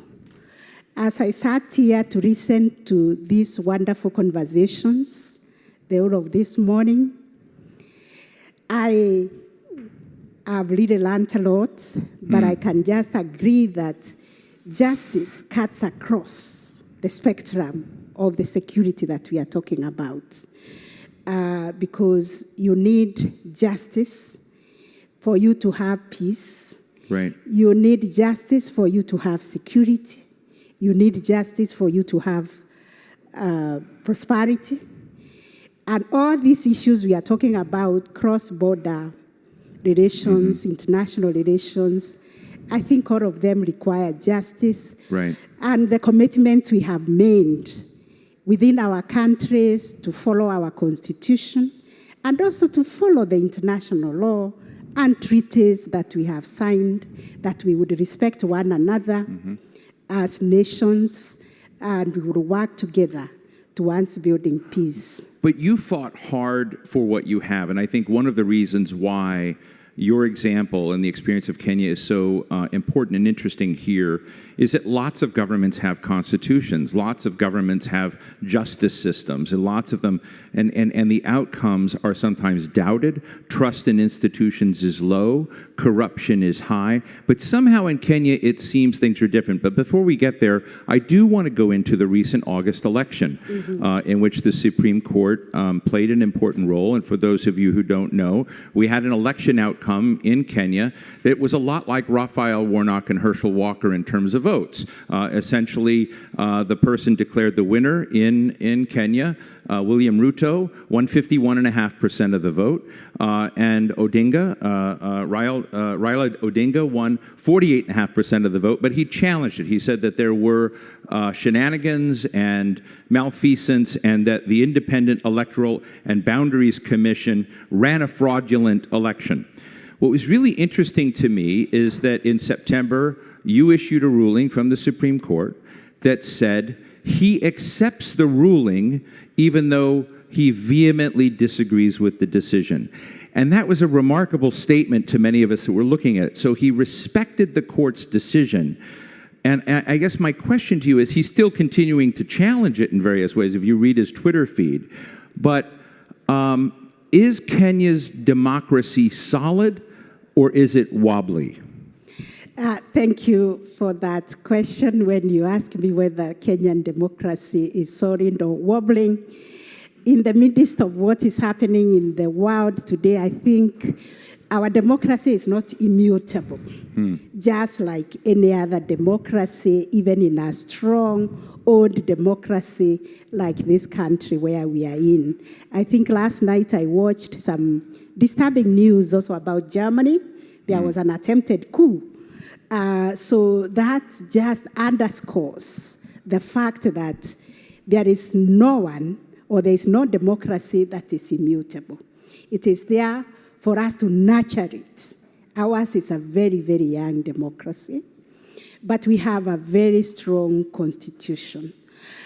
So what we need to do is maintain the independence of the judiciary to earn trust of our people that whatever decisions that we make as a court, we are not influenced externally by anybody in the name of the executive or any authority, but we follow the law.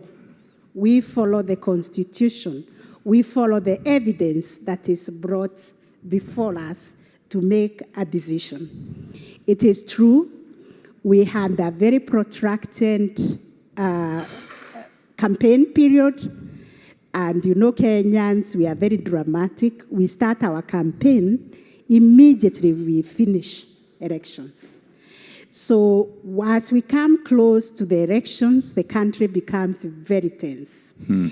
And the stakes are very high because those positions, I think, are lucrative for the politicians. So that is why Kenya had attracted a lot of interest.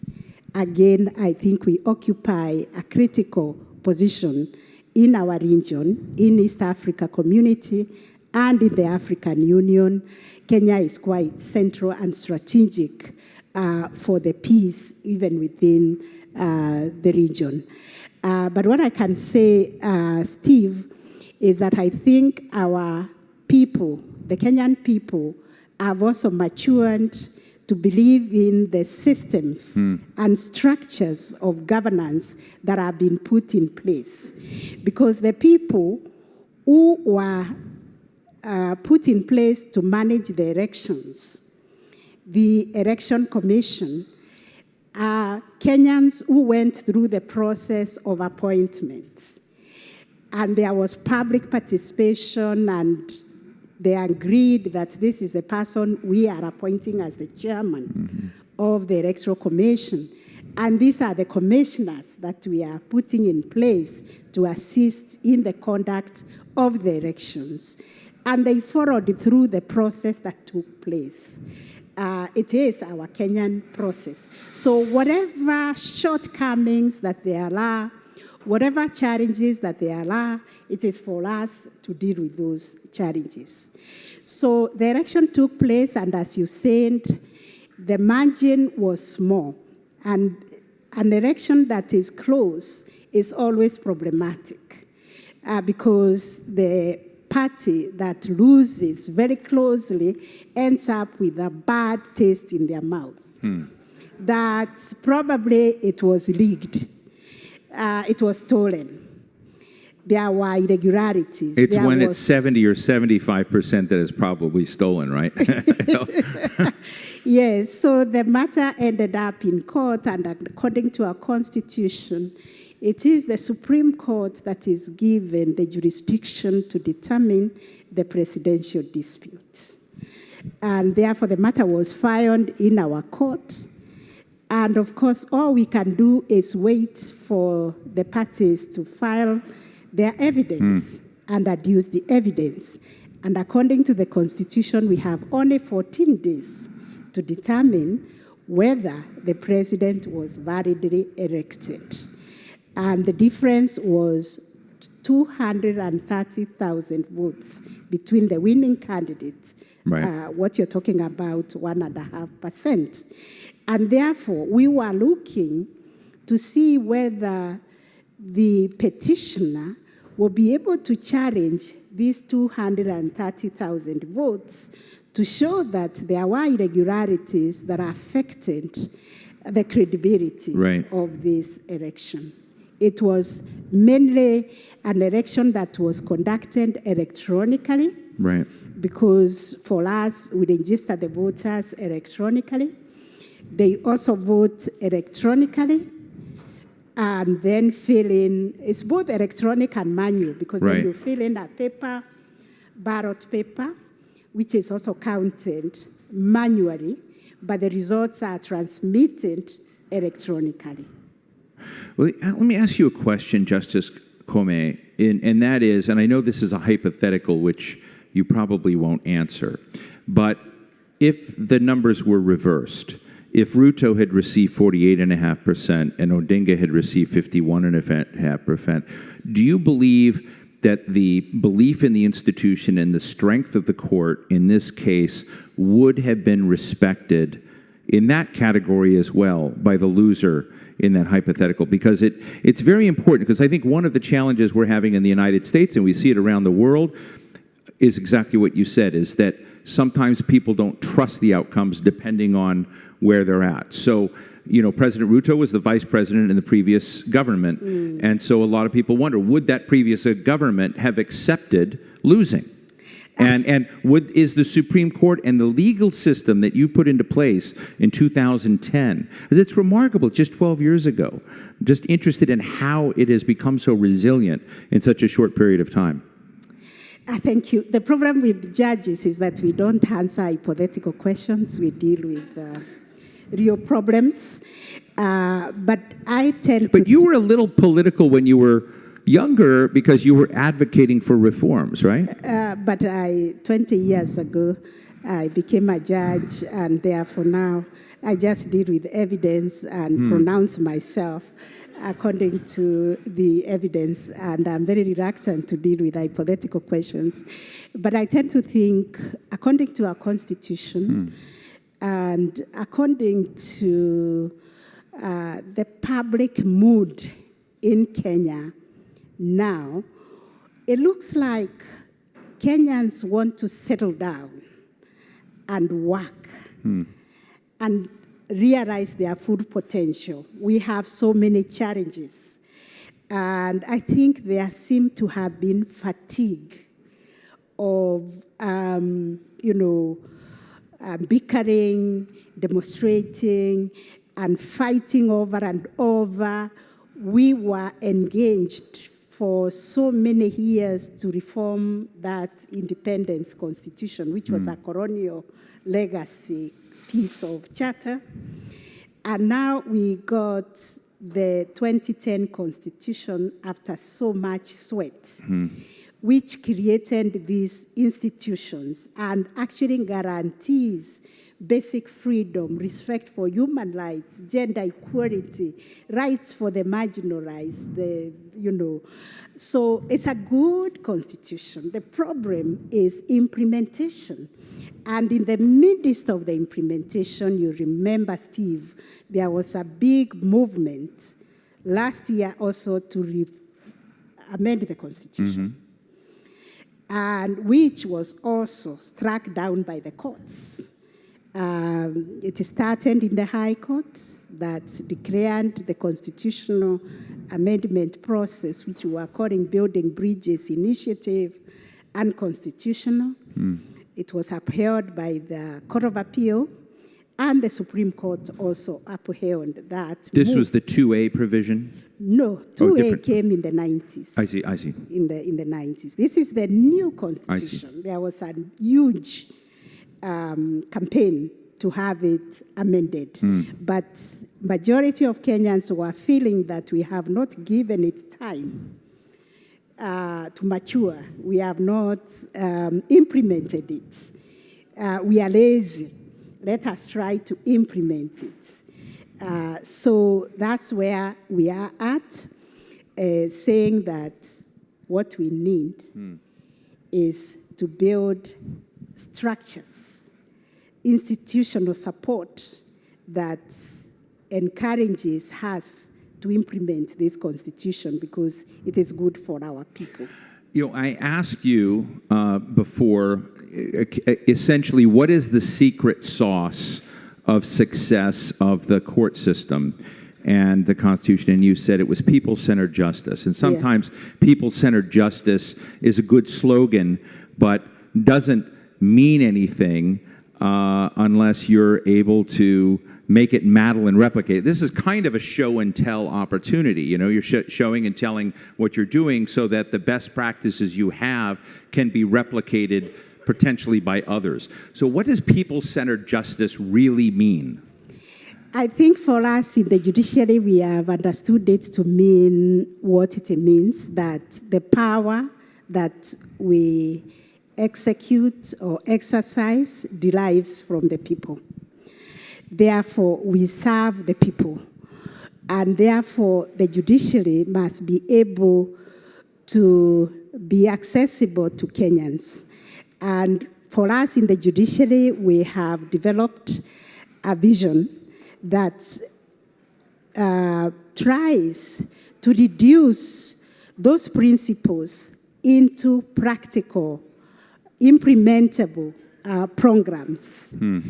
For instance, for the independence of the judiciary, we are insisting that for the judiciary to be independent, we need the infrastructure, we need courts in all the areas where people are, because some areas are far from where you can access justice. Right. Some people have to travel like 200 kilometers. You can imagine a child who has been defiant and they have to travel 200 kilometers to come to court to seek justice or seek government services. So we are saying we need court stations closer to the people. Right. And we are saying judiciary also should be allocated budgetary resources to be able to execute the programs, like ensuring the courts are near the people. We have the human resource capacity that is necessary for us to be able to manage those courts in terms of the ratio of the judges and the other requirements like technology. We are leveraging on technology to ensure that, with the modern technology now, we can have virtual courts and we can have e-filing and, we can also deal with the issue of backlog, because I think the biggest problem we have, not only in Kenya, but the region, is dealing with the backlog of cases. People-centeredness justice requires people not to keep coming to court year in, year out. It is so that when they file a case or their rights have been violated and they have come to seek justice, they can actually know that when I file my case within a year or 2 or 3, my case will be determined and I can get a resolution. Let me ask you we're going to ask you one last question, and I'm sorry that we have to cut this a little bit short today, but we just had in Sharm el-Sheikh the major UN climate change conference, and one of the outcomes was it was sort of in American parlay, it would be an authorization without appropriation to help governments, to help nations that were victims of climate change to pay for and respond to those issues. And when I looked at it, it sort of seems to me eventually this has to be a function of global or some sort of litigation scheme where governments that are victims can sue those with resources for the impact. Are you interacting at all as one of the top legal minds of Kenya on those kinds of issues with international courts? Indeed, we are. In Kenya, we are hosting one of the biggest conferences in Africa, bringing all the jurisdictions together to discuss climate change and adaptation. On climate change, we do not think we need to sue anybody. We need for them to realize that what Africa has gone through requires support to mitigate the climate change. Kenya is leading in that way because we are having the first court in Africa that deals with environment and land. And we are working very hard to see how we can have a dialogue with the other jurisdictions in Africa, because climate change is something that we have to address now, immediately. And of course, we need support from our bigger brothers, the global community. They know what they have done to Africa, so we don't have to remind them, but perhaps hold some mediation sessions. Real quickly, do you have any advice for Chief Justice John Roberts here? There's not a more controversial subject right now than a lot of judicial decisions that are coming down, and one of the first things people ask is, who appointed that judge? Do you have any counsel you might share with him? Thank you very much. Even if I had, I wouldn't say it here because that's my brother, Chief Justice. I met him yesterday, and we extended an invitation for him to come to Kenya because we consider America a great friend and partner, but there's always something to share with one another as Chief Justices, as judges, because there are lots of things that are good that happen in America that we admire. And there are also some things that happen in Kenya that Americans can borrow. For instance, the independent way of recruiting judges and not having to take judges through elections for them to have their terms confirmed. I think that's what I would say. Well, I would just say in thanks, Semaphore next week is going to be having a major U.S.-Africa Leaders Summit on the edge of the President's U.S.-Africa Leaders Summit, and I plan to hold the 3 African heads of state coming to a standard as high as yours. So please give a round of applause to Chief Justice of Kenya, Martha Koome.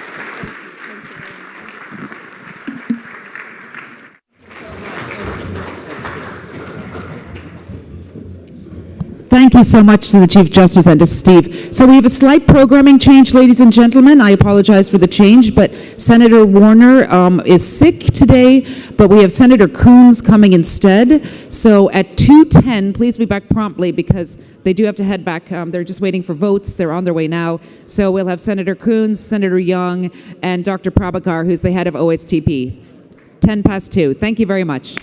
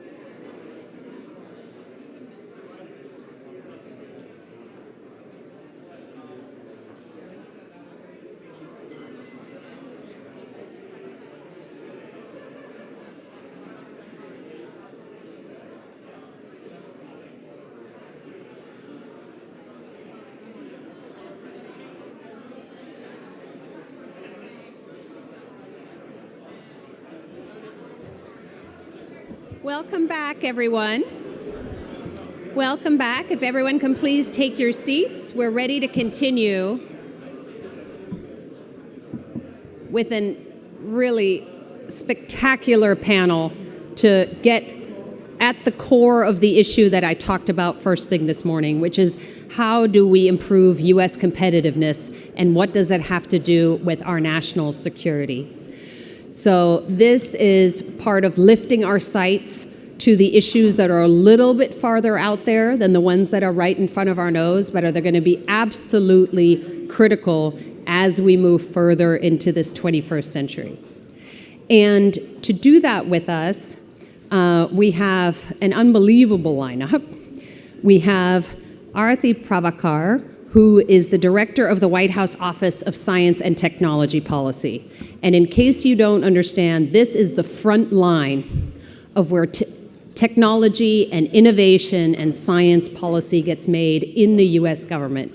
She is the perfect person for the job. She used to run DARPA.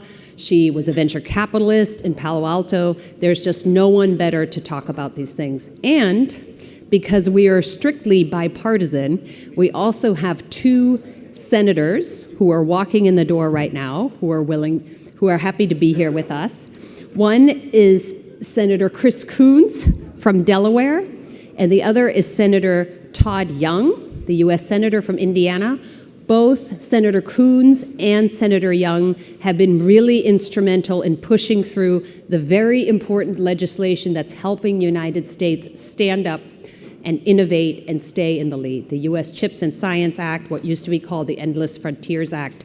And so they're here to share their views. And no one better to interview them than Ed Luce from the Financial Times. Thank you all. Please come join us.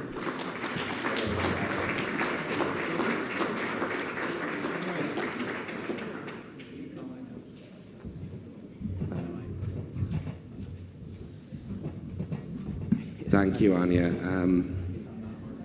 for that great introduction. I think we'll start. Senator Young's in the building and making his way towards the stage, but we'll start on this hugely important topic. A few years ago, it would have been unthinkable to have a US administration overtly declare an industrial policy. This is really the first overt declaration of industrial policy since at least Reagan and the first semiconductor challenge with Japan in the 1980s, but I think probably more substantively since Eisenhower and LBJ and the beginnings of DARPA in the 50s and the 60s that led to the internet and so many other innovations. This seems to be a very un-American thing, an industrial strategy. I would argue that we've had one all along, undeclared, which is called the Pentagon, but let's not get into that. And so what we've had in the last few months is cumulatively about $1 trillion of investment passed in Senator Coons's body up there on Capitol Hill, the CHIPS Act, the Inflation Reduction, the oddly named Inflation Reduction Act, the infrastructure bill. And as I say, $1 trillion worth of bipartisan support for $1 trillion worth of investment for a declared industrial strategy.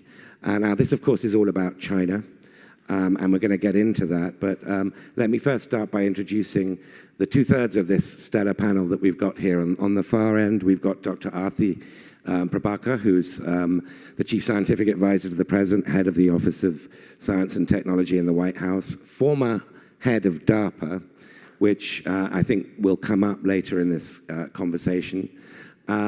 Senator Coons, of course, needs no introduction. I'm from Delaware, on the Senate Foreign Relations Appropriations. I'll just Google, your Wikipedia in a minute. But at any rate, a senator who's deeply involved in all these issues of U.S. competitiveness and national security strategy. But let me start with you, Dr. Prabhakar. We've got tens of billions of dollars for semiconductors. We've got hundreds of billions of dollars for clean tech and infrastructure. And we've got a declared industrial policy framed as a national security issue. People talk, Senator Young, sorry, who I will, again, needs no introduction.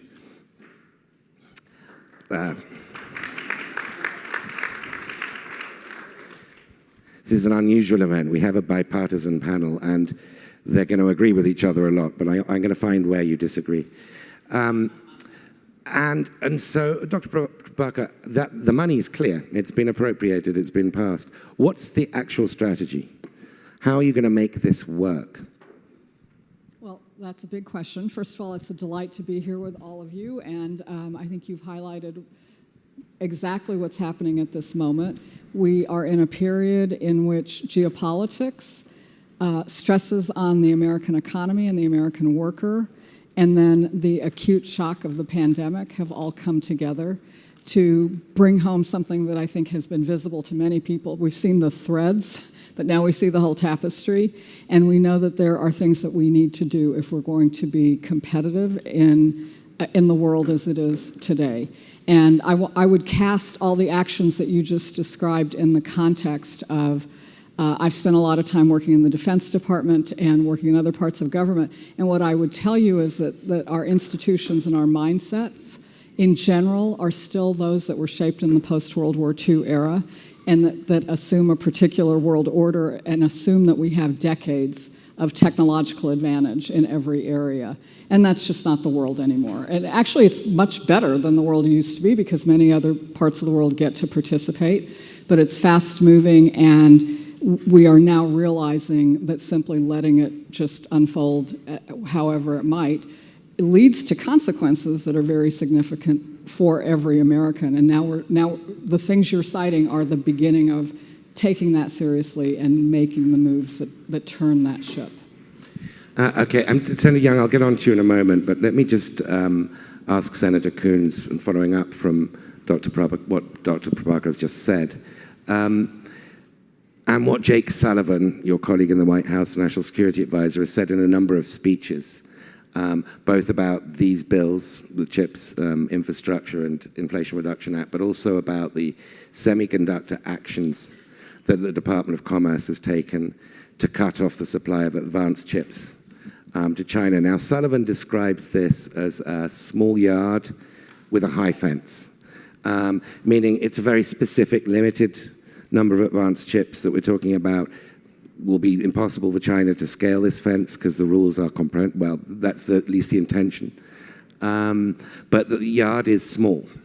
I guess the question that occurs to me is, how can you keep that yard small? I mean, if the idea is not to allow China to develop rapidly dual-use, civil military use technology, there are all kinds of things like drones, like quantum computing, like batteries, and the list goes on, that aren't included on this list, that imply to me a much bigger yard. What is going to keep this yard small?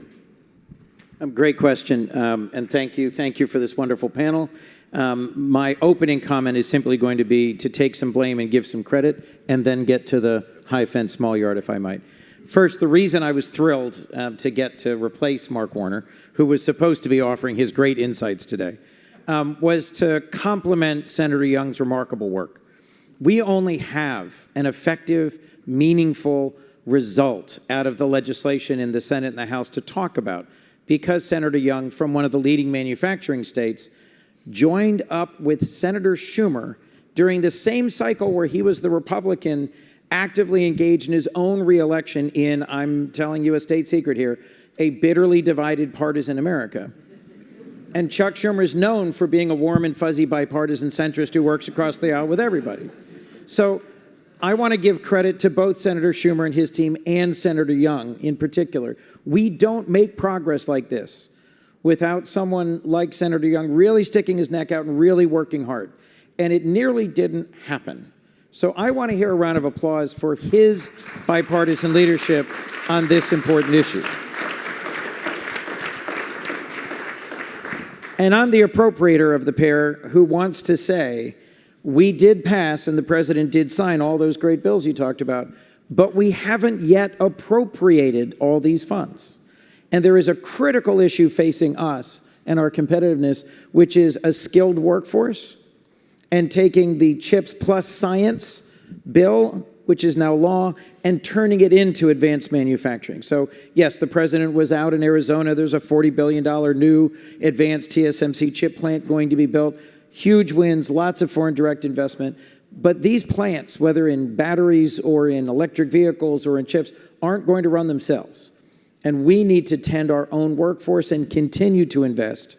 And part of what we're doing right now is trying to close the gap on what the appropriations omnibus, which is being done in too much of a rush at the end of the year, has to look like. If we don't appropriate this year, we go back to the baseline, which is before all these bills were signed.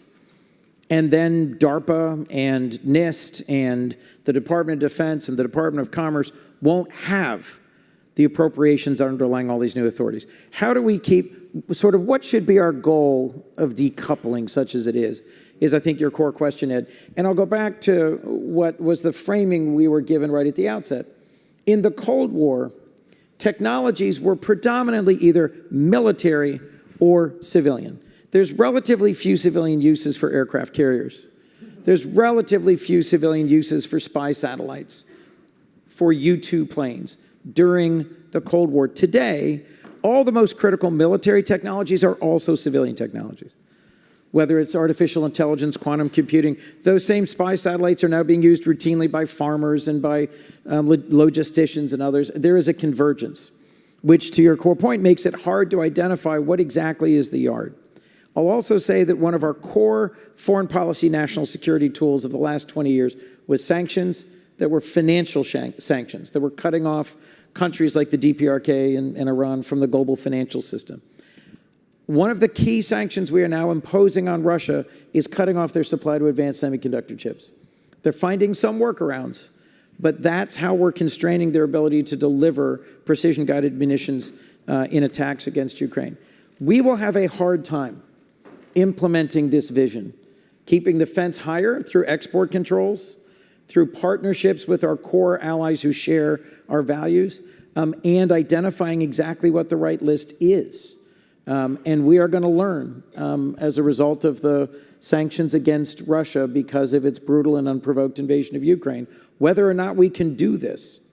And China has been clear that in their view, there will be costs for us for imposing a higher fence and a small yard.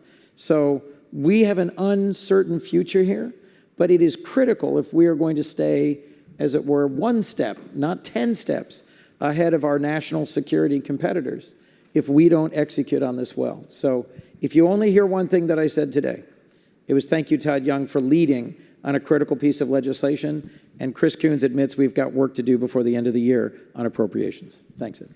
I want to get into, a little bit later, what seems to me the core underlying question here is this a zero-sum game now, having been a positive-sum game up until now? But let's just postpone that for a moment. Senator Young, you, as Senator Coons has just pointed out, you, I think, led 16 senators to vote for the USICA last July. That was made it a very bipartisan bill, and it was you who organized that. And I'll say thank you for coming, because I'm a neutral journalist. But there is a key question. You're the Republican here, and you were the one who organized the Republicans to vote for this.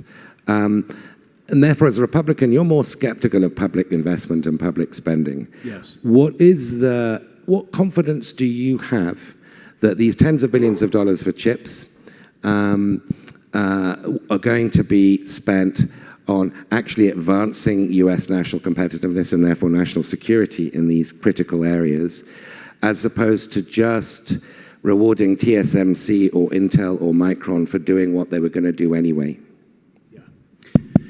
Well, thank you for the question. It's great to be here with the doctor and, of course, my very good friend, esteemed colleague, Chris Coons. What a statesman, what a gentleman. Thank you so much.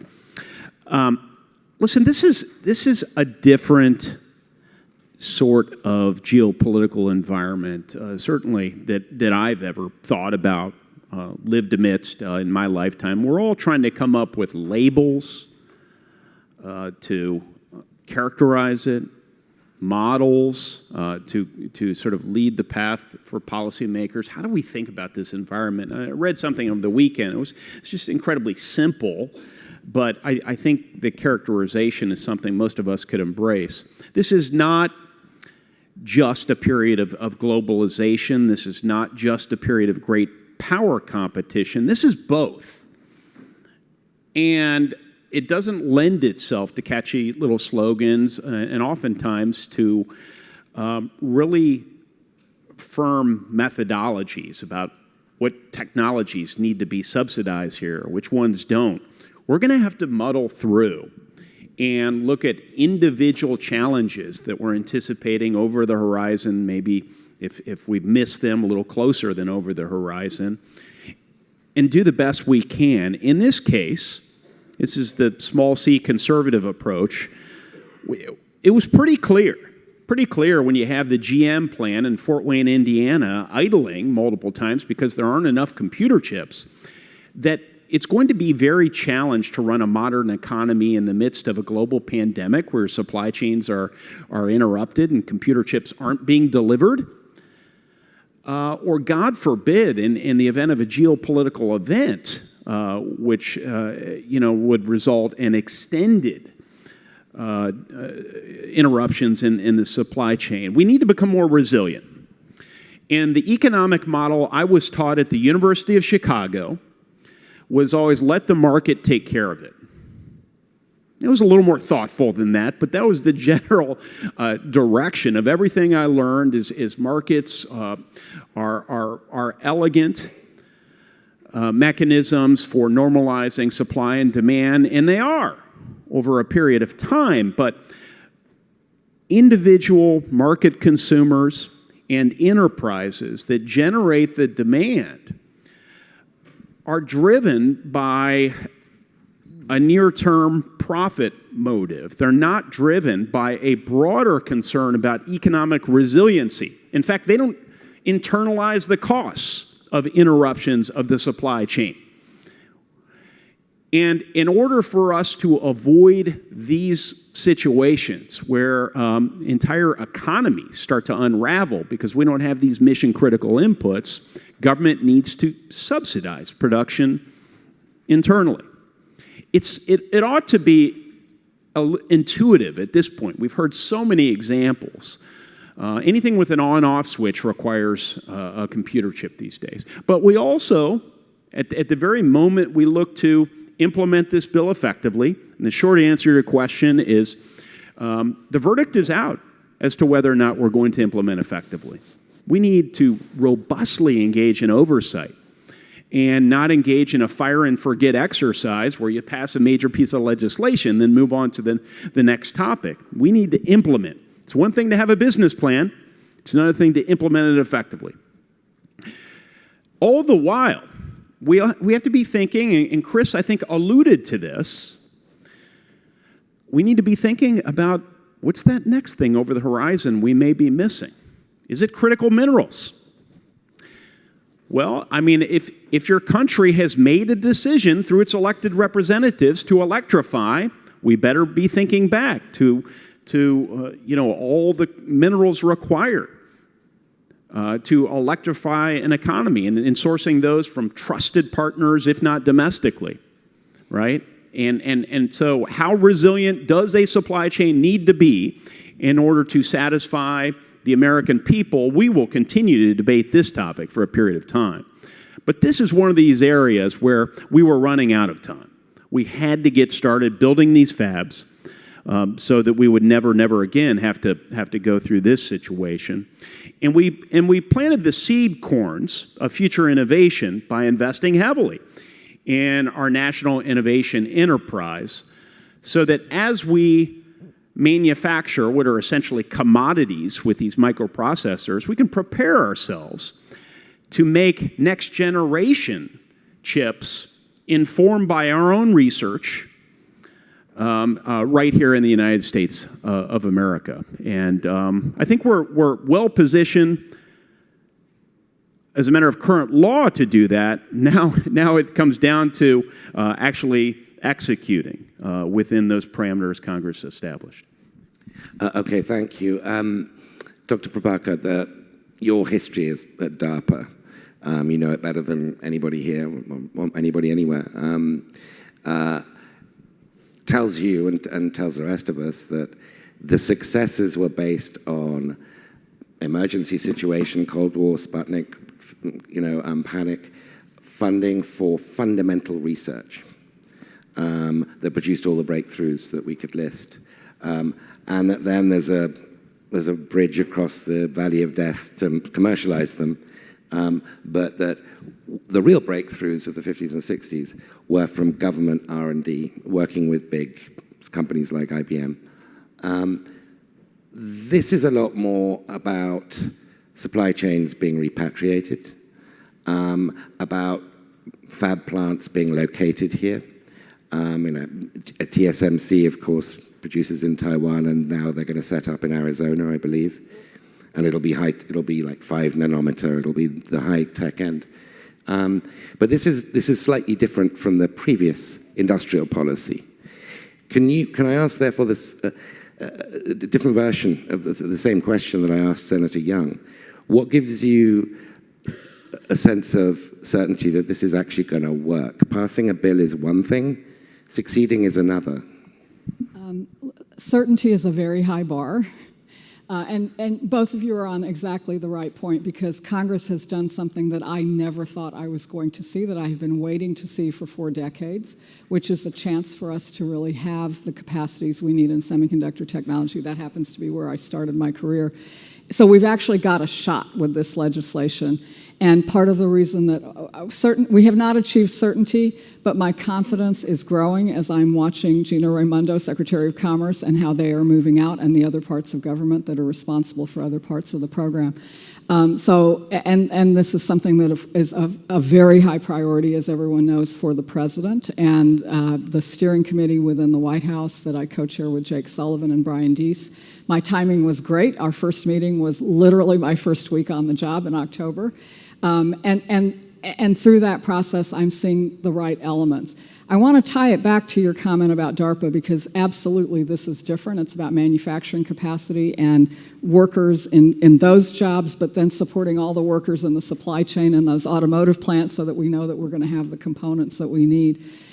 It is very different than doing R&D, but what it shares, the successes that we had in the work that we did in DARPA, were not because we went off in a corner and did research in some corner of a government lab. The successes came from doing with industry and academia the things that none of us could do separately. That's genuinely the partnership that resulted in some major breakthroughs. And it's a very different kind of partnership, but I think a lot of the same ideas are critical, because we have a market that is the most efficient machine the world has ever seen for allocating resources once you can see profits and growth. And we want to use industry's ability to do that and to drive that part of the partnership. But it's our job on the government side to be clear about what the country needs, which is not just the sum of what these short-term business decisions lead to. So I think that partnership framework and mindset is important. I'll just give you one example from my DARPA life that tells you how incredibly successful it can be. 10 years ago this year, I showed up as the director of DARPA.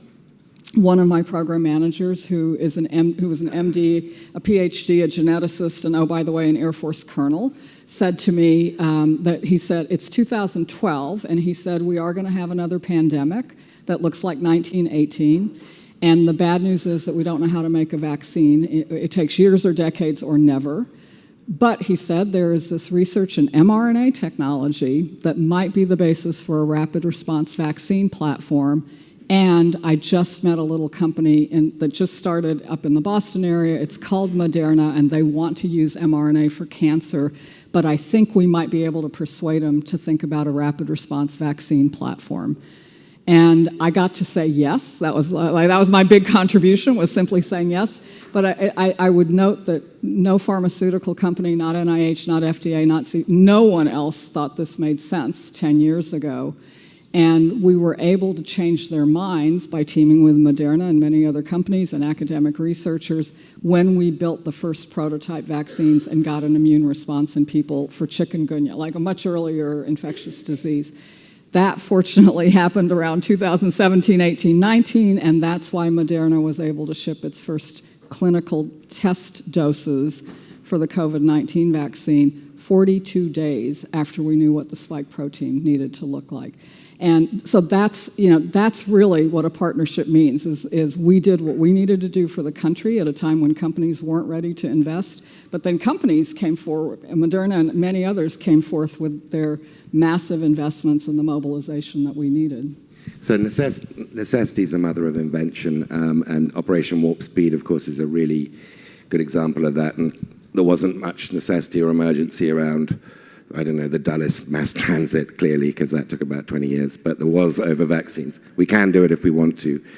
I want to get to a sense of whether there is that sense of urgency over China and why, but let me ask the senators. Can I just make a really quick point? I want to circle back to your question about effectiveness. How can we ensure this is going to be effective? We know as a matter of math that the incentives for chip production in this country were necessary. It's a matter of math.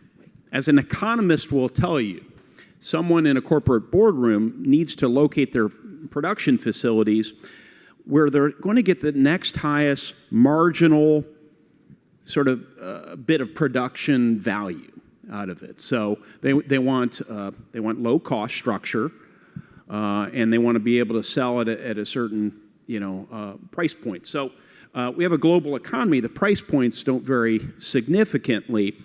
But when you have every other industrialized country, or just about every other large economy industrialized country, offering subsidies for these fabs to be located on their shore, we're not talking about wage differential decisions. We're talking about something much more substantial here. We had to get in the game, just as a governor, if they want to land a major corporate headquarters these days, has to be in the game with the incentives if you want to have those fabs located here so that we wouldn't experience the interruptions in our supply chain. What I think the doctor was speaking very powerfully about is something related but also a little different, which is the strategic bets that we have to make and have historically had to make on some of these key tech areas. Not every one of those will succeed.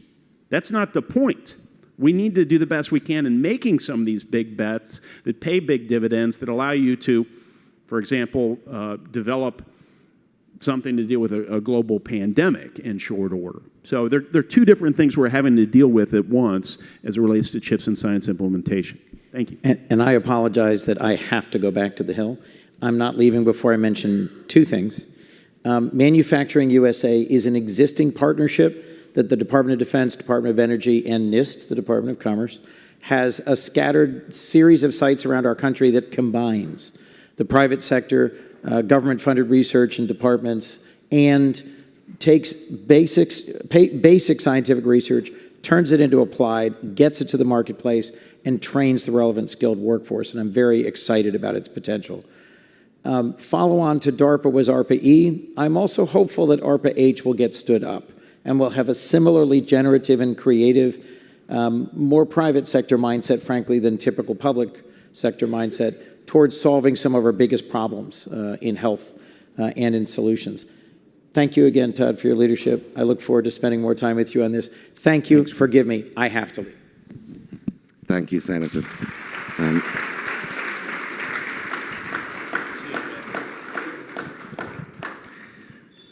Senator Young, let me get back to you as a Republican and your influence over your colleagues on this. So if you listen, in my case indirectly, to these companies, and TSMC in particular, what they complain about is the lack of high-skilled people to fill positions at these very, very cutting-edge, tiny nanometer plants. This is clearly an immigration issue. This is a skilled immigration gateway question that I know some members of your party, and indeed some members on the left of the Democratic Party, are not that keen on. To what degree can you answer that as a basic need for their ability to fulfill this? And I should just add as a coda that TSMC has been flying over hundreds of engineers from Taiwan, and they're planning to fly over hundreds of Americans to Taiwan to train them up. But there is an issue there. It is. It's a critical national vulnerability we have, which is we're not going to have a sufficient supply of workers to generate the ideas, to implement the plans, and to work in these strategically important areas. And so not only do we need to not just be thinking critically about, but also changing our laws surrounding bringing talent into this country, especially at the high end and in some of the named and discrete areas, from hypersonics to battery storage to semiconductors and so on. But we also need to do what I know a number of leaders in our higher ed community are doing, which is upping their institutional games to ensure that they're providing the workers that are needed by our country. And our K through 12 system, something that rarely gets mentioned in this context, has a lot of work to do, I think, to up its game.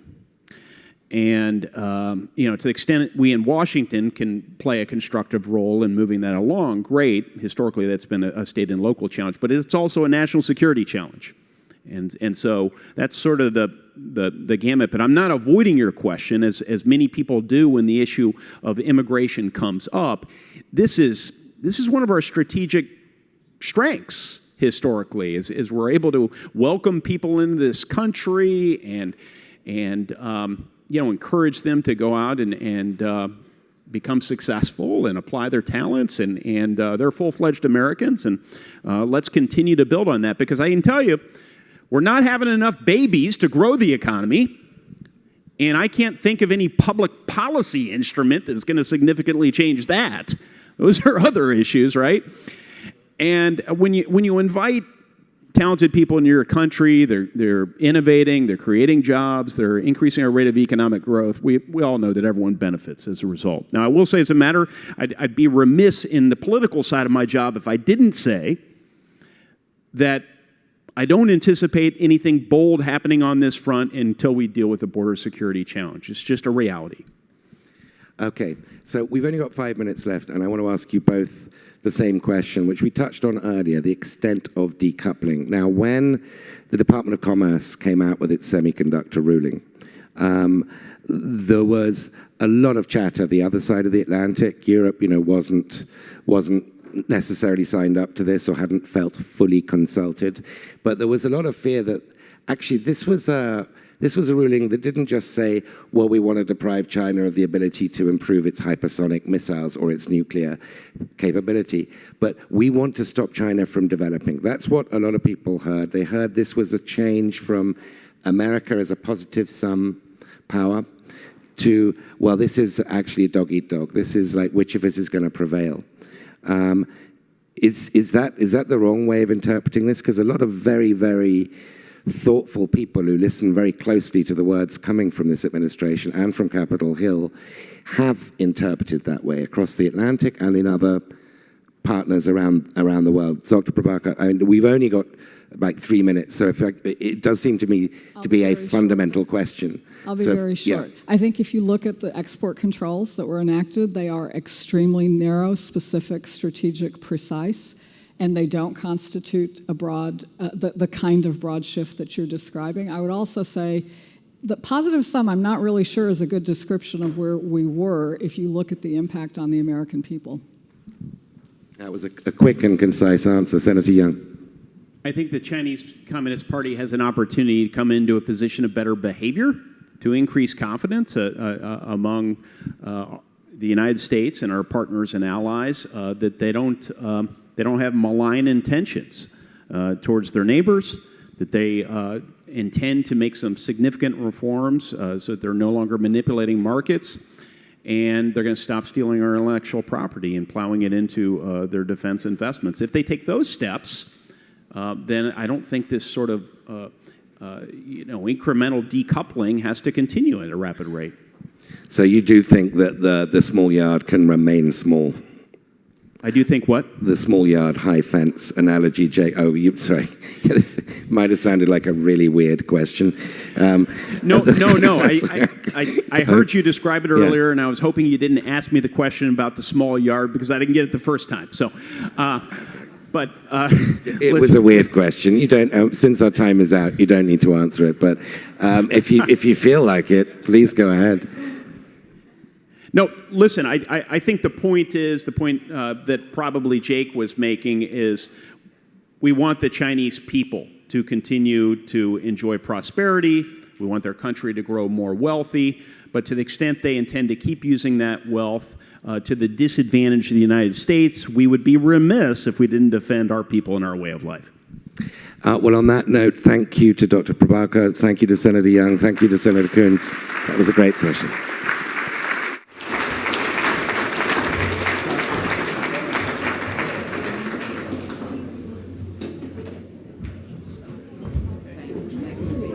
Thank you.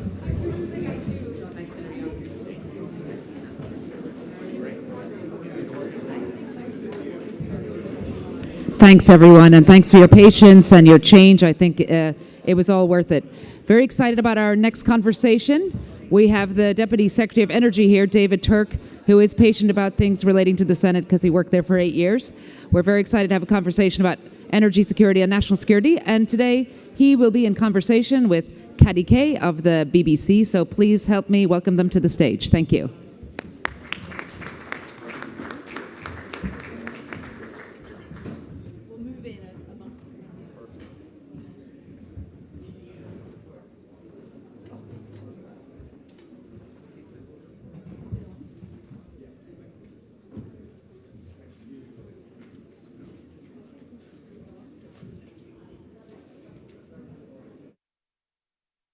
Thank you very much, and welcome, David, to join this conversation. David Turk, who's the Deputy Secretary of Energy, served in the National Security Council and then at the State Department in the Obama administration, and then I think in what we call the out years, is that right? After 2016, I think that's a diplomatic way of describing it, went to the IEA and is now back. And you were confirmed last year, I think, by a vote of 98-2 in your current role, which is almost unheard of in American politics these days. So congratulations on that. And it's great to have you here. There's a lot clearly on energy that we want to talk about in the context of security. And the obvious place to start is Ukraine and what's happened over the course of the last year since the invasion. It's been a huge disruptor.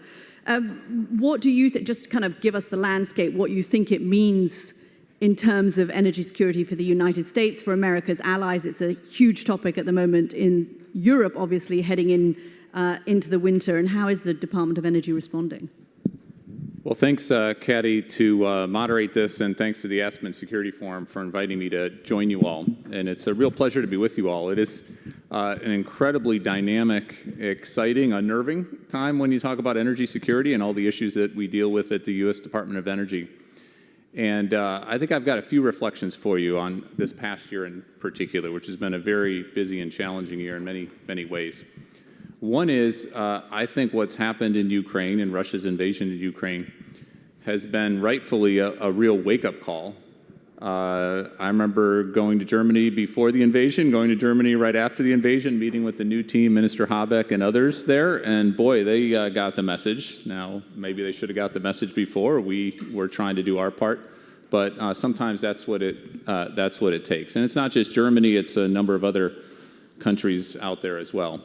So what we're trying to do, first and foremost, is help the Ukrainians, including increasingly on electricity and the energy sector more generally. For those who follow this, and those of us who have to spend a lot of time in windowless rooms getting security briefings and having meetings, what's going on is just outrageous. The destruction of the electricity sector, energy sector more generally, what that means for real people in winter. The Ukrainian winter is not an easy winter to get through, and we're trying everything we can, including working with U.S. industry. I've had many conversations, we've had many conversations with U.S. industry about if there's some equipment that can be sent over, and we're in the midst of actually doing some of that right now. Can you spell that out a little bit more? I know the Ukrainians have been asking the White House for this, to do all they can. What are you at the Department of Energy doing? What can the Americans do to try and help the Ukrainians get through the next few months, but I know that, I think Zelensky said today, it's going to be a very long time before they can rebuild their infrastructure, but they need to keep their people warm and their houses lit. So first, it's good to underscore just how concerted an effort is, repeated an effort is by the Russians to destroy the electricity sector, right? This is not just a bomb here or there or cruise missile here or there. This is a concerted effort, repeated salvos coming in, and the Ukrainians have, God bless them, like the resilience that they've had, the ability to put things back together in very challenging circumstances.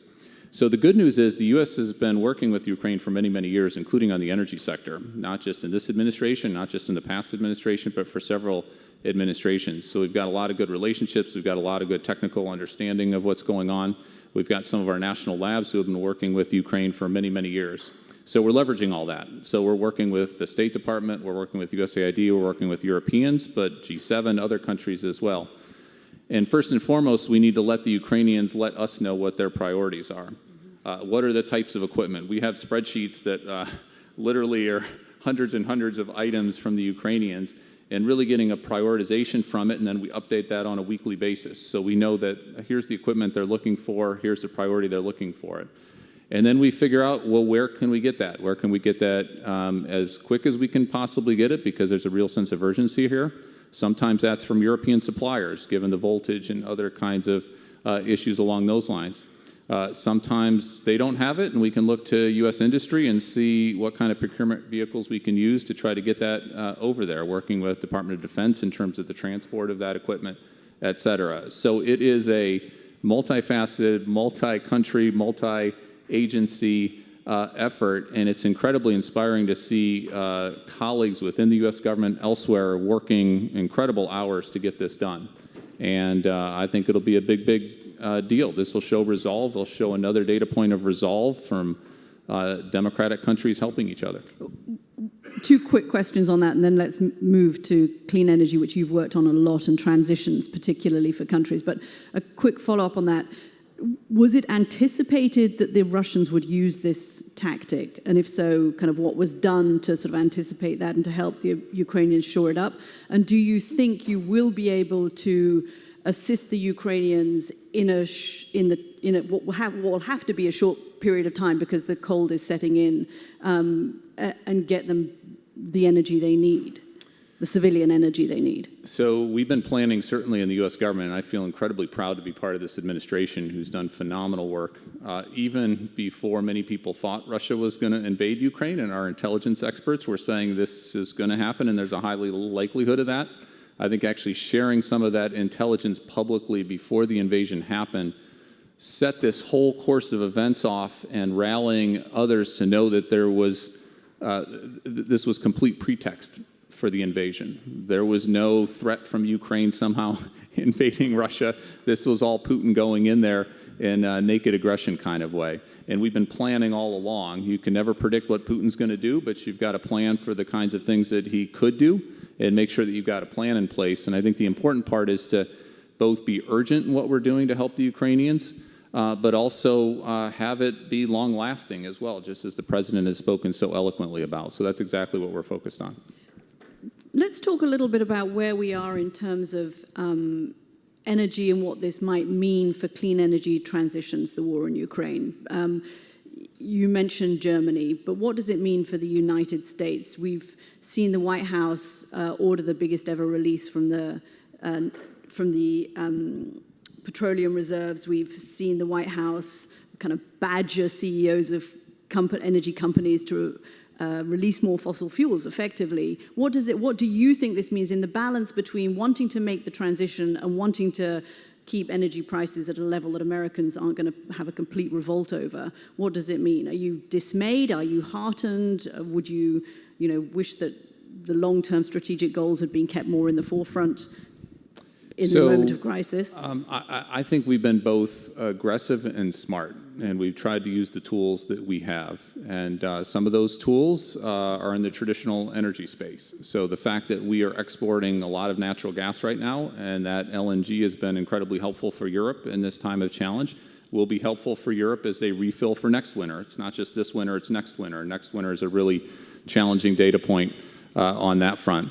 The Strategic Petroleum Reserve is something that we have available. Congress, American taxpayers have invested in that. And when we first had the invasion and people were talking about 3 million barrels, 4 million barrels coming off the market, we used that very aggressively and very ambitiously, and rightfully so, in my opinion. I feel very good about the decisions we did there to stabilize the markets, to stabilize the supply, to keep that affordability pressure, that downward pressure on the markets more generally. One of the most exciting things to happen this year, it's been a very challenging year, but I think a lot of governments, and I'd go beyond governments as well to the private sector, are seeing the innate benefits of many clean energy technologies, not just to decarbonize, of course, but also with the energy security benefits that they have. So one data point for you, it came from my former employer, the International Energy Agency. They just put out their renewables report for this year. And it found that they had to adjust their estimates for how much the world is going to be using renewables into the future by 30% from last year to this year. Now, part of that is the decarbonization agenda, everyone appreciating even more that we've got to lean in and do even more on that. But I guarantee you, certainly in conversations I've had with ministers and vice ministers and CEOs and others, a significant part of that 30% is understanding and appreciating if you have solar, if you have wind, if you have geothermal, a lot of that homegrown renewables, you're going to be much better off from an energy security perspective as well. So that 30% jump, just an estimate from one year to another, that doesn't happen unless there's some pretty extraordinary decision-making going on. And of course, we've got the Inflation Reduction Act, we've got the bipartisan infrastructure legislation, biggest pieces of legislation ever to happen on the clean energy front here in the U.S., and we're executing. Just as Senator Young said, we're in the season of execution. So you're comfortable, confident that the short-term need to replace Russian supplies and the kind of scramble we saw across Europe to do that hasn't derailed longer-term commitments to renewables amongst America's key allies or in the States itself? So it is a complicated and challenging world. There is no doubt about it. But I think what we've seen in the IA numbers on the renewables really show that decarbonization and clean energy, having energy security benefits, is not just a talking point. It's actually happening there in the world. And it's going to require governments leaning in on that front. It's going to require an awful lot of efforts on critical minerals, as Senator Young was also saying. But I think people are appreciating that, internalizing that, and moving forward in that direction. And of course, the climate science, all our climate experts, all we're seeing around us in terms of wildfires, in terms of heat waves, are just underscoring again and again and again and again, like we've got to move with a real sense of urgency on that front too. So I think both of those together are really providing some momentum. Let's talk a little bit more about, it was interesting to hear Senator Young there talk about specifically about critical minerals and about sourcing them from domestic sources or from reliable partners in the long run.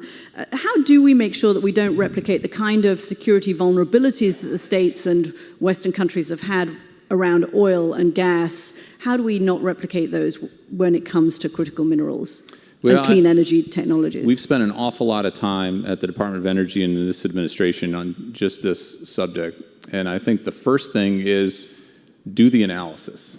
And maybe this comes from my International Energy Agency background. I come from more of a technocratic background, even in this current job. Do the analysis. And we did that. We did a whole series of reports. DOE was responsible. The Department of Energy was responsible for 13 of those. What are the volumes of materials we need right now? What are the volumes of those materials that we expect we're going to need into the future? Where are those mined? And maybe even more importantly than mined, where are those processed? And when you do the analysis for a lot of those critical minerals, what you find out is as much as there's some challenges on the mining side, there's some real concentration on the processing side, and in China in particular. And so you do the analysis. And then what you do, I think, is a twofold strategy. One is you do what you can domestically to get your own act together. And I think this is an area where we've fallen asleep at the switch for many, many years, for many, many decades in this country. And what's really exciting is the kind of legislation that Senator Coons and Senator Young and others on the Hill passed in order to give us tools in the tool belt. So one part of that was $7 billion to build out our domestic battery manufacturing capabilities. That's a lot of money. We're going to be smart with that money. We're going to do it in a targeted way. We've already announced $2.8 billion of that. That's catalyzing an awful lot of private sector investment for manufacturing and doing the processing here in the U.S. So that's part of the strategy, one part of the strategy. And then the second part of the strategy is partnerships. You've got to work internationally. The U.S. has a lot of minerals. We've got a lot of critical minerals. We've got a lot of processing. But when you look at the analysis and look at the volumes of what we're going to need here, but you look at the volumes of what they're going to need in Europe and Latin America and Africa and in Asia, this has to be democracies, market economies working together and really building out. We need 13 times this at this time into the future. We've just got to move, and we've got to move quickly. We've got to focus on building out transmission, building out permitting quicker. We've got to do those kinds of things to make sure that it's not just the investment side, it's not just the research and development side, but it's all those other soft costs, as they call them, to get those in order. And we all need to move. We all need to move, and other countries need to move as well. The good news is we've got a lot more tools, an awful lot more tools in the tool belt than what we had previously, than what we've ever had before. So these historic pieces of legislation, just to put it through a Department of Energy lens, which is what I view, we've now been given $100 billion on top of our regular budget, 80 new programs all across the board in various clean energy technologies. Some are cost shares, some are consumer rebates, et cetera, and we just need to execute and use those tools. But it's the pace and scale. We just need to move quickly. The other thing, too, thinking about critical minerals, we're doing a lot of research and development in our labs on recycling, using different kinds of materials as well. So it's... In this respect, when you were at IEA, what is it that most excites you about the technology that is out there that you see as being potentially scalable at the rate that we all need? Is there one thing you point to that you wish we could invest more in? Or that... So the challenging part is I'm asking for a Christmas gift here. Exactly.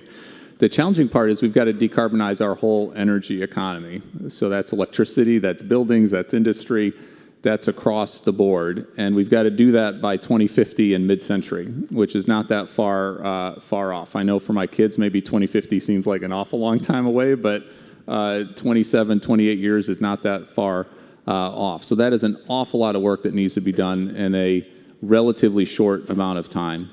It's incredibly exciting to see some of the progress we're having in some technology areas, the solar PV costs, wind. We're now doing offshore wind like we've never done before in the US. The EV revolution is happening. It's incredibly exciting to see the models, the battery infrastructure, all of that being built out on that.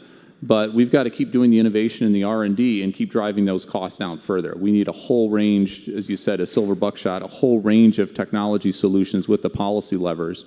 The Inflation Reduction Act, the bipartisan infrastructure legislation gives us... You know a lot of the technologies. The problem seems to be in the scalability. Is there a common thread in the problems of scaling, or does each specific technology have a different scalability problem, as it were? So there's definitely the scalability issue. We do have a lot of technologies. We've driven down the costs of many of these technologies. Solar PV is a good example, and some other areas have had dramatic cost reductions. We need to make sure that scalability works not only for the US and for Europe. We need to make sure that scalability and the finance mechanisms work for Africa, for Latin America, for all around the world. And there's some real challenges there, and there's some partnership opportunities that we really need to lean in, using the World Bank, using Development Finance Corporation, really using those tools from a federal government perspective along those lines. But we've just got to keep at it, and we have to also focus on the harder to decarbonize, the so-called harder to decarbonize sectors. We've got some solutions for... Such as? Well, such as a couple to just put out there. Industrial applications, whether it's steel, cement, other kinds of sectors as well. That's a significant part of emissions. It fuels our economies, literally, and we've got to have solutions that work at cost-effective means to do that. There are some promising solutions, but we're not there yet at the cost-effective level. Another one is heavy-duty freight. So we've got electrification for passenger vehicles. That's coming along a lot quicker than I think a lot of people expected it to come along. I think we're going to have a real revolution. We're trying to build out the charging infrastructure. We've got some incentives for purchasing. But we've got to have those heavy-duty, long-distance freight solutions as well. It's a little tougher to electrify. There are some electrification solutions. There are some hydrogen solutions, other solutions as well. But we've got to lean in. We've got to do the investment now because it takes time, unfortunately, to drive those costs down. And you've got to make those innovation investments now in order to have those full range of technologies available. What's your best, most realistic estimate on a time frame at which point we will be able to wean ourselves off hydrocarbons to the extent that we need to and replace it with renewables in everything we do in our lives So to get to net zero? Do you have a date? Yeah, the Can way you give it to us? the way I sort of look at this, and I've been focused on climate and clean energy internationally, domestically for quite some time in my career. Let's listen to the scientists. Let's look at the models. Let's look at what experts who focus their lives on this. And obviously, it should be open science, and people should test each other's hypotheses and propositions and theories and all of that. But what I hear is we have a real emergency and we have a real urgency. And again, I go back to 2050 and mid-century. We've got to get to net zero by mid-century. The U.S. has to get to net zero by mid-century. Other countries, now I completely get it, developed countries, developing countries, you look at the emissions profile of India or countries in Africa right now, it's completely unfair in terms of the per capita emission rates, and we've got to take that into account very clearly. But we've got to get the world to net zero as quickly as we possibly can get to it. We'll have some negative emissions. We've got to focus on negative emission technologies, but we have to work across the board. So I start at that premise that this is not an optional exercise. This is a mandatory thing that we've got to focus on. And then how do you get there? How do you do it in the real world? How do you use the government levers? How do you take advantage of companies with phenomenal logistics expertise and expertise, including in the oil and gas sector? How do you leverage that? How do you get them? How do you incent that? How do you work that so that we can have everyone taking advantage of the market opportunities and going as quickly as we possibly can? So I literally have in my own head, like, the quicker we go, the quicker we go, the quicker we go, and we still need to go quicker. So you're back timing from 2050. What does that mean? I can see what that means for the United States. What does it mean? And this, you may feel this is outside of your remit, but what does that mean for a country like Saudi Arabia, a complicated partner, sometimes an adversary, sometimes an effective partner for the United States, and for somebody like MBS trying to transition his own economy in that time frame? Is it something that you're watching, how countries like Saudi Arabia can do that transition, how they can he transition his economy? Because if he doesn't, what does that mean for him and therefore potentially for Saudi Arabia as a partner? The way I look at it, and hopefully this is a constructive way to look at it, and I don't think it's Pollyannish, is to try to see the world, whether it's Saudi Arabia or I was just in Ghana recently, in South Africa, how do you view things through their eyes? There is a huge, huge market opportunity here. There's an awful lot of money to be made. And I think the question you ask a country or a company is, what's your comparative advantage? Let's do the analysis again. Where can your country have some real opportunity space going forward here? I've had several conversations with the Saudi oil minister and others, and they've got an awful lot of ability to do renewables at scale, solar in particular. They also have phenomenal transportation and logistics expertise. There is no reason at all that Saudi Arabia couldn't be a huge clean hydrogen producer for Europe and for other parts of the world. Now, they've got to make the investments. They've got to lean in on that. They've got to be part of getting in as a first mover in that market as opposed to delaying in that market. But there's some opportunities there. So it's looking at the comparative advantages, and you got that time urgency, but then you figure out in the real world, how do you actually move things and do it at scale in ways that make sense from a political economy, from a decision-making of the political leadership or corporate leadership. And I think that's where we need to have more and more conversations with real-world actors. Yeah, and it's not difficult to see how making that turn for somebody like MBS is a key security issue for the United States as well. We've just got a couple of minutes left. Let's talk a little bit about nuclear. We haven't touched on that. Given, where are we in terms of safety concerns? Where are we in terms of cost concerns? I think the new plant in Georgia is costing the latest estimates are $30 billion. What role does the DOE see nuclear playing in this transition, and how are you dealing with that? So we've spent a lot of time on nuclear over many, many years, and we are continuing to spend a lot of time and money, including new money that Congress has given us through these bills. So I think nuclear, it's useful to look at it in two buckets. One is the existing nuclear, the big nuclear plants. We're all familiar with them. Sometimes I think people lose sight that is 20% of our electricity production right now in the U.S. That is a big percent. When you look at the overall clean energy production, it's 50% right now. So that existing nuclear is allowing us to have a big head start, if you will, in decarbonizing electricity in particular.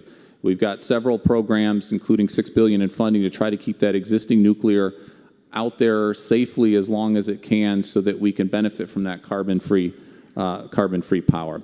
The other part, and we've invested in this for years, we've got another $2.5 billion in this latest piece of legislation on small modular reactors, advanced reactors. Incredible excitement there, not only in the US, but internationally as well. Country after country I go visit are asking about the SMRs. Where are they? When will they be available? Whether it's NuScale, there's a range of other companies out there as well.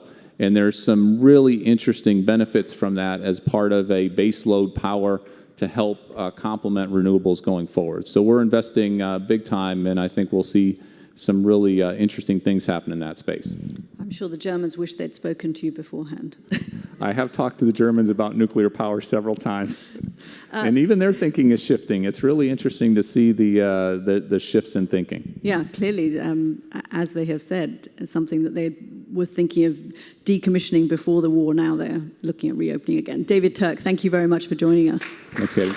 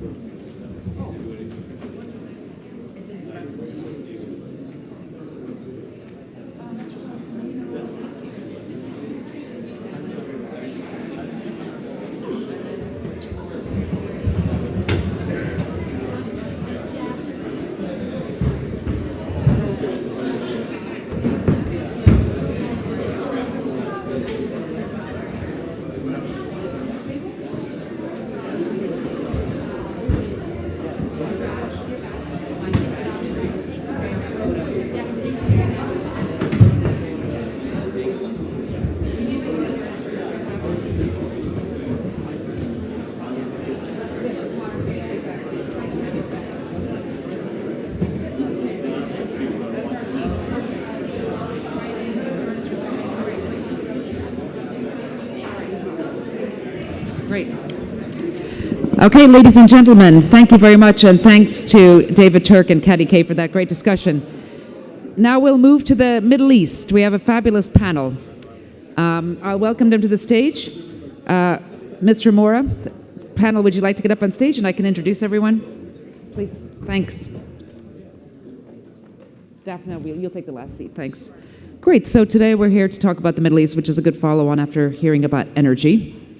So we have Mr. Enrique Mora, who is the Deputy Secretary General of the European External Action Service, and many of you might know him because he also was the Iran nuclear deal coordinator for Europe. Next to him, we have Ambassador Dennis Ross, who's now at the Washington Institute for Near East Peace. We have Abbas Milani, who's the Hamid and Christina Moghadam, forgive my pronunciation, Director of Iranian Studies at Stanford. And then, of course, we have Mona Yacoubian here. And our wonderful moderator today is Daphne Linzer from Politico. Please join me in welcoming all of them. Thank you. Thank you all so much. Thank you, Niamh. I'm Daphne Linzer. I'm the executive editor of Politico. We have a robust and distinguished panel that truly meets the moment on the Middle East with expertise that spans the region. So I'm going to do a quick little extra intro so that we can then dive right in to this weighty and critical topic. Professor Abbas Milani, the Director of Iranian Studies at Stanford University. Enrique Mora of Spain. Niamh just talked about his role with the Iran nuclear deal. He's the Deputy Secretary General of the European External Action Service. Ambassador Ross is no stranger to this group, a long and distinguished career at the State Department focusing on Middle East peace, and now at the Washington Institute for Near East Studies. And of course, Mona Yacoubian, a Middle East expert who has focused her work on Syria, Lebanon, and Iraq, and is with the U.S. Institute of Peace. Professor Milani, I want to start with you. There's much to discuss today. It's been 15 years since I was writing about the Iranian nuclear program for the Washington Post, and back then experts in the intelligence community often spoke about gaming which would come first, a nuclear Iran or the end of public tolerance for the regime. There's been a lot of moments since then that have had U.S. presidents wondering which would come first, and there's a perception that we may be at one more now. Can you talk about what kind of an inflection point you think we're at in Iran? Thank you very much for the invitation. It's an honor to be here. I have to begin by explaining a conspiracy. Conspiracies are the coin of the realm. And in the Iranian view of the world, there is no one who has been more responsible for changing politics in Iran than Professor Joseph Nye. They have a whole conspiracy that Joseph Nye is the George Kennan of the new Cold War. The second culprit in all of this, again I'm quoting Khamenei, is Stanford University. Stanford University, they say, has been consistently fermenting trouble and talking against the regime. So this is the beginning of a beautiful new conspiracy as the regime is watching. And I do think we're at a very important, almost paradigmatic moment in Iranian politics and in nuclear politics. I was in favor of the deal, the nuclear deal, when it was signed. I now think it's a dead horse, and trying to revive it is reviving a dead horse at a time where the Iranian people have clearly, in my view, categorically, in my view, rejected this regime. There's no time, in my, again, experience, that there has been a movement as sustained, as democratic, as led by women, as creative in its nonviolent approach, as persevering as the movement that we now have for 3 months. I cannot believe that the international community can at this moment think about signing a deal with this regime and giving it billions of dollars that it will only use to suppress the Iranian people, agitate against US allies, and further consolidate its ties to Russia. Iran is now the most important military ally of Russia and Ukraine. Iran is one of the centers of shenanigans in the region, and that money will, I think, be used only for these nefarious purposes. The existing paradigm that worked at the time was that this is a regime that is reliable, this is a regime that is reformable. There are moderates within this regime that can be partners to a better future Iran. I think the reformists are no longer a force in Iran. I think the Iranian people want a change. They don't want the West to change the regime for them, but they want to change this regime to a more law-abiding, secular, democratic entity. And at this moment, talking about the deal with this regime, I think, is against long-term, short-term interests of the United States, Europe, US allies, and definitely the Iranian people. Thank you for that. I think before I want to go to Enrique Mora, obviously on the deal and the position of the European Union, especially in light of what of how you're assessing this situation, Professor Milani. But let me ask you before I do. Should the Islamist regime fall in some way, what do you expect will come next? I think what will come next will depend on when this change happens. I'm not one of those who thinks this regime is going to fall tomorrow. I think there are two illusions that have been fed in Washington very conscientiously. One is the illusion that this regime is here to stay and nothing will change. The other is that this regime will fall with the next push. This is a regime that still has resilience. It has the power to suppress. They just today defiantly executed someone who's, according to their own indictment, whose crime was blocking a street. They executed a peaceful demonstrator. This regime still has some poison. So when that change happens, I think, will determine what will come. The most immediate, I think, likely scenario is that the IRGC, the Revolutionary Guard Corps, will find that the times are desperate. They will take over. But I don't think that that is a solution that can solve Iran's problems. Iran's problems are so fundamental that only a national, international coalition between the Iranian diaspora that is now more organized, more united, more active than ever before, and people inside Iran, with the help of the international community, can get the Iranian economy running again and make Iran a reliable actor in the region. Mr. Mora, with that in mind, can you talk a little bit about where the European Union thinks the Iran nuclear deal is headed, if anywhere at all? Thank you. Thank you. And first of all, thanks to Aspen for inviting me. It's really a privilege to be here. The situation now of the nuclear deal is entirely different than it was only 6 months ago. We cannot detract ourselves from the current situation, first inside Iran. Second, a point which is extremely important to the European Union. Iran is, along with North Korea, the only country in the world which is giving weapons to Russia in the war of aggression against Ukraine. And then we have the nuclear, the JCPOA. Conventional wisdom, let's put it that way, for many years, said that we have to encapsulate the nuclear question in order to put aside a huge non-proliferation problem. So JCPOA was the way to encapsulate that problem, to deal with others, regional behavior, the evolution, internal evolution of the Islamic Republic. We still think in Brussels that that is correct, but at the same time, it's absolutely obvious that this is not the moment to go for the nuclear agreement. But it's not just because of the situation on the ground. It is. It is not just because support to Russia. It is. It's fundamentally because the Iranians themselves, they have not taken the decision to go for JCPOA. They had two golden opportunities, one in March, another one in August, where we could have, we had in fact an agreement, but they lack the political will to go for it.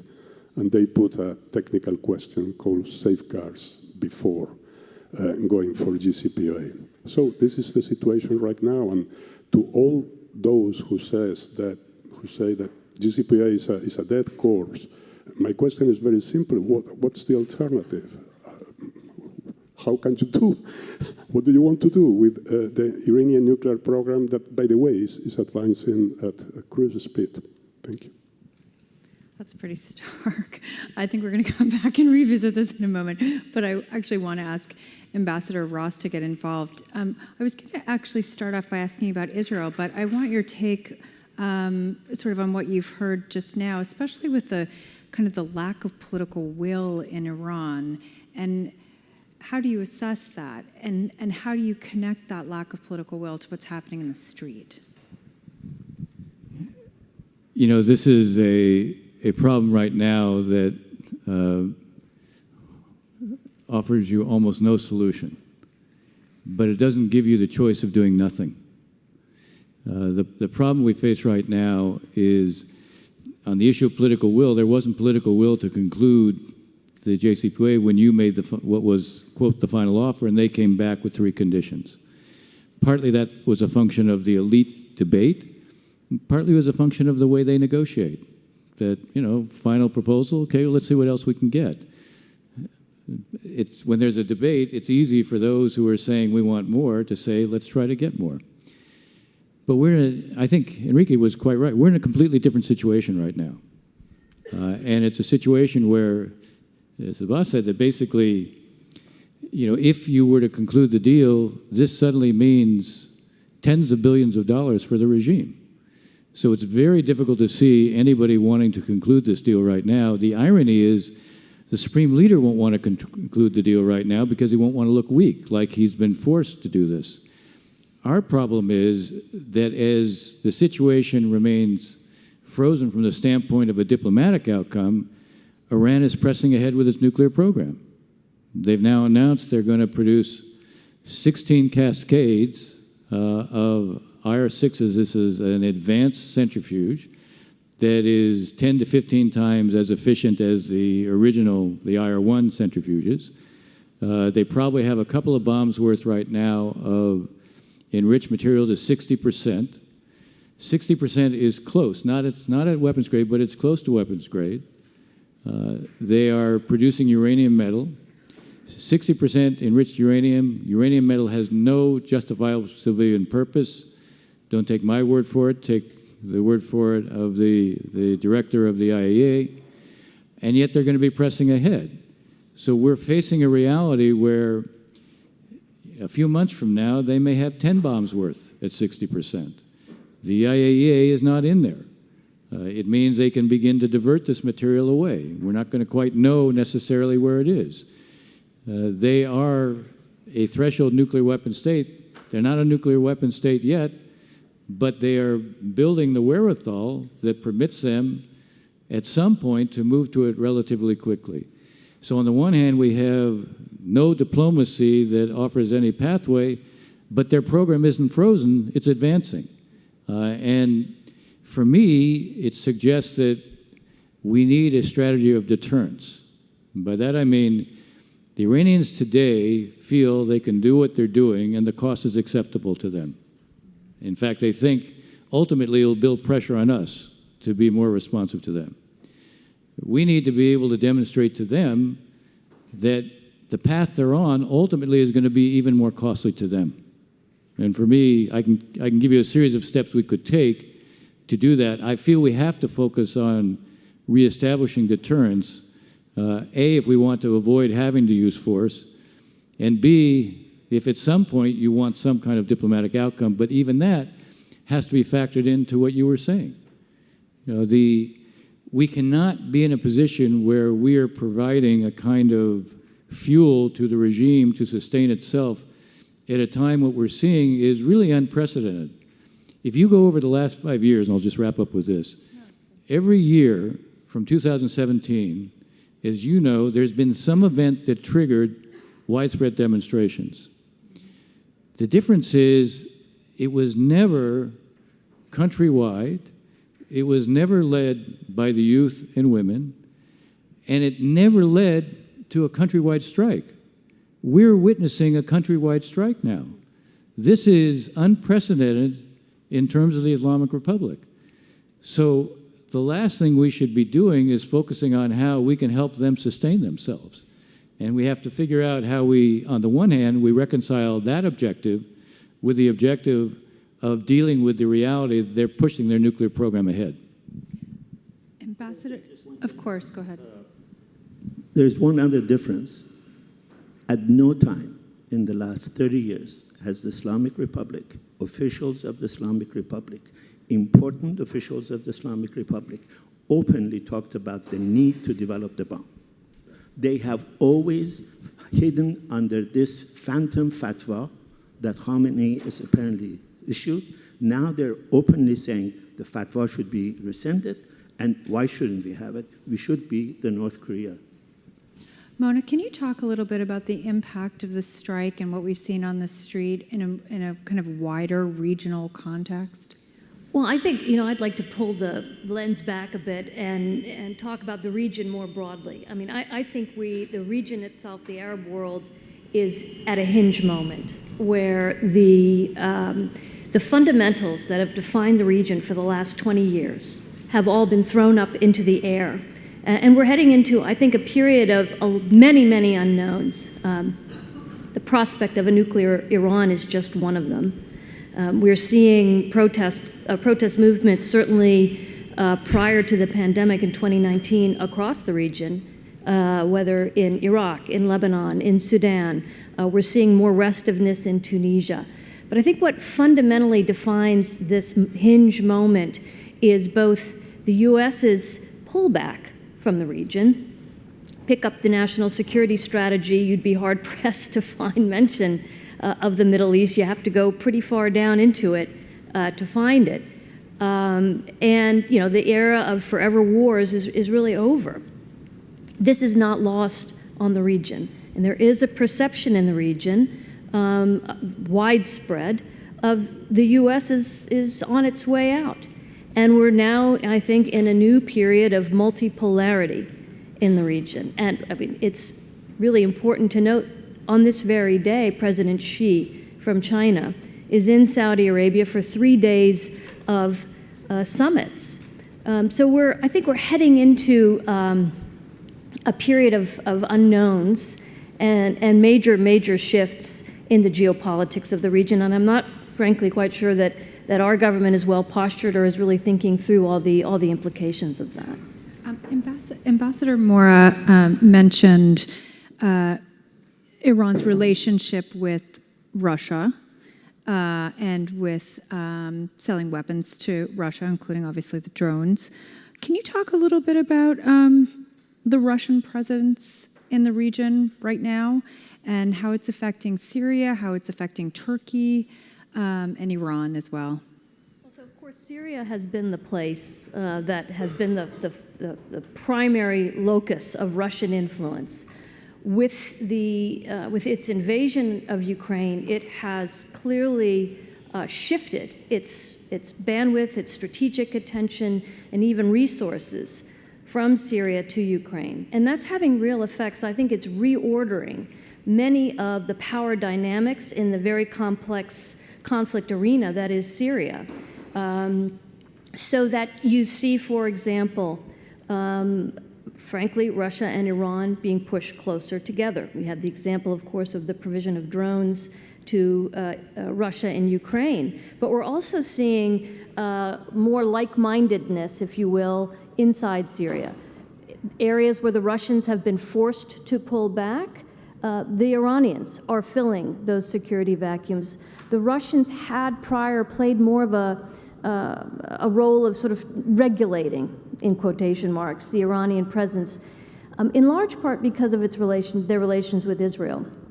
That, too, has seen really important shifts, particularly during Prime Minister Lapid's turn in power, where the tensions between Russia and Israel were rising, I think, in significant ways and being played out kinetically inside Syria.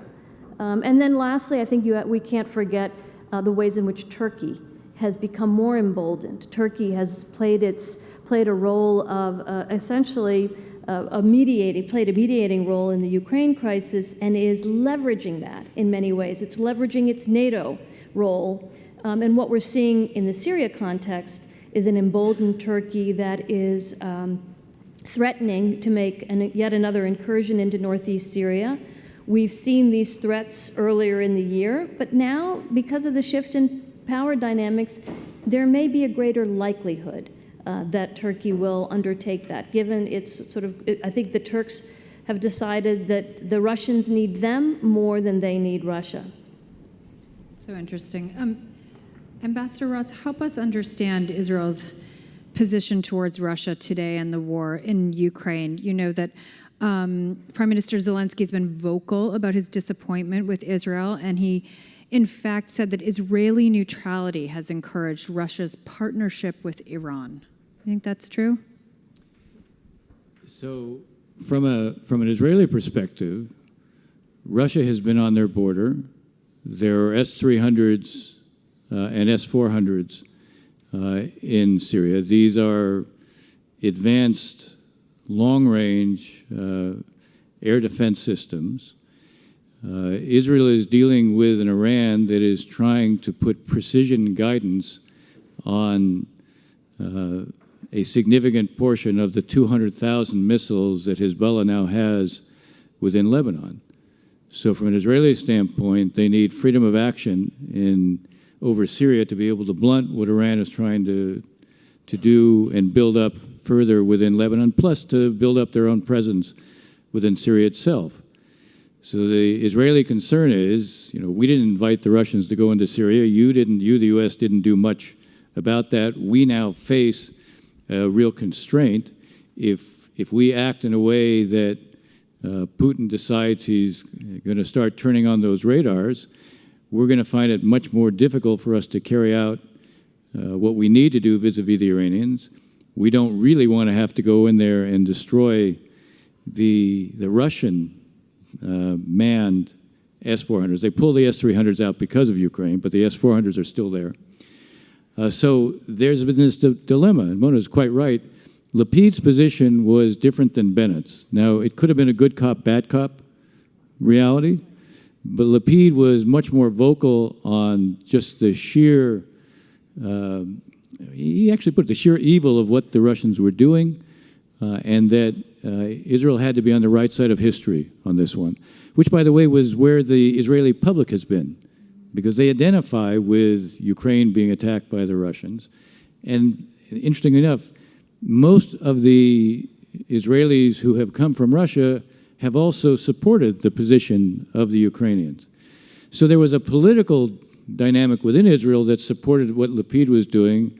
Bennett's position was to say, look, we need to be nuanced, we need to be balanced. Now, the question becomes even more interesting because even though the Likud party today asked for an extension of another 2 weeks to be able to put together the government, the coalition negotiations, I think, going on in Israel are a little bit like sausage making at this point. And so Likud has asked for an extension of 2 weeks to put together the government. Netanyahu prided himself on the relationship he had with Putin. He was invited to Red Square, for the victory in the Great Patriotic War. The interesting question will be, where is he now? Is his position going to be closer to where Bennett was suggesting, or what Lapid was? Was the Bennett-Lapid relationship really an orchestrated one, which it may have been? My suspicion is the concern about the Russians will remain. And by the way, it's not only because of what I just said in terms of Syria. There's also 600,000 Jews in Russia. And the concern about what may happen to the Jews in Russia is also a factor that influences what any Israeli prime minister is going to do on this. So my suspicion is the Israelis will continue to do more in the non-lethal area. They will be very hesitant to go beyond that level. If you ask people in the administration, they will say, we want the Israelis to do more in terms of air defense. Now, it's easy to say that. The question is, what does that mean in practice? You'll hear the term Iron Dome, which is Israel has a layered missile defense system. The Arrow is an interceptor for outside the atmosphere. David Sling is for short-range kinds of attacks, and Iron Dome is for something in between. Iron Dome is very effective, but the Israelis will say, we don't have enough for ourselves. We face the risk of another conflict coming out of Gaza. We face the potential of Hezbollah. If we provide Iron Dome to the Ukrainians, put aside the issue of the relationship or the impact with the Russians, we won't have enough for ourselves if we face another conflict. And they'll say, look, we understand America is doing a lot for Ukraine, but by the way, you're not providing Patriots there. Why? Because you don't have enough Patriots. So this is an area where I think the administration will continue talking to the Israelis, and a creative approach would probably be one where we ask the Israelis to do more to help in air defense, not by doing it directly with Ukraine, but by giving it to NATO partners who could use more help from the Israelis in terms of beefing up early warning capabilities. Thank you for that. Enrique, Mona talked about the perception in the Middle East that the U.S. is leaving. Is it the concern or the position or the belief in Brussels that Russia is filling that space? No, it is definitely it's not Russia who could fill that gap. As far as Iran is concerned, Iran has a 25-year treaty with China, who virtually put the Iranian economy in the hands of China. Today, we have, as Mona mentioned, for 3 days, Xi Jinping is in Riyadh. He's having summits, 3 summits, with the Arab League, with the Gulf Cooperation Council, and a bilateral one with Saudi Arabia. No leader in the world has had such a treatment. And at the same time, he's the first and most reliable ally of Iran. This is filling the gap. That diplomacy is filling the gap, not the Russians. What is going on between Russia and Iran is purely circumstantial. We are pushing both the Ukrainians and the Iranians to talk. They have already met 3 times, only last week, and we think it's the way out to this situation. For us, the important thing, the existential threat is the war in Ukraine, and we will do whatever is in our hands to diminish the risk. And one of them, obviously, is to stop Iran transferring weapons to Russia. So that can be done through that bilateral contact is so far so good. So again, Russia is not going to fill any gap. As for Israel, yes, I mean, we can understand all this. Ambassador Ross put it very eloquently. At the same time, who would not prefer Israel to be in this global West effort? We are all together, from Australia to Sweden to Canada, you name it. We would like to see Israel in that common effort. We can understand the constraints. These constraints, by the way, are quite similar to those invoked by Turkey, and we don't understand Turkey, so that's the situation then. Ambassador Ross, let me just ask you to pick up on that, because I wanted to ask you your thoughts, and this is obviously going to be a test for Netanyahu again, and how he changes or relates with Putin now, because the invasion hadn't happened yet when the last time Netanyahu was in power. 4 weeks ago, Tom Friedman penned an opinion piece in the Times with this headline: "The Israel we knew is gone." Do you agree with that? No, I don't agree with it. Let's try to put the election in perspective, which is not to say I'm comfortable with its outcome, although I'm not an Israeli and I didn't vote. The actual outcome, the actual numbers outcome, ended up with, if you want to put it this way, the anti-Netanyahu bloc, because this was an election that basically was not between parties as much as it was between blocs.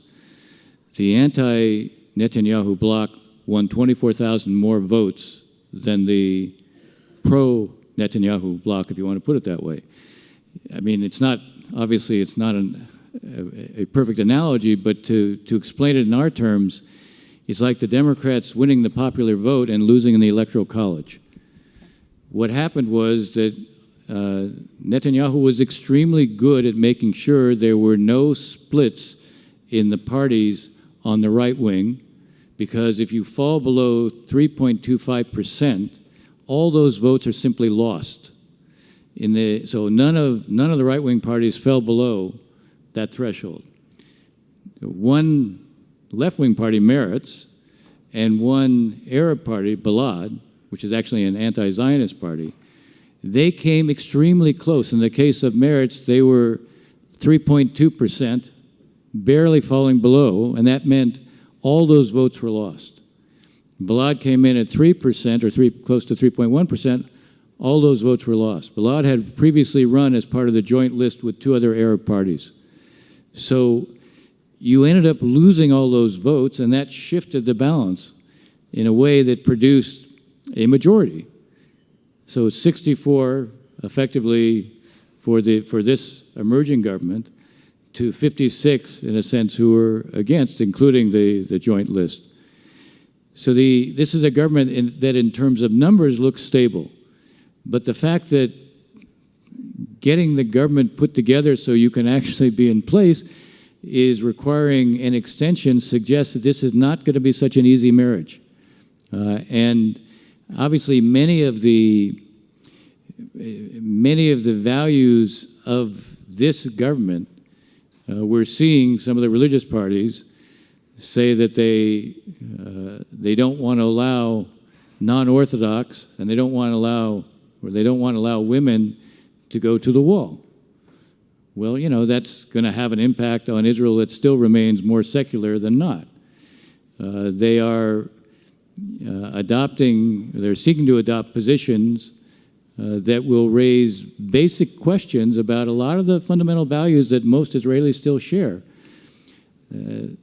Prime Minister Netanyahu is the longest-serving Israeli prime minister. He's now 73. He doesn't want, I would say, Ben-Gvir and Smotrich to define his legacy, so he's going to have a real challenge. But you can look at what are the things you know for certain that he'll try to contain. He takes enormous pride in the Abraham Accords. He's not going to let them undo it. And there are steps that they could take that would threaten it. For example, there was a commitment there'd be no annexation of the territories allotted to Israel under the Trump plan for 4 years. If there's an effort at annexation, that's going to bring down the Abraham Accords. He won't permit that. There are those within this coalition who want to increase Jewish prayer on the Temple Mount in the Haram al-Sharif. He knows you do that, it won't just be the Abraham Accords. He wants to produce a breakthrough with Saudi Arabia.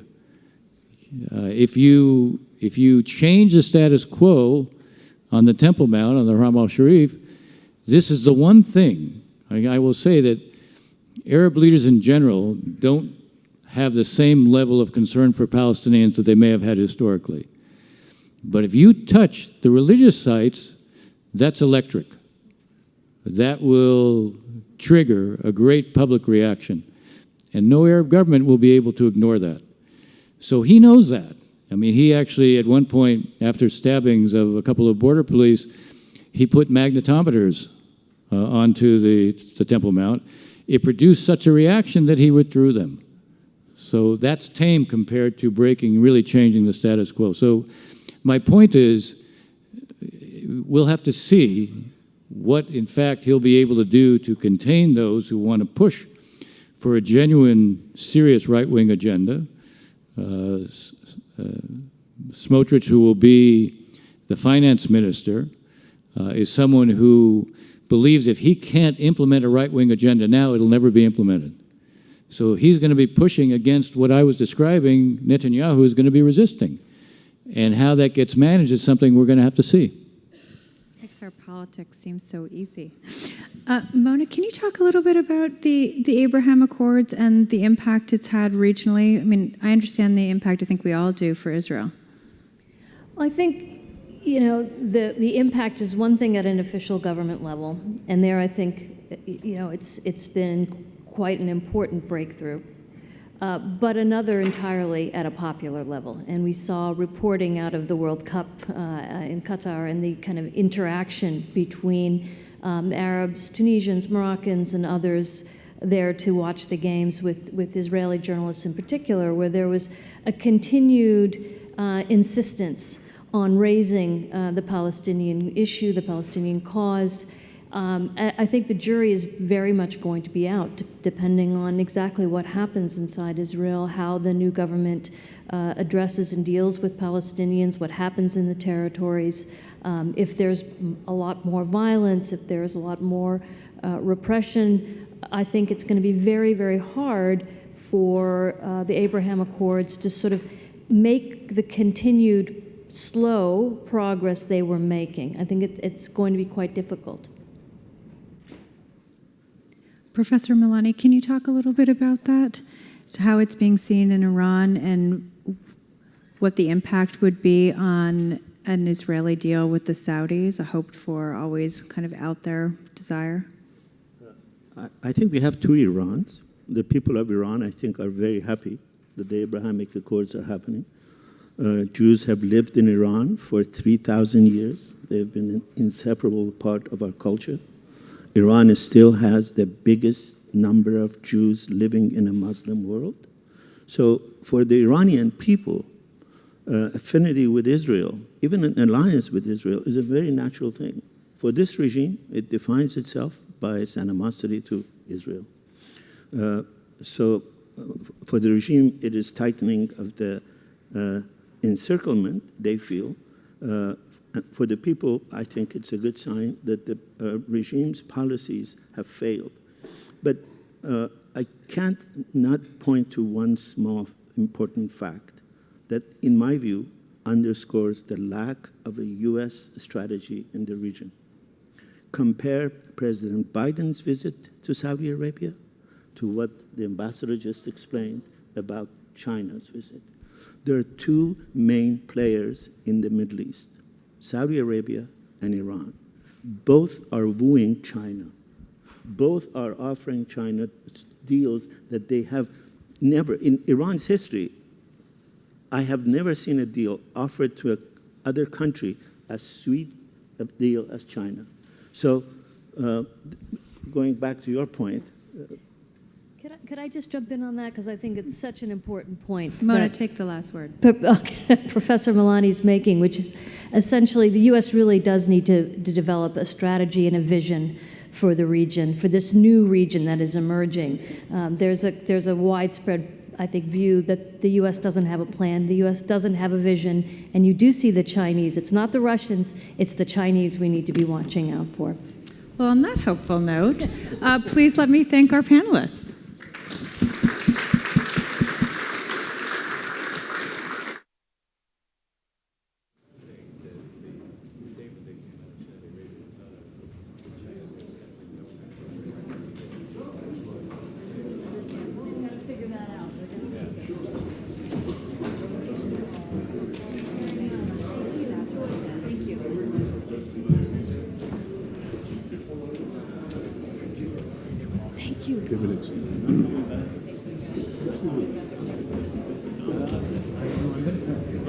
I'll be there. I'll be there.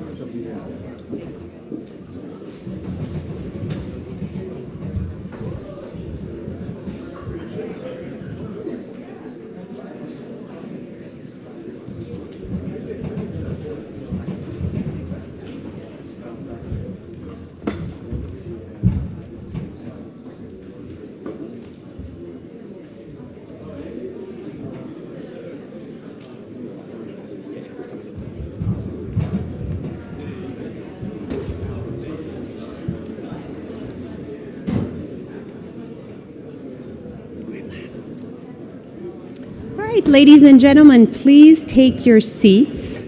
We are very, very lucky to have with us as our final keynote speaker, Deputy Secretary of Defense Kath Hicks, who is known to many of you, who is absolutely fantastic, who's been a great leader at the Defense Department from when she was in the policy shop to when she was at CSIS, running their national security program, to now when she is helping us modernize the Pentagon, manage the budget, and do so much more that manages this big, complicated building. So thank you so much.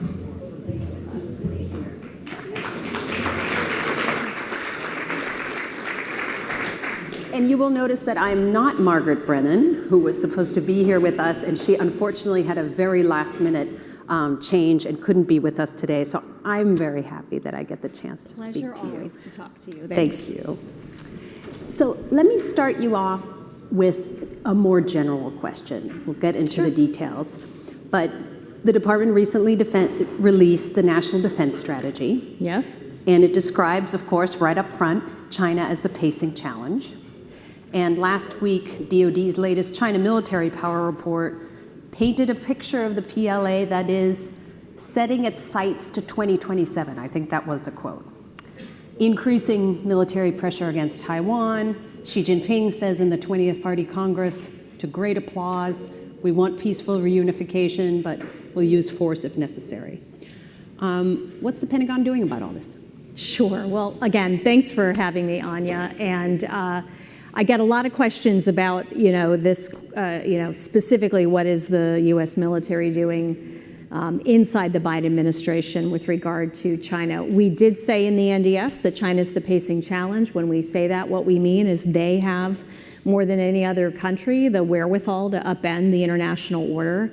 And that's an international order that we believe serves U.S. interests by and large. So we have a lot of national interests at stake in protecting and defending our capabilities, and that includes putting forward combat credible capability that the Chinese see as sufficient to deter them. And we think about that in multiple time frames, and that includes right now. We think about it in 2022, 2023, all the way to 2027, and we think about it in the midterm and the long term, and being able to pace China all through that period as they make changes, as we make changes. That's really important to us. So what is our strategy for doing that? We really have three main pillars we rely on, and these are the same that are used across the administration.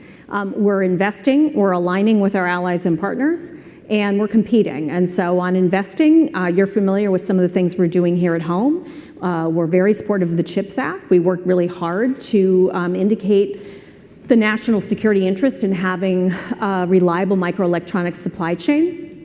Will be part of the implementation plan in the Defense Department on chips. We are invested in securing supply chains in other key areas, batteries, for example, among others. And we are very much invested in procurement and research and development dollars here in the U.S. We have put forward in the 23 budget request, the President has the highest both research and development budget requested and the highest procurement dollar value ever requested. So when people say, well, they're looking at 2045, well, that's true, but we're also looking at the here and now. So that's investment. Aligning, we're working really closely with allies and partners. I think you had Kurt Campbell earlier today. Hopefully he touched on many of those components. But that's happening in and out of the Indo-Pacific, for instance, all the time. Just in the past year, we landed F-35s both on a Japanese helicopter carrier and on a UK carrier, as an example.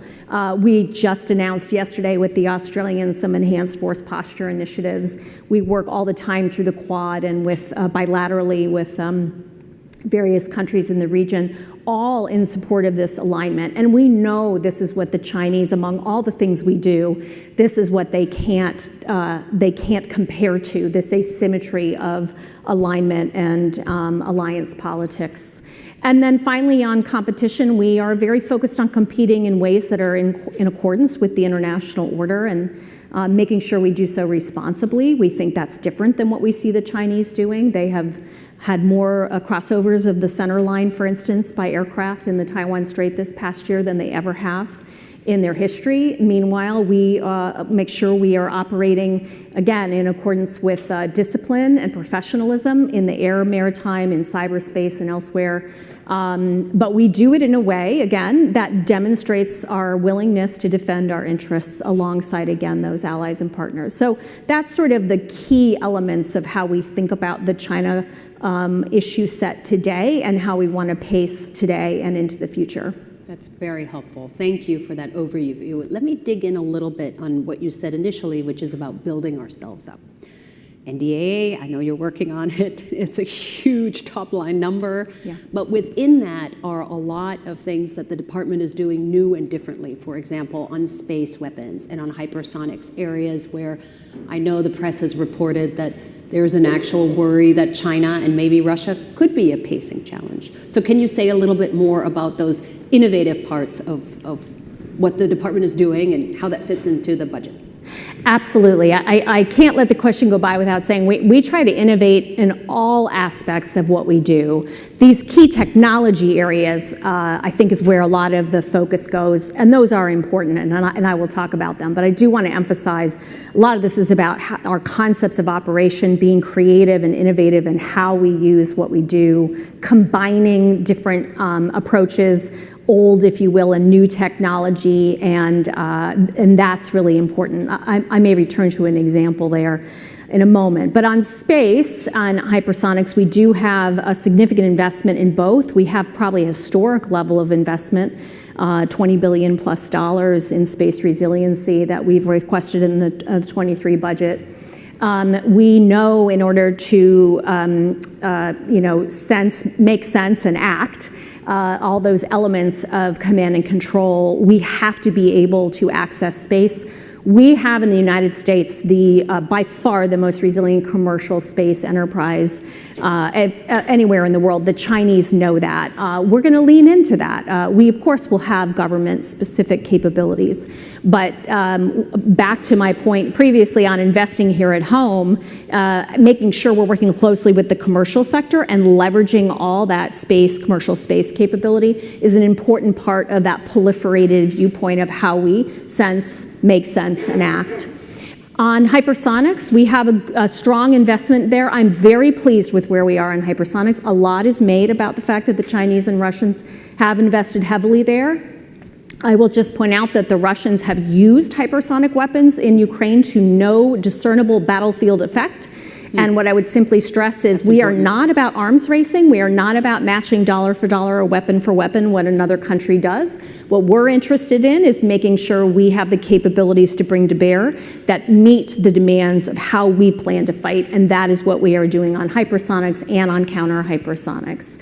I said I'd give you one other. Let me cheat in another one. A lot of that innovation that we're doing, as I said, is happening in much less highfalutin areas. So an example I'll give you is what the Marines have been doing with, the modern version of the Humvee, our joint tactical vehicles, light tactical vehicles. They're associating these very mobile platforms that we have in the thousands with Tomahawk missiles that we have in the thousands.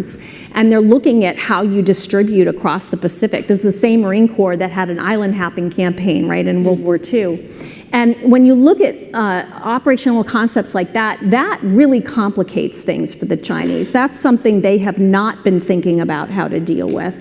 So we're making sure to innovate at all levels of the department to create those kinds of complexities that make the Chinese wake up, the PLA wake up and say, you know what, today's not the day, because that's what we want them to be thinking every day. Yeah. Absolutely. That's perfect. And I know you have been specifically such a leader on all of these initiatives, large and small. Let me ask you about one specific one. I live in California. I've been really excited to see the Defense Innovation Unit grow up. Yes. You just announced a new Office of Strategic Capital, which is going to connect innovative companies with the Defense Department in new and different ways. Can you say a little about that? Absolutely. So I believe you and I saw each other within the last year out at Stanford at the great group that they have, that Steve Blank and company have out there. And we hear both out there and in all of our visits the challenges that folks have working with the Defense Department, how hard it is for this wonderful opportunity of the innovation ecosystem in the U.S. to really be fully tapped into. And part of that, not all of it, is on the capital side. So the Office of Strategic Capital is really bringing that use case, combining the use case of what we think we need, what are the solutions that could be brought to bear to warfighter problems, with marrying that with those who are willing to bring capital. And we've been really pleased at the degree, the growth of interest in working with the Defense Department. There's a huge amount of patriotism, of course, in the private sector, a lot of interest in trying to help us. And frankly, a lot of it sparked by Russia's invasion of Ukraine. Yeah. A lot of it's a whole new world out there. Who want to make sure that we can protect, the way of life that people are used to here in the United States. So we think there's going to be a lot of opportunity with the Office of Strategic Capital. Thank you. Thank you for doing that. Let me just dive a little deeper into, we've had a long conversation this morning with Kurt and then with representatives from the UK and from Australia about the Indo-Pacific. The Wall Street Journal had a piece on Taiwan recently, a couple of days ago, that says that U.S. government and congressional officials fear the conflict in Ukraine is exacerbating a $19 billion backlog of weapons that are bound for Taiwan. Can you say a little bit about that? Is there a backlog? If so, what are we doing to get rid of it? So let me say emphatically that the U.S. support in Ukraine is in no way negatively affecting our ability to provide, fulfill FMS cases, foreign military sales cases, or otherwise support Taiwan. In fact, there's a lot of lessons learned out of Ukraine and a lot of congressional support for building out the defense industrial base that we believe will be critical to our ability to continue to support, whether it's the Taiwan Relations Act commitments that we have or other allies and partners who bring forward requests. The major difference, just to demonstrate why these things are not connected, we have been doing presidential drawdowns.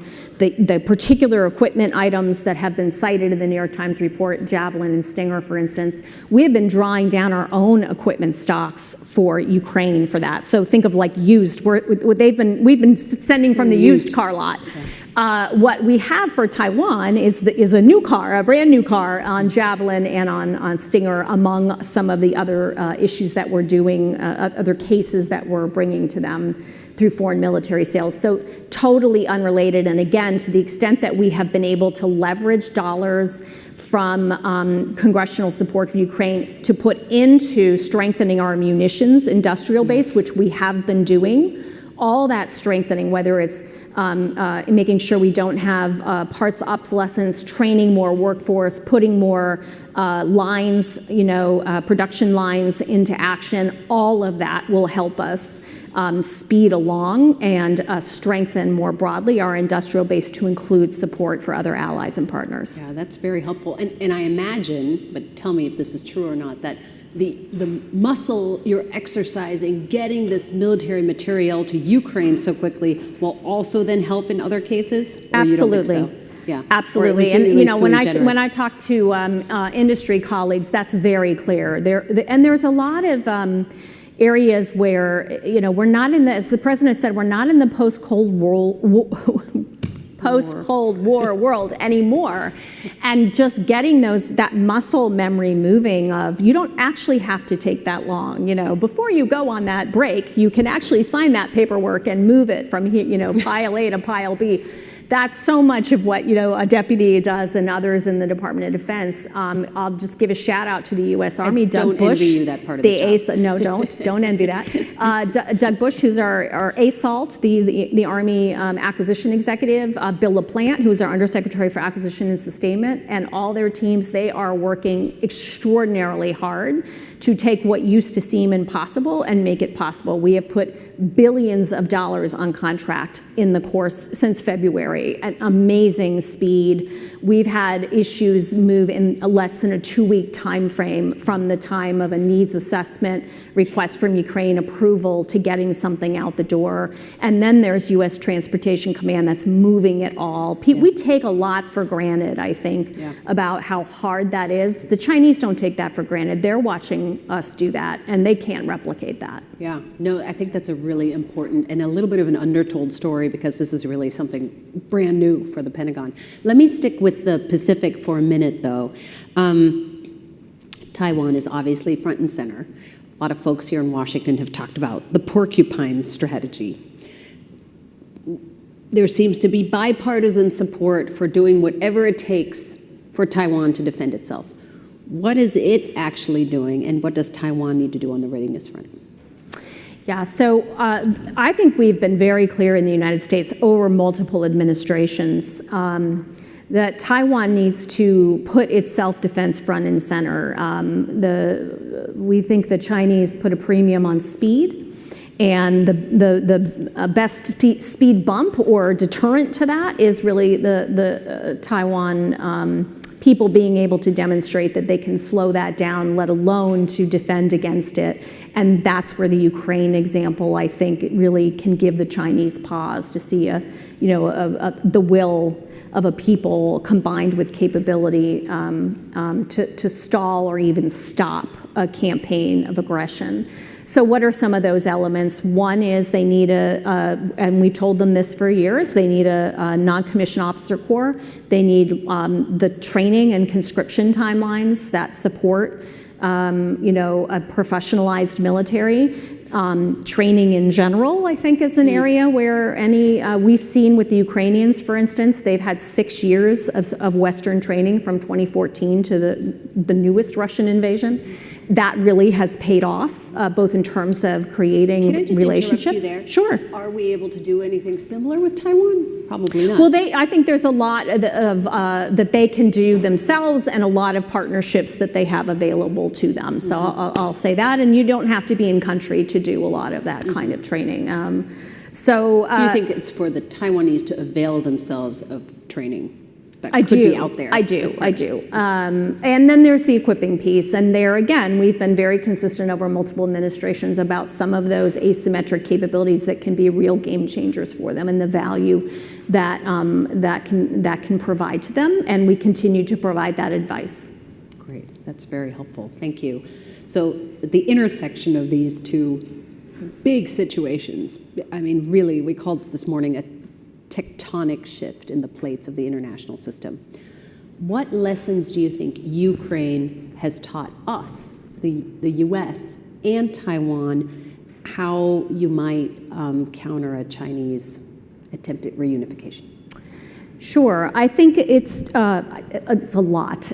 It's taught us a lot of things. They're not direct parallels. So I would emphasize that. But the lessons I think we really want the Chinese to take away, and that we're taking away, is again the value of alliances and the strength of international support for a people who are subject to aggression, and how that plays out then in the economic realm, in the international relations realm, and even in the supply chain realm. So let me go back to the CHIPS Act and microelectronics. The Russians are going to be, years, if not more than years, behind their own military modernization plans, because they're not going, if only for the fact, let alone that they've expended a lot of munitions, that they will not have access to, for example, the advanced microelectronics that they need. The Chinese have to think about things like that too, right? So that's part of what we want them to be thinking about, and what we're thinking about. How do we bring that international pressure to bear in ways that are very concrete, and create a high cost for them? And then I think, as I said before, it's a lot of this is about the will of a people combined with some capability can make it very challenging for them. And then lastly, I think I would say where the United States really can speed up its system, invest, align, and compete effectively to provide that support for, in this case, Taiwan's self-defense. Yeah, absolutely. Let me stick with what you just mentioned, which is the international piece of this and our partners and allies. We had a great conversation this morning about how much is happening in the Indo-Pacific, from the Australian exercises, as suddenly the French and the Brits join their Air Force exercises, British carrier strike group, even a German frigate, more happening. The Japanese and the South Koreans being friendly to each other in a way that you certainly wouldn't have seen a few years ago. Tell me how you were utilizing all that and maybe conducting that orchestra. I think what it really demonstrates is the power of shared values, shared interests, and principles. I really do think it comes down to that. For the United States, what we need to do is be able to put forward a value proposition that we are a provider of stability. We can contribute effectively to stability in the region, that we're there and we're going to be there, and we are a Pacific nation that is engaged. And in the case of the European countries you mentioned, that they likewise have interests, that they're looking to allies and partners in the Pacific, and thinking about that whole of world approach. I think that's really important. And then we, of course, have the capabilities. We have the ability to work very closely with, for instance, the Australians with their F/A-18s, or their Growlers, which are common to the United States. You can look at any of those countries where we have very close relationships, or in many cases alliances. We're training with them, we're operating with them, we are cross-decking with them, as I mentioned before. All of that creates stability, a common approach, and reinforces our ability to operate together in crisis. Yeah, Thank you. That's very helpful. Let's fly now a little bit farther west to the other conflict that's probably keeping you up at night, and that's, of course, with Russia, Ukraine. And I'll start with kind of the intersectional question. In early February, Putin and Xi declared their no-limits friendship. President Xi might be regretting that a little bit. How do you see the relationship between China and Russia developing? I think it's clear that both are concerned about this, the U.S. and the community of nations that have come together in support of the Ukrainian people. And, there is that. I think there are some natural tensions between them that are historic and longstanding. But I would also just add, I think it should be increasingly uncomfortable for the Chinese first to see some of the nuclear saber rattling that the Russians have done. They have no interest in the use of nuclear weapons. I think they should be concerned about the accord that the Iranians and Russians appear to have come to that results in Iranian weaponry being used in Ukraine by Russia. Sorry, let me just clarify. You think the Chinese should be concerned about that? They should be concerned about that. I think those are There's no evidence that they are. natural tension points. Well, you're asking where the relationship is going, and I guess what I'm saying is I think there are some additional tension points that we are seeing play out here that make it challenging. It should make it very challenging for the Chinese. I know the Chinese very much value their international reputation. These are challenges to that, let alone the aggression itself, the attacks on civilian infrastructure that are, the evidence of war crimes. There's a lot here that is of concern, I think, if you're China. Yeah, absolutely. Thank you. We have a new Congress, Republican-controlled House. Do you think that providing, I know there's also been a request for an additional appropriation for military goods for Ukraine. Do you think providing support for Ukraine is going to become more challenging within the U.S. system? I think there's a very strong bipartisan consensus in support of Ukraine. How that manifests in the types of capabilities that make sense to send, I think that's going to evolve over time. I think our support will itself be shifting, into more enduring, approaches, training, services, support, maintenance, sustainment. So I think that's a natural evolution, if you will, of the types of capabilities, but I'm not concerned about the bipartisan support for Ukraine. Good, that's great to know. It is amazing how much bipartisan support there is both for what we're doing with China and with Russia. Yes. I'm sure that makes your job at least a tiny bit easier. It does. At least a tiny bit easier. So there's been you already said a lot about production lines we're putting back in place, what we're doing. Do you think there's any impact on U.S. military readiness caused by the Ukraine fight? No, actually, we work very carefully every time we're reviewing requests for assistance.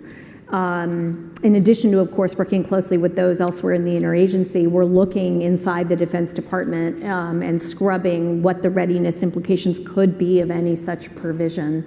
So those are weighted carefully. The Secretary sees an risk assessment on readiness for anything that we send forward, and we have only sent forward anything where we are comfortable with that risk assessment, whether it's related to readiness or technology transfer or other concerns. That's great. That's great to hear. So let me ask you the more broad brushstroke question. We had the Prime Minister of Lithuania here last night. She gave a pretty tough assessment of the conflict and essentially said, it's hard to see how this ends anytime soon. What's your assessment? Where does this go in the next 6, 9, 12 months? Yeah, I'm not going to try to predict the mind of Vladimir Putin. I think the real answer is he can end this he started it, he can end it any day. It's an act of aggression, a war of aggression against the territory of a sovereign nation. And, it's not going well for him. and he can, make that end by ceasing operations and returning territory.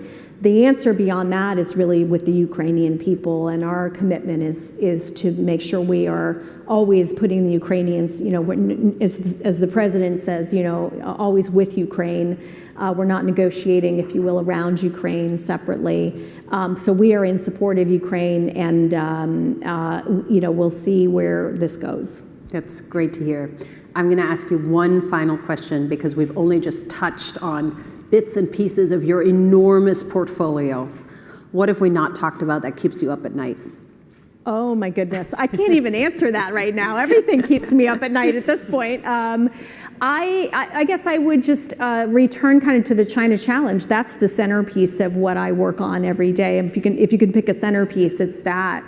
And just making sure that we are overturning bureaucracy at every opportunity to get delivery of capability to the warfighter as fast as possible.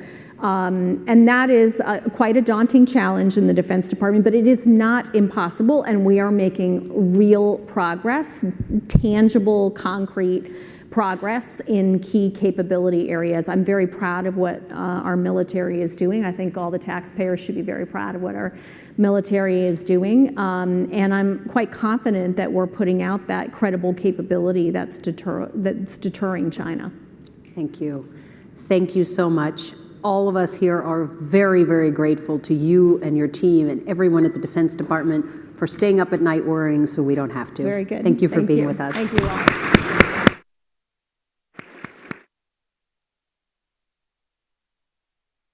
We have our chairman, Joe Nye, to close us out. Thank you. Thank you so much. That was great.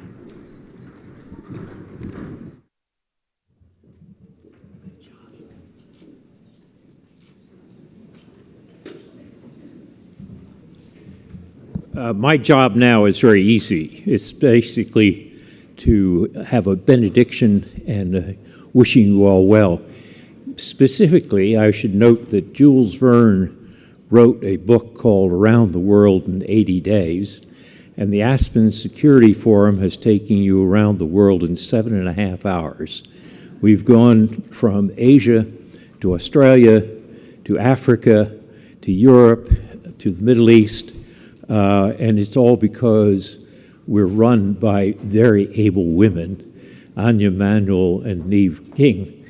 And so I'd like you to all say thank you to them and to remind you that there are cocktails available in the front room.